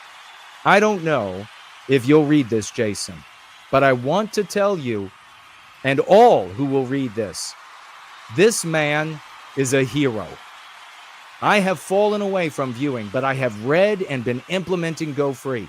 I have been trying to figure out which church is the center of the Venn diagram between white vitality and Christian morals. That wouldn't have happened without your consistent work. Go and live free, and may we die with honor. Kip. Keep it Promethean. Raucous emojis, firework emojis, these testimonials. Ladies and gentlemen, we got one more, and we're going to keep rocking with this gathering. Great Cindy Ben writes this. I love how you hold up the Go Free book at 3 hours, 15 minutes and say, you all can be that right too. That is so true. Go Free is life-changing. Show Cindy Ben this swashbuckling champion some love, ladies and gentlemen. We're doing it. We're making it happen. And we're going to keep doing it in just a moment.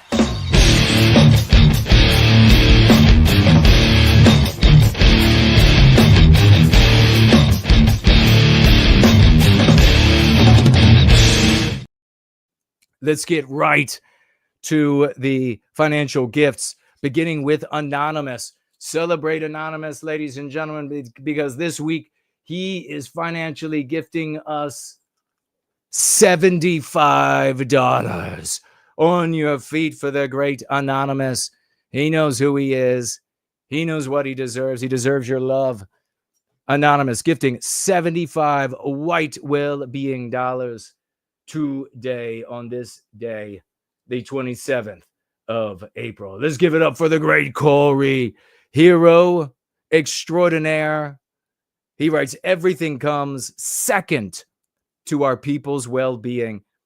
Absolute truth right there, spoken by this apostle of the Church of the West, financially gifting today 50 white well-being dollars. 50 white well-being. That's Corey. He's on fire, ladies and gentlemen, an apostle of Church of the West. He's doing it. We're doing it. If you're not involved yet, it's time for you to get involved, and there are numerous ways for you to participate. Heading on over to the Dude Bro Moment platform, and we're going to be celebrating the dude himself. The Dude Bro Moment, $50. $50 financial gift from the hero who owns this platform. $50. He writes, for white well-being, an apostle for the Church of the West, changing lives for the better. You have to be promoting these people. And I will get back to the other financial gifts in just a moment as we continue to slide through here, making sure we get everybody who has gifted something that should be celebrated. And I think we have. We have over here on D Live an ice cream cone of cryptocurrency from Fledge. Thank you so much, brother. Fledge over there, one ice cream cone. Big salutes. And I'll be keeping an eye out. Now's your time to talk. Now's your time to tag me. If you said something that scrolled away, you want me to know about it, get it back up on the screen so that I can have a look, and I will be responding to it and you and everything else that we have left to do. Back over here on the Dude Bro Moment platform, we have Fledgling, $5 over here. He says, thank you for continuously fighting the good fight. Well, thank you for being here. Appreciate it. We are standing together, a single entity, a church, a white Church of the West, to be redundant, ladies and gentlemen, a white church reclaiming our destiny. Year clean of white noir, financially gifting over here on Entropy, $3. Thank you so much. Says, Hose, welcome to men's existence. Deep wounds leads unresponsive men to church. Yes, indeed. Absolutely. And thank you for those $3, brother. Good to see you here again. You're clean of white. No, we have over here the champion tidal wave. Financially gifting $10. Tidal wave says with those $10, here you go, King, and a crown. God bless you for that. I really appreciate it. King as well. Apostles everywhere. The Tree Godfather over here with $5, saying everything he had to say with his financial gift today. God bless you, Tree Godfather. A man, a myth, a legend. We have over here also Yiz the Unifier, $5 financial gift over here. She writes, Folk Tithe and Kip. God bless you, Yiz the Unifier, and great to see you. Standing up as always. Let me refresh Subscribe Star and don't think we missed. Nope, we didn't. Didn't miss anybody. So let us continue with our conversation here today. We have one in the mailbag today. Thaumatological mailbag. We're going to get to it right now. Prepare to celebrate. Prepare yourselves to celebrate. Dear No White Guild, Jason Kuna, the Foundation for White Wellbeing is pleased to announce that your organization's work in advancing white well-being through the use of the Go Free method is being recognized with one of our 2025 Awards of Excellence. These awards are given to encourage further use and implementation of Go Free as the psychological defense for the psychological warfare being waged against Westernkind. We hope this recognition will help you continue your advancement of white well-being and the use of the Go Free method in your organization's content and activities. We hope you will continue to promote the Foundation for White Well-Being. Your organization is welcome to encourage your donors who want their donation for the support of white well-being to be tax deductible to utilize the Foundation for White Well-Being's tax-exempt status. Please instruct your donors to send us a message using our contact page when they donate on our website, thefoundationforwhitewellbeing.org, specifying the donation is in honor of your work and for your organization. Ladies and gentlemen, awarded to yours truly and in great gratitude to the donors of the first of the 2025 donation, $500, ladies and gentlemen. Raucous emojis, crepitant emojis, break them out. Fireworks, show the love for the Foundation for White Well-Being, the hard work of Biospirit of the West. And let me also point out, while you're celebrating right there, for the Foundation for White Wellbeing.org and the donors who financially gifted for this first round of financial gift individually. Big salutes to all of those. God bless all of those financial gifters who donated for this portion of 2025.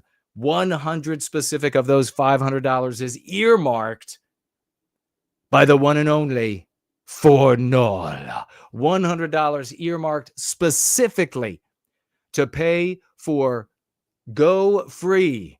For those who cannot afford it, $100 earmarked set aside for those who are in a situation they cannot afford the Go Free practice. This book right here, you'll have to reach out and we'll get all of your contact information so that I can ship you this in the mail. It'll be on a first come, first served basis. Give it up for the great ForNull. Yet another, it's just like the best just keep doing more and more, isn't it? The best just keep excelling and achieving more and more. That's the great ForNull. And the hard work that he does, just a fraction of all that hard work for white well-being. Show the man some love. And following up, mentioning Yiz and ForNull, I want to remind you that Mondays are for the Dragons. I will be there. You will be there. It begins at 6 p.m. Eastern Standard Time with Yiz the Unifier on her channel, Yiz the Eunuch. And it's a wonderful show that she puts on for 2 hours. You're not going to want to miss it. Discordant Dragons. Followed up by Dragon Synth Adventures at 8:15 Eastern Standard Time. Right after it, you can show up at the beginning, stay all the way through the end of Dragon Mondays. It makes Monday great again, okay? I'm going to be there. You're going to be there. We'll be in the live chat together, celebrating these people, throwing in our own thoughts. It's a glorious time. I hope to see you. Build community. Even if you can't be participating in the live chat, turn it on. Turn them both on so that the people who do show up see you counted as part of the audience, because it's that count by which, unfortunately, so many humans determine value. I'll be looking for you there. The only announcement I want to make is that we're still missing Leontina. Her account is, I just checked before the gathering today, it is still suspended. In fact, it's a tab on my computer that never goes away so that I can check every single day. We're going to have to begin to ruminate on something else to get Leontina, the epic swashbuckling commander, back in action, because she's amazing. And this is awful that they have mislabeled her intentionally so that they could silence her powerful voice. So let's begin thinking about how we can get her back in action. We cannot have Leontina on the sidelines. This isn't a sideline sport where a Leontina can be hanging out on the sideline. This is every one of us are on the field to dominate and win. Raymond Foster is here. He's asking, what's the best way to financially gift? Does Entropy work for you? Does the app that allows you to financially gift cash, does that work for you? They're in the description below. You can also head on over to noguilt.org and click on the financial gift tab, and you'll see the options over there as well. The great ForNull is here. And ForNull is saying, and when that $100 is spent, he will refill the fund. Amazing. Amazing. Now, obviously, nobody's going to be taking advantage of that. That's there for the people who literally can't afford it. So, my God, big salutes. I'm on my feet, and I want to personally salute everyone who celebrated in the live chat our heroes while we were naming them and their good works. God bless every single one of you. He says, what do we call the anti-white courts and law, anti-white league prison? What do you think works as the best meme curative? I haven't, off the top of my head, I can't recall giving a concept for anti-white courts, or the law system itself. But yeah, we can think about that and see if that's the kind of thing that could benefit us in conversation, and we can evaluate some options. Slaughtz is here. Great to see you. Oh, Slaughtz, as always, with something puissant to add. He says the better definition of naming them is naming our heroes. Yes, indeed. Yes, indeed. Yes, indeed. Brilliantly written. Absolutely. Could you imagine even a 1/1,000,000th of the effort that's been put into talking about Jews, instead put into naming the people who are implementing the practice that is succeeding? Brilliantly articulated, brother. Red Hood is here.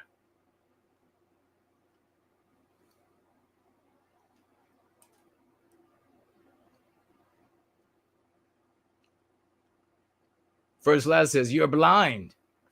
Was there something over there? Nothing has shown up yet, brother. Perhaps it's on its way. I will keep checking, though, and we will make sure that you are not missed. Absolutely not. Hard member is here, Spartan. Good to see you all. Ed Poe is here. All right, Phantom of the Paradise says, beautiful victory. Yes, thank you for that.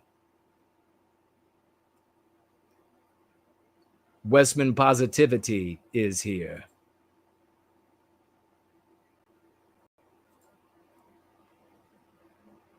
Janice is here. Good to see you as well. Melody Dawn. Winger Productions, a female family member complained about the white erasure in movies this week. I am so proud. Are you serious? She called it white erasure too? Holy. Everybody congratulate Winger Productions. Wow. That is fantastic. Well done. Well done. Yes. That is so fantastic. And let's celebrate at the same time. His a female member of the family, whatever, who complained about the white erasure. Epic job, brother.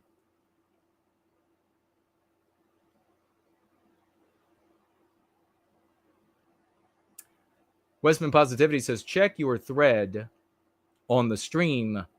1 minute. Is 1 minute you made a clip or something? And just to remind everybody, if we haven't been reminded about it, that the chat is on live chat or full chat, so that the fewest number of emendations are being made by YouTube, the anti-whites at YouTube.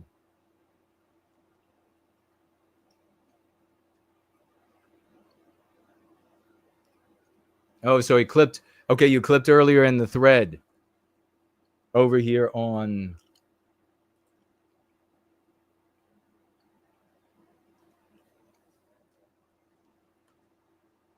The thread under the live stream on Twitter. It's not showing me at the moment.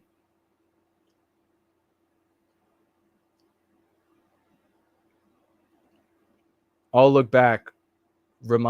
And it's from this stream too?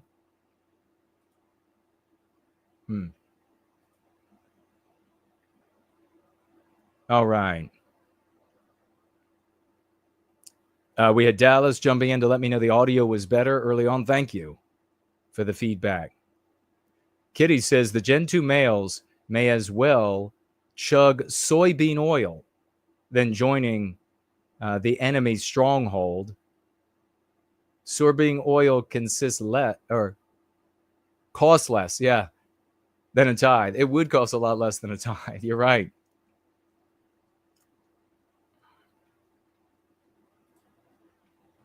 I don't see any tags on D Live. Let's look over here. No tags on Adosi. Let's go to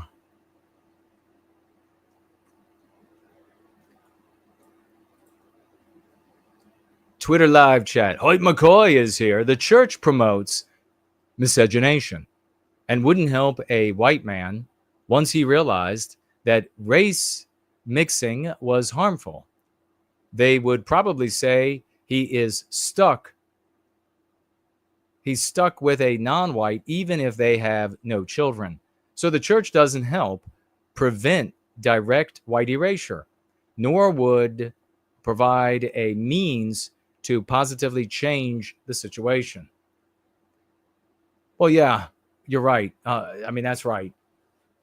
And I can understand people wanting to go into the church they got children and they want to have a community for their children that is a little bit better than maybe some of the other communities you can find outside of the church.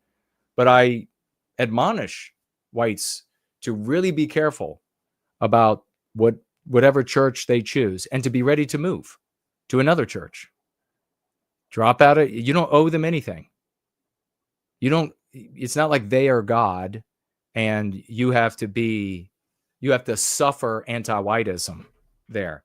If you're going there, you need to be, this is the mindset of the whites. And I've been sharing this for many years, by the way, that we need to be able to, wherever we settle, whatever institutions we become a part of, we need to be ready at a moment's notice to pick it up and move. Because that's the world that all of these failed losers have given us. That's what they bequeathed us. The same ones that want to slander us, etc. That's the world they've given us. A world where we have to be ready to flee.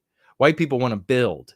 And that's why places like Orania are so compelling to them. They're like, white people did it over there. And as I said, for years, I said, no, that isn't going to work. It's not going to last. But it is there now. So I guess you're refuted. Well, I guess I'm not refuted. I told these two people that Orania, that there was this pressure now, since Orania was existing at the grace of South Africa, the anti-white South African government. And now there's this pressure to diversify Orania. And they looked at me like they were, like they had just learned that's anything that they believed in forever. That, I don't know, God is real or whatever. And they've just suddenly had evidence that it's the opposite. Like, what? Like, why weren't my arguments compelling enough? And the problem is that the arguments are compelling enough. It's that they are juvenile. They're infantile. They're childish. They want to hold on to some comforting something instead of facing the reality. So you might go to a church for 5 years and you know everybody and you like people and it's anti-white. And you find out it's anti-white and it's getting more anti-white and they're teaching the children anti-whiteism. Leave. You don't have to suffer that garbage. I wouldn't even feel at that point that I owe them a goodbye. I would just go. I would say, no, you're garbage. Don't care. Sayonara. I'm out of here. Auf Wiedersehen. Not putting up with it. That's the mindset that the white race has to have now. And the white people that won't be able to do it, they're not going to survive this. We're going to get to our lesson of the day as I scan around for any more tags.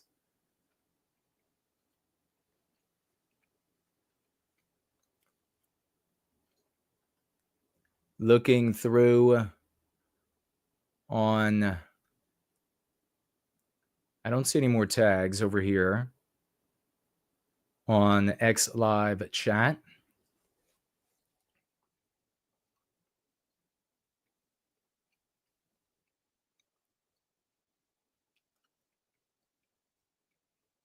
Looking for tags here. All right. We got first, last. Let's go ahead and check first, last again to see if we can see what he has gifted this day. Oh, give it up. It has arrived. Ladies and gentlemen, give it up for the great, the first and the last. 100 white well-being dollars. The man is unstoppable. Works for a living. He's unstoppable.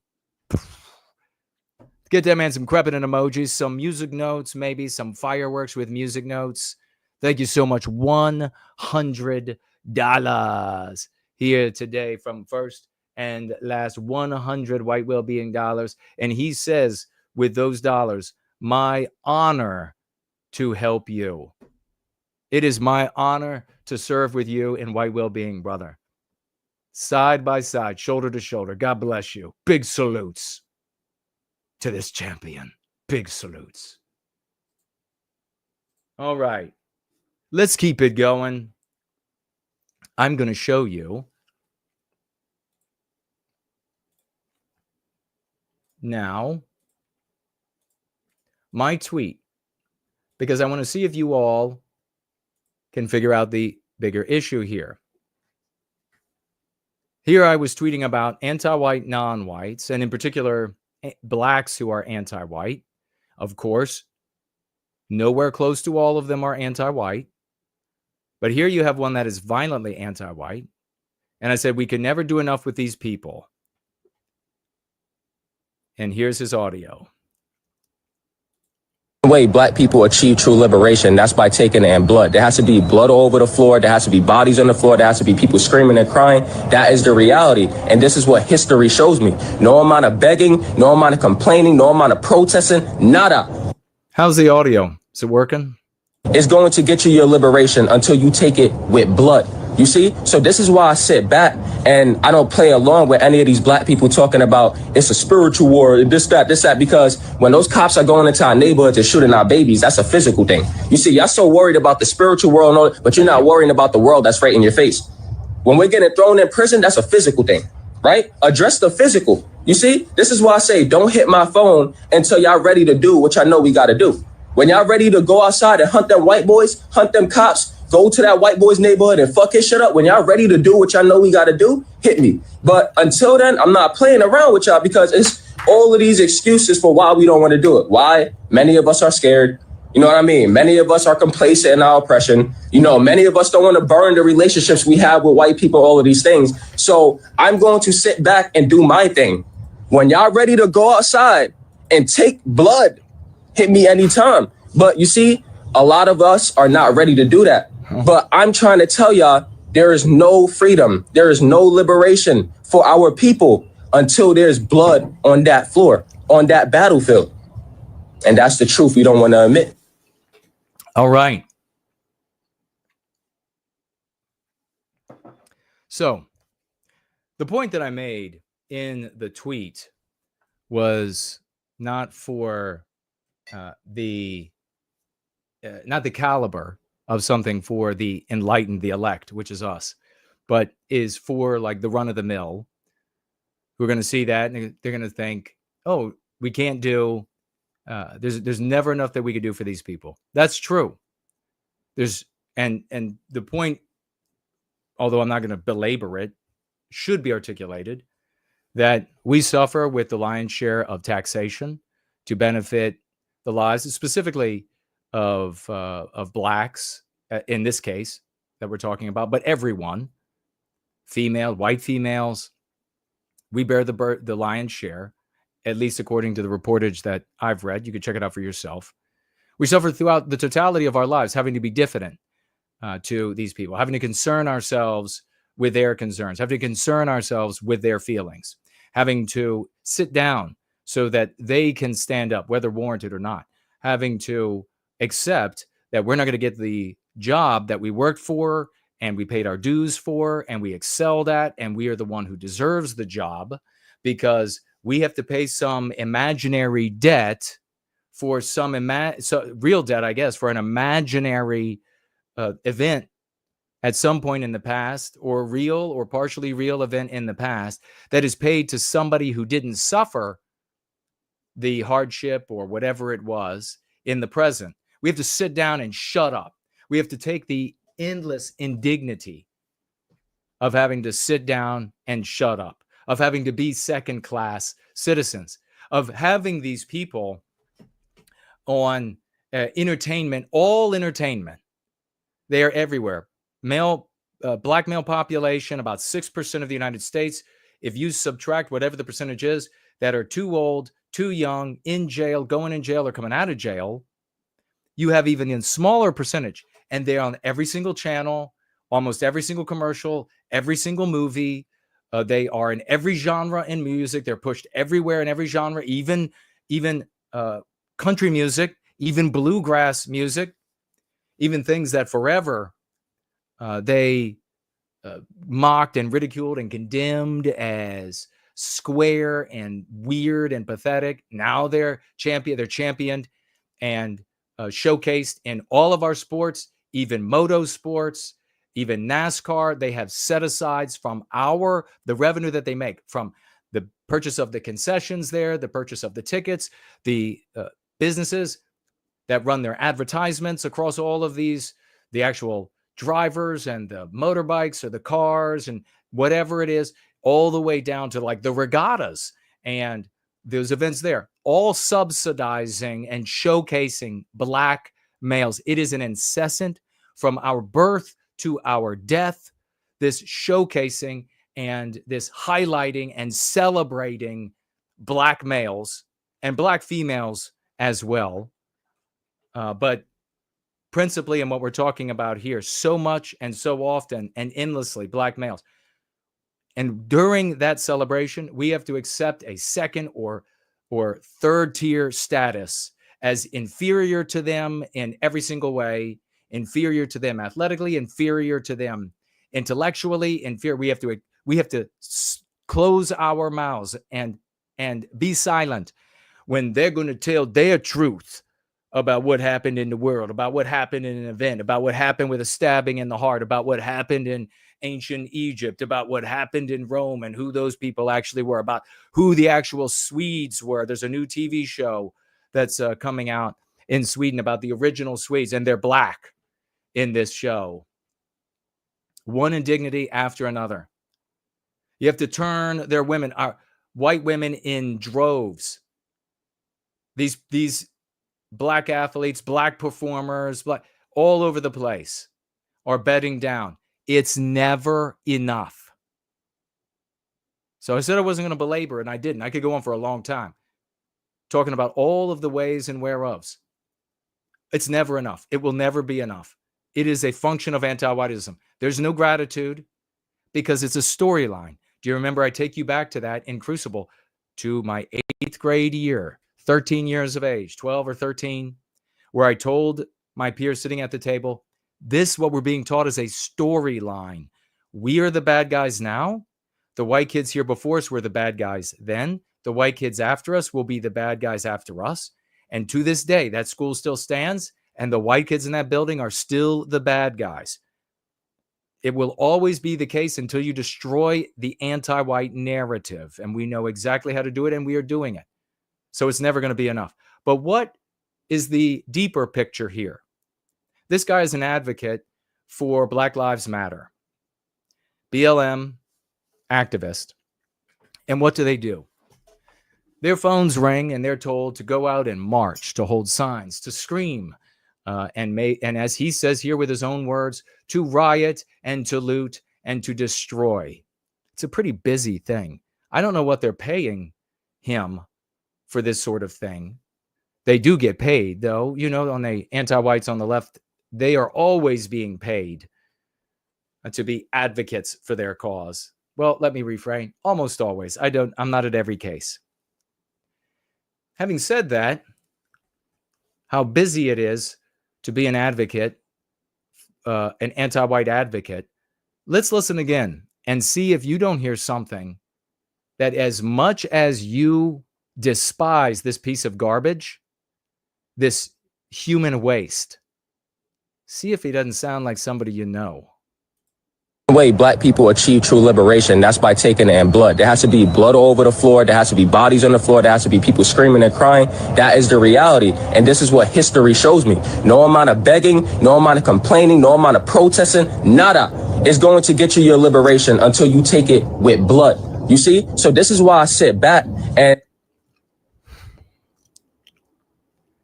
Here are the excuses for why I'm not going to participate anymore.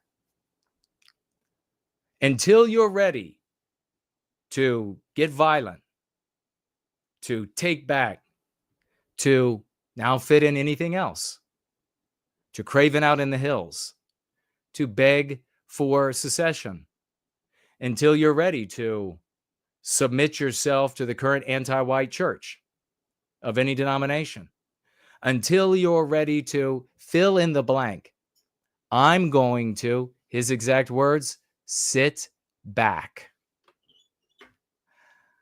Not doing anything for the stereotype when he's saying he didn't want to do any work. But all of the white people that you've come across that have given you these same excuses, they're no better than this dirtbag. And you know, they've got nasty things to say about black people. And they are no better. They're the same thing. They're simpatico with this garbage. And I don't play along with any of these black people talking about it's a spiritual war, this, that, because when those cops are going into our neighborhoods and shooting our babies, that's a physical thing. You see, y'all so worried about the spiritual world, but you're not worrying about the world that's right in your face.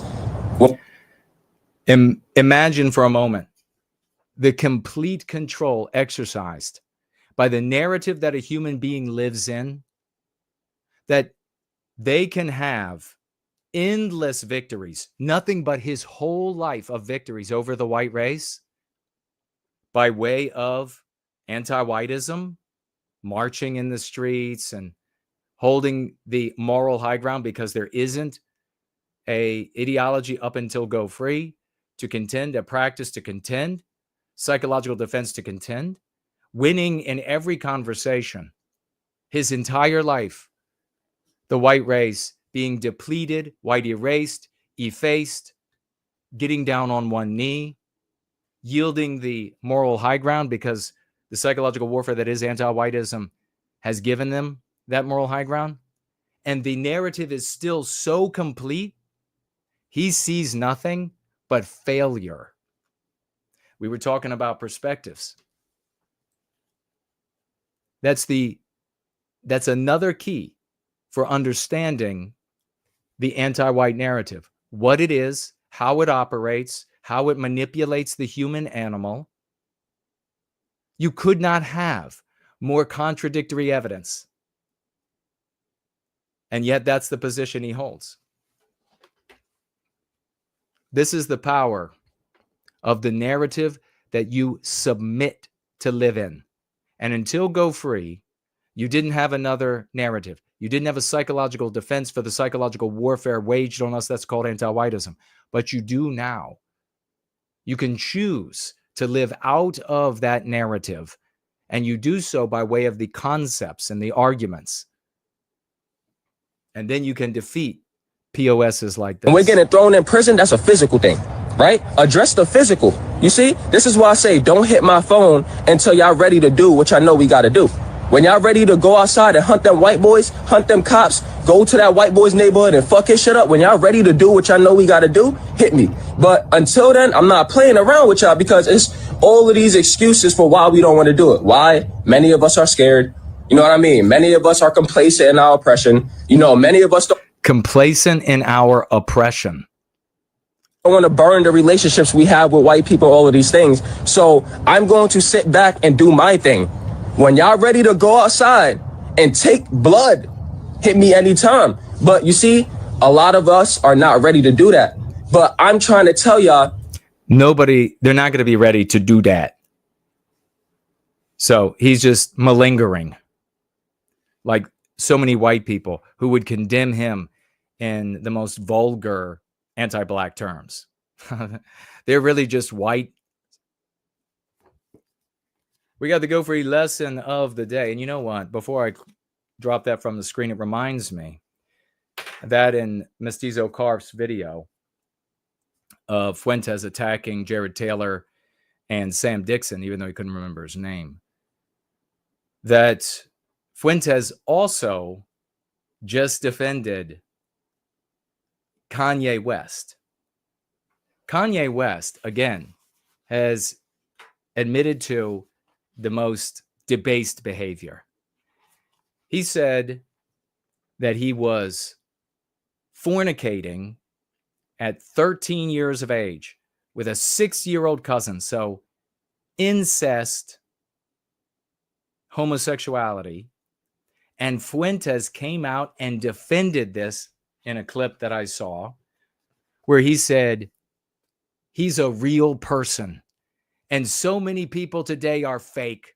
And so we shouldn't be condemning him for homosexual incest because he's keeping it real in an age of fakeness.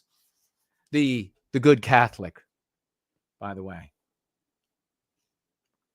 Convenient Christianity, convenient Catholicism. That's what it is. The elect, the vague, and the victimizer. And I did want to touch also upon the very next page, 154, anti-whites are not hypocrites. What a coincidence. Seeing anti-white hypocrisy is one of the first steps to going free. But the path to true understanding is only opened when you realize that there is no hypocrisy. Anti-white behavior only appears hypocritical when you incorrectly accept anti-white pretexts as the honest reason for their behaviors. For example, white conservatives are fond of using non-white conservatives to espouse conservative positions. White conservatives believe the anti-white pretext that non-whites and their opinions are especially important and deserve to be yielded or deferred to because of MPs such as historical oppression, legacy of slavery, structural racism, and the like. White conservatives shake their heads and condemn the hypocrisy when anti-whites slander non-white conservatives with the same anti-white slurs that are used against white conservatives, such as racist, bigot, and anti-Semite.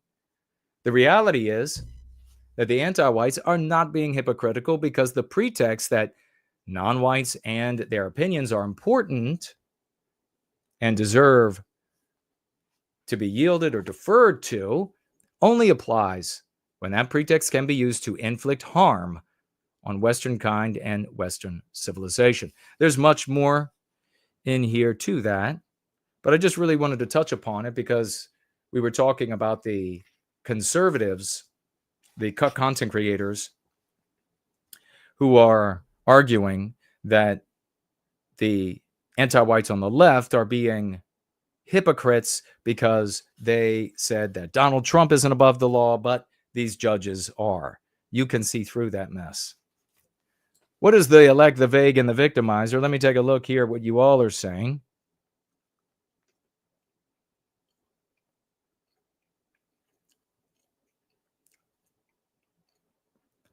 Kitty laughing at that guy about complacent in their oppression. I know they're so oppressed.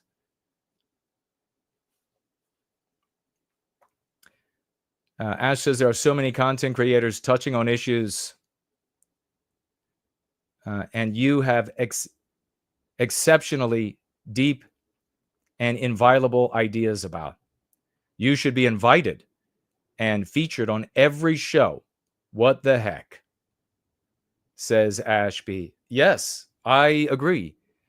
But the problem is that when we look out at these content creators out there that are talking about all these different things that we have answers to and a deeper understanding of, their claim that it's for white people, they want better for white people, is just a pretext. I mean, what really has crystallized out of the internet since 2016 is these entertainers that can look out at the world and they see, well, this group cares about that, so I'll say my work here is about that. And they're about as real as a Times Square Rolex.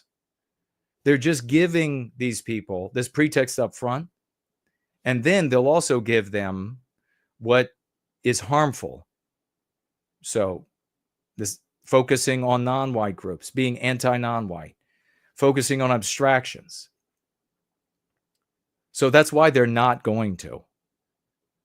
They just appear to care about white people. They'll just say they care about white people. They'll just say they want to stop. Elijah Schaffer, all the time. What about white people? What about this? He didn't give a shit. If he cared about white people, he would have me regularly on to explain how what we do works, and so many others. But you know what I want to tell you all, and specifically on that point, please don't waste your time swashing on such people. Don't bother. Don't swash on Schaefer. Don't swash on Fuentes and that community. They self-select, those audiences self-select to serve crutches in their lives. And your time is going to be infinitely more useful to go out to ordinary white folk in MAGA, where they are bouncing around abstractions, and toss in there. These content creators, they don't actually care about whites. They'll just say they do. It's the prerequisite to their grift. So it's a great question, but that's the answer. We've been having successes for many years. I've been in service to white well-being for decades. Shows focusing on that kind of thing or claiming interest in whites, they should be interested in why we succeed, where everybody else just reports on how bad it is, if that were their true motive. But it isn't. So don't swash on these people. Don't waste your time. Go to ordinary white folk. Or we need a better audience to drop the lexical and dialectical power on. These people are self-selecting sickness. They're just like that thug, that anti-white thug that I just played. Thanks for the question.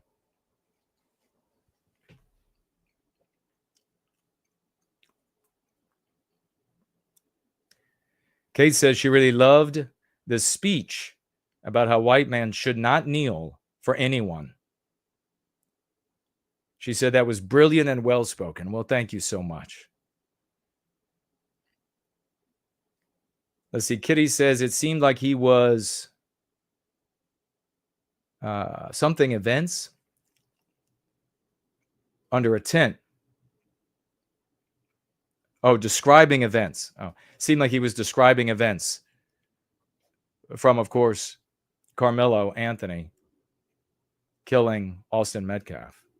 Yeah, it does seem like he was referencing that. The great Slaughtz has financially gifted over here $1, saying anti-whiteism is, quote, ignorance, turns our harm into an educational problem instead of a moral problem. At best, it accepts our harm. At worst, it defines whites as the only race born consciously evil. Very well said. Exactly. Perfectly said by the great Slaughtz over here on Premium Rumble, gifting $1. Thank you, brother. Always bungeeing in with something brilliant. Exactly. It is a moral issue. Very well stated. Big 07 from Fledge over here on D Live. We have 5 library tokens from Who'da Thunk It on Odyssey. I have to admit, the anti-whiteism infected and promulgated women had me second guessing if our women even cared about our people at all, if they valued our biospirit. Hearing a vague woman state they recognized the white erasure is a major white pill. Yes. Yes. I've been saying, well said. Thank you for the library tokens. This is one of the things that you can see is evident here in this community, is evident for those who practice white well-being, is that females, we need families. I've given long talks on this. It's the heartbeat of a movement. If you're going to have a movement, not just a sphere, you need females so that you can have families. And you remember I talk about this as like the solar system, and that people come in like comets and then they orbit right out. You need women. Your message, in order to retain good men and appeal to and retain good women, has to be moral. I've said it 1,000 times, been mocked for it. The white race needs a moral matrix to act. And specifically, it needs a moral matrix to act violently, to act aggressively, to deprive another. You need a moral matrix. The people needs a moral matrix. You cannot tell white people, be violent, because white people view that correctly in accordance with our biospirit as immoral, as unethical, as wrong, as evil. And so white women, they, through the years, as they would show up to different events, a la American Renaissance, they come in and I can see on their faces, I can see them over all the years, not just but everywhere, uncomfortable with the senseless focus and aggressive speech toward other groups of people. And just like this black guy with his dreads that has a low IQ, just like him, the white versions of him. Sometimes they're even dressed nicely. Sometimes they've gone to nice colleges and they speak with erudition. And yet they sound just like this guy. They are this guy. They're no better than that guy. That they would have nothing, but some of them, not all of them, would slur. They're the same thing. So with as much contempt as you look at this guy, you should have that same contempt for the white people who are his match in our race. And it's worse for the white people that are his match, because guaranteed, many of them, you hear them speak, they've got education, they've got maybe a little better IQ. There's no excuse for them to be malefactors. So the white women flee. I've seen lots of good white women come and go. And it's sad on many levels, and one just strikes me immediately as all of these guys that are so hungry for female attention. And these girls show up and they get surrounded by guys, one after the other. There'll be a group of guys almost all the way around them trying to get their attention. Or it'll be one guy after the other coming up to talk. One guy after the other coming up to talk, because they're desperate to be acknowledged, to be cared for, to be loved. Sometimes these women, I think, and well, maybe even many of the cases, most of the cases, were just coming in. They were spousing. They were coming in looking for somebody to marry them, and then they drag them away. I saw cases of that. That's why I gave it a name.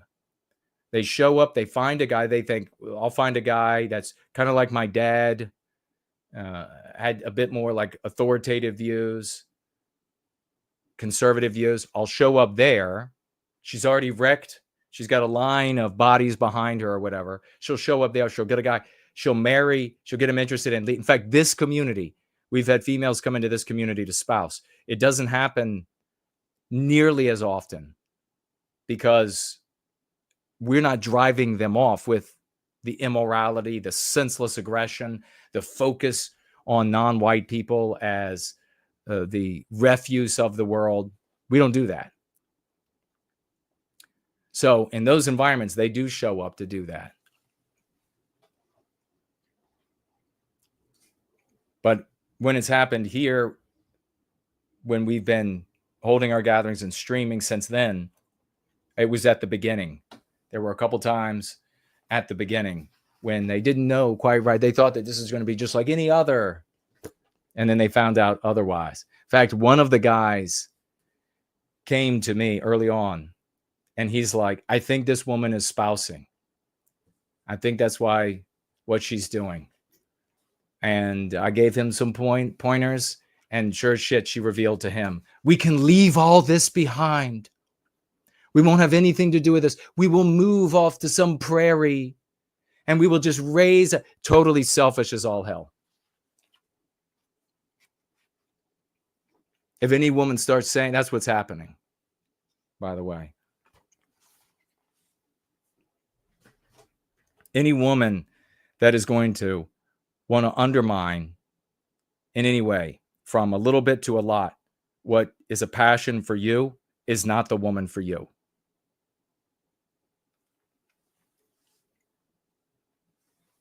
All right, the elect, the vague, and the victimizer.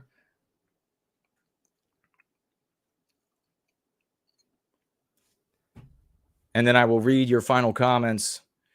Who are the elect, the vague, and the victimizer? Who are they? Page 153. The anti-white chooses to be anti-white. I'm going to say that again. I want you to pay close attention. The anti-white chooses to be anti-white. We do not make that decision for him. Critically important. Underline it in your book. Highlight it in your book. It's critically important that you view it this way, that you talk about it this way. You may not understand why, but trust me. I've been right so far. I'm not steering you wrong yet. Never will. I say here, we merely recognize the choice. No person or group of people is anti-white by way of immutable characteristics, such as race and sex. Rather, choosing to think and talking about, you understand race, talk about sex. We just had Eric's article talking about how the manosphere is teaching men, young men, that everything is feminized, and that's the problem, and women are behind it. Rather, choosing to think anti-white thoughts, act in anti-white ways, or participate in anti-white ideologies or strategies makes one anti-white. What's the opposite? You're not anti-white if you are not acting as an anti-white, thinking as an anti-white, engaging in anti-white ideology. As well-being advocates, we recognize the choices people make relative to our well-being. People who choose to serve white well-being are the elect. And I think if there has ever been a time, we've been together for so long, some of you with me for a long time now, if there's ever been a time that you would recognize that, wow, indeed, we are the elect, it's now. How much do we have to go through? And we see what people turn to instead of advocacy that works, instead of love on our people that works. Clearly, we're the elect. We don't have to say that some divine being has said it and has said that some partial, some spot of land somewhere, parcel of land is ours. We can clearly measure ourselves by others. And that is exactly how the good Lord would have you measure who and what you are.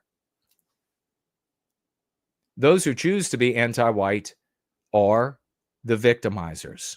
And everyone who hasn't made a choice relative to white well-being is a vague. That's the world to us in white well-being.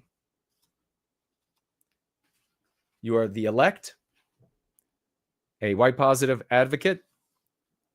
You are a vague. You have made a decision. You might villainy signal anti-whiteism because that's the social morality. Villainy signal it a little bit here or there when you have to serve your self-interest, but you're clearly not a hardcore anti-white. And then there are anti-whites who are the victimizers. It's important also to note, and maybe I'll cover it next week, we do not call these people the enemy. To guide you at the beginning of that discussion in Go Free, I use enemy initially, and then I clarify for you later in the body of the text. But an enemy implies that there is some sort of co-equal status, that we can injure them as much or nearly as much as they can injure us. This is much more like a scenario where there is an adult abductor and pedophile that has kidnapped us and is abusing us in various ways. A victimizer and the victimized. It's very important. I know there are going to be a lot of midwits out there and midget wits and etc. that are going to say, oh, it doesn't matter. Can you believe he says not to use enemy? You don't understand why it shouldn't be done because you're stupid. You're so stupid you don't even know how to follow what works with receipts. That's how stupid you are. So stop doing the thinking, start doing the obeying. Anti-Whiteism Men's Review says they should be dealt with the same as anti-whites once we have recaptured our destiny and controlled society. We must have justice and reciprocity in white well-being. They can't go free. I presume you mean this anti-white monster here? Of course.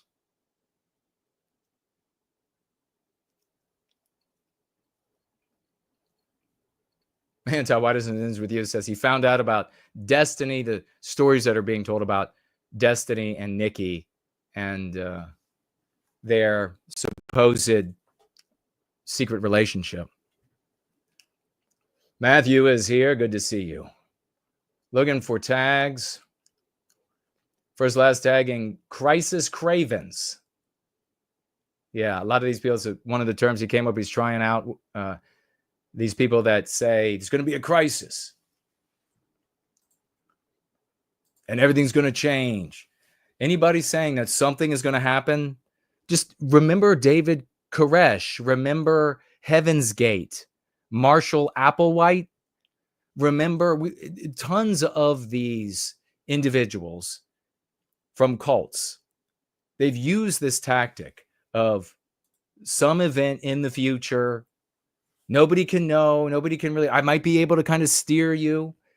Maybe I might have some inside knowledge and this, then, and it's always going to be out there. It's not in the near future. It's not in the distal future. In the near future would be too soon. If it went bad, if it didn't come true right away, too often, the audience would go. If it's in the distal future, that's too far off. People don't feel the threat. So they always say in the intermediate future, something horrible. It's going to be something that's going to catalyze, and then all of a sudden, and what does the audience need at the moment? Well, if the audience needs to feel excited, to make their numbers swell, to make them feel like they're doing something, we'll tell them in the intermediate future, I think something is going to happen. And here are some of the signs, I think. Here are some of the omens. Here are some of the auguries that indicate to me that in the intermediate future, something big is going to happen, and then we are going to recapture everything. And then the audience swells again, internally and in numbers.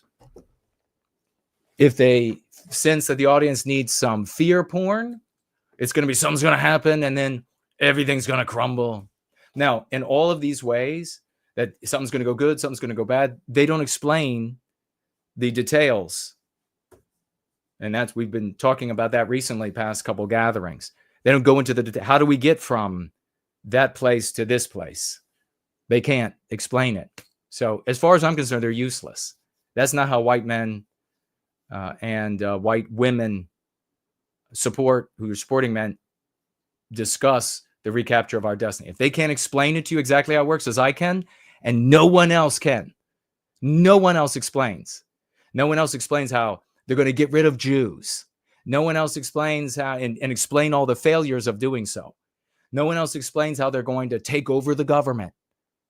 No one else explains we are the only people who have a step-by-step. Here is how it works. Here is the demonstration of it working. So white people not showing up here don't want to do anything. White people not wanting to interview me don't want to do anything. It's that simple.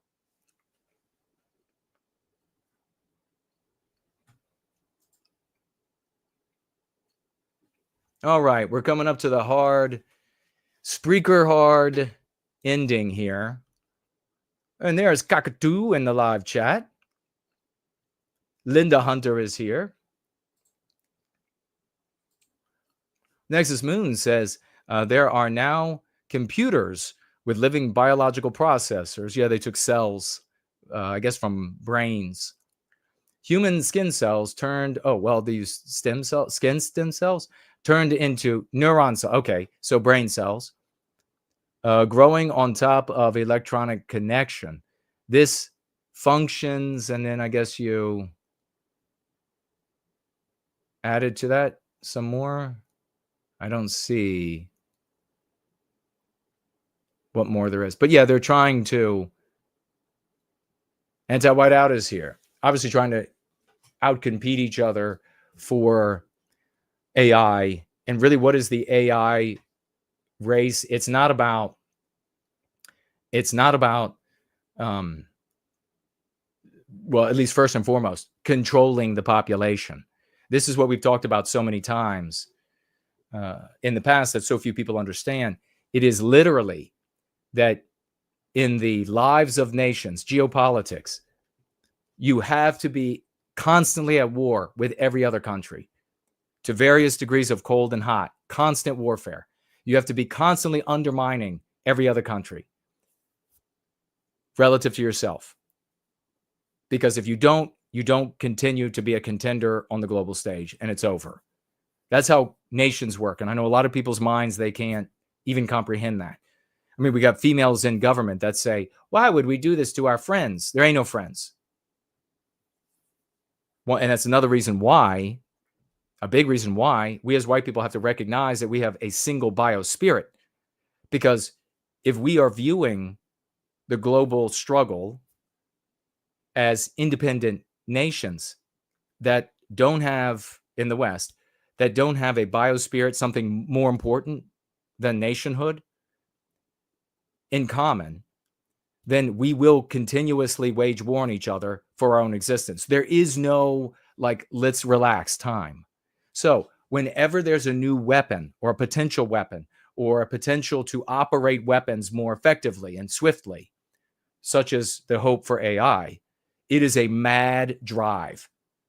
And I submit to you that brain cells, skin cells, into stem cells, into neurons, it might only be the beginning of it. That might be only what you know. Governments will hook human brains. You watch, if they're not already doing it. And I would imagine that they are.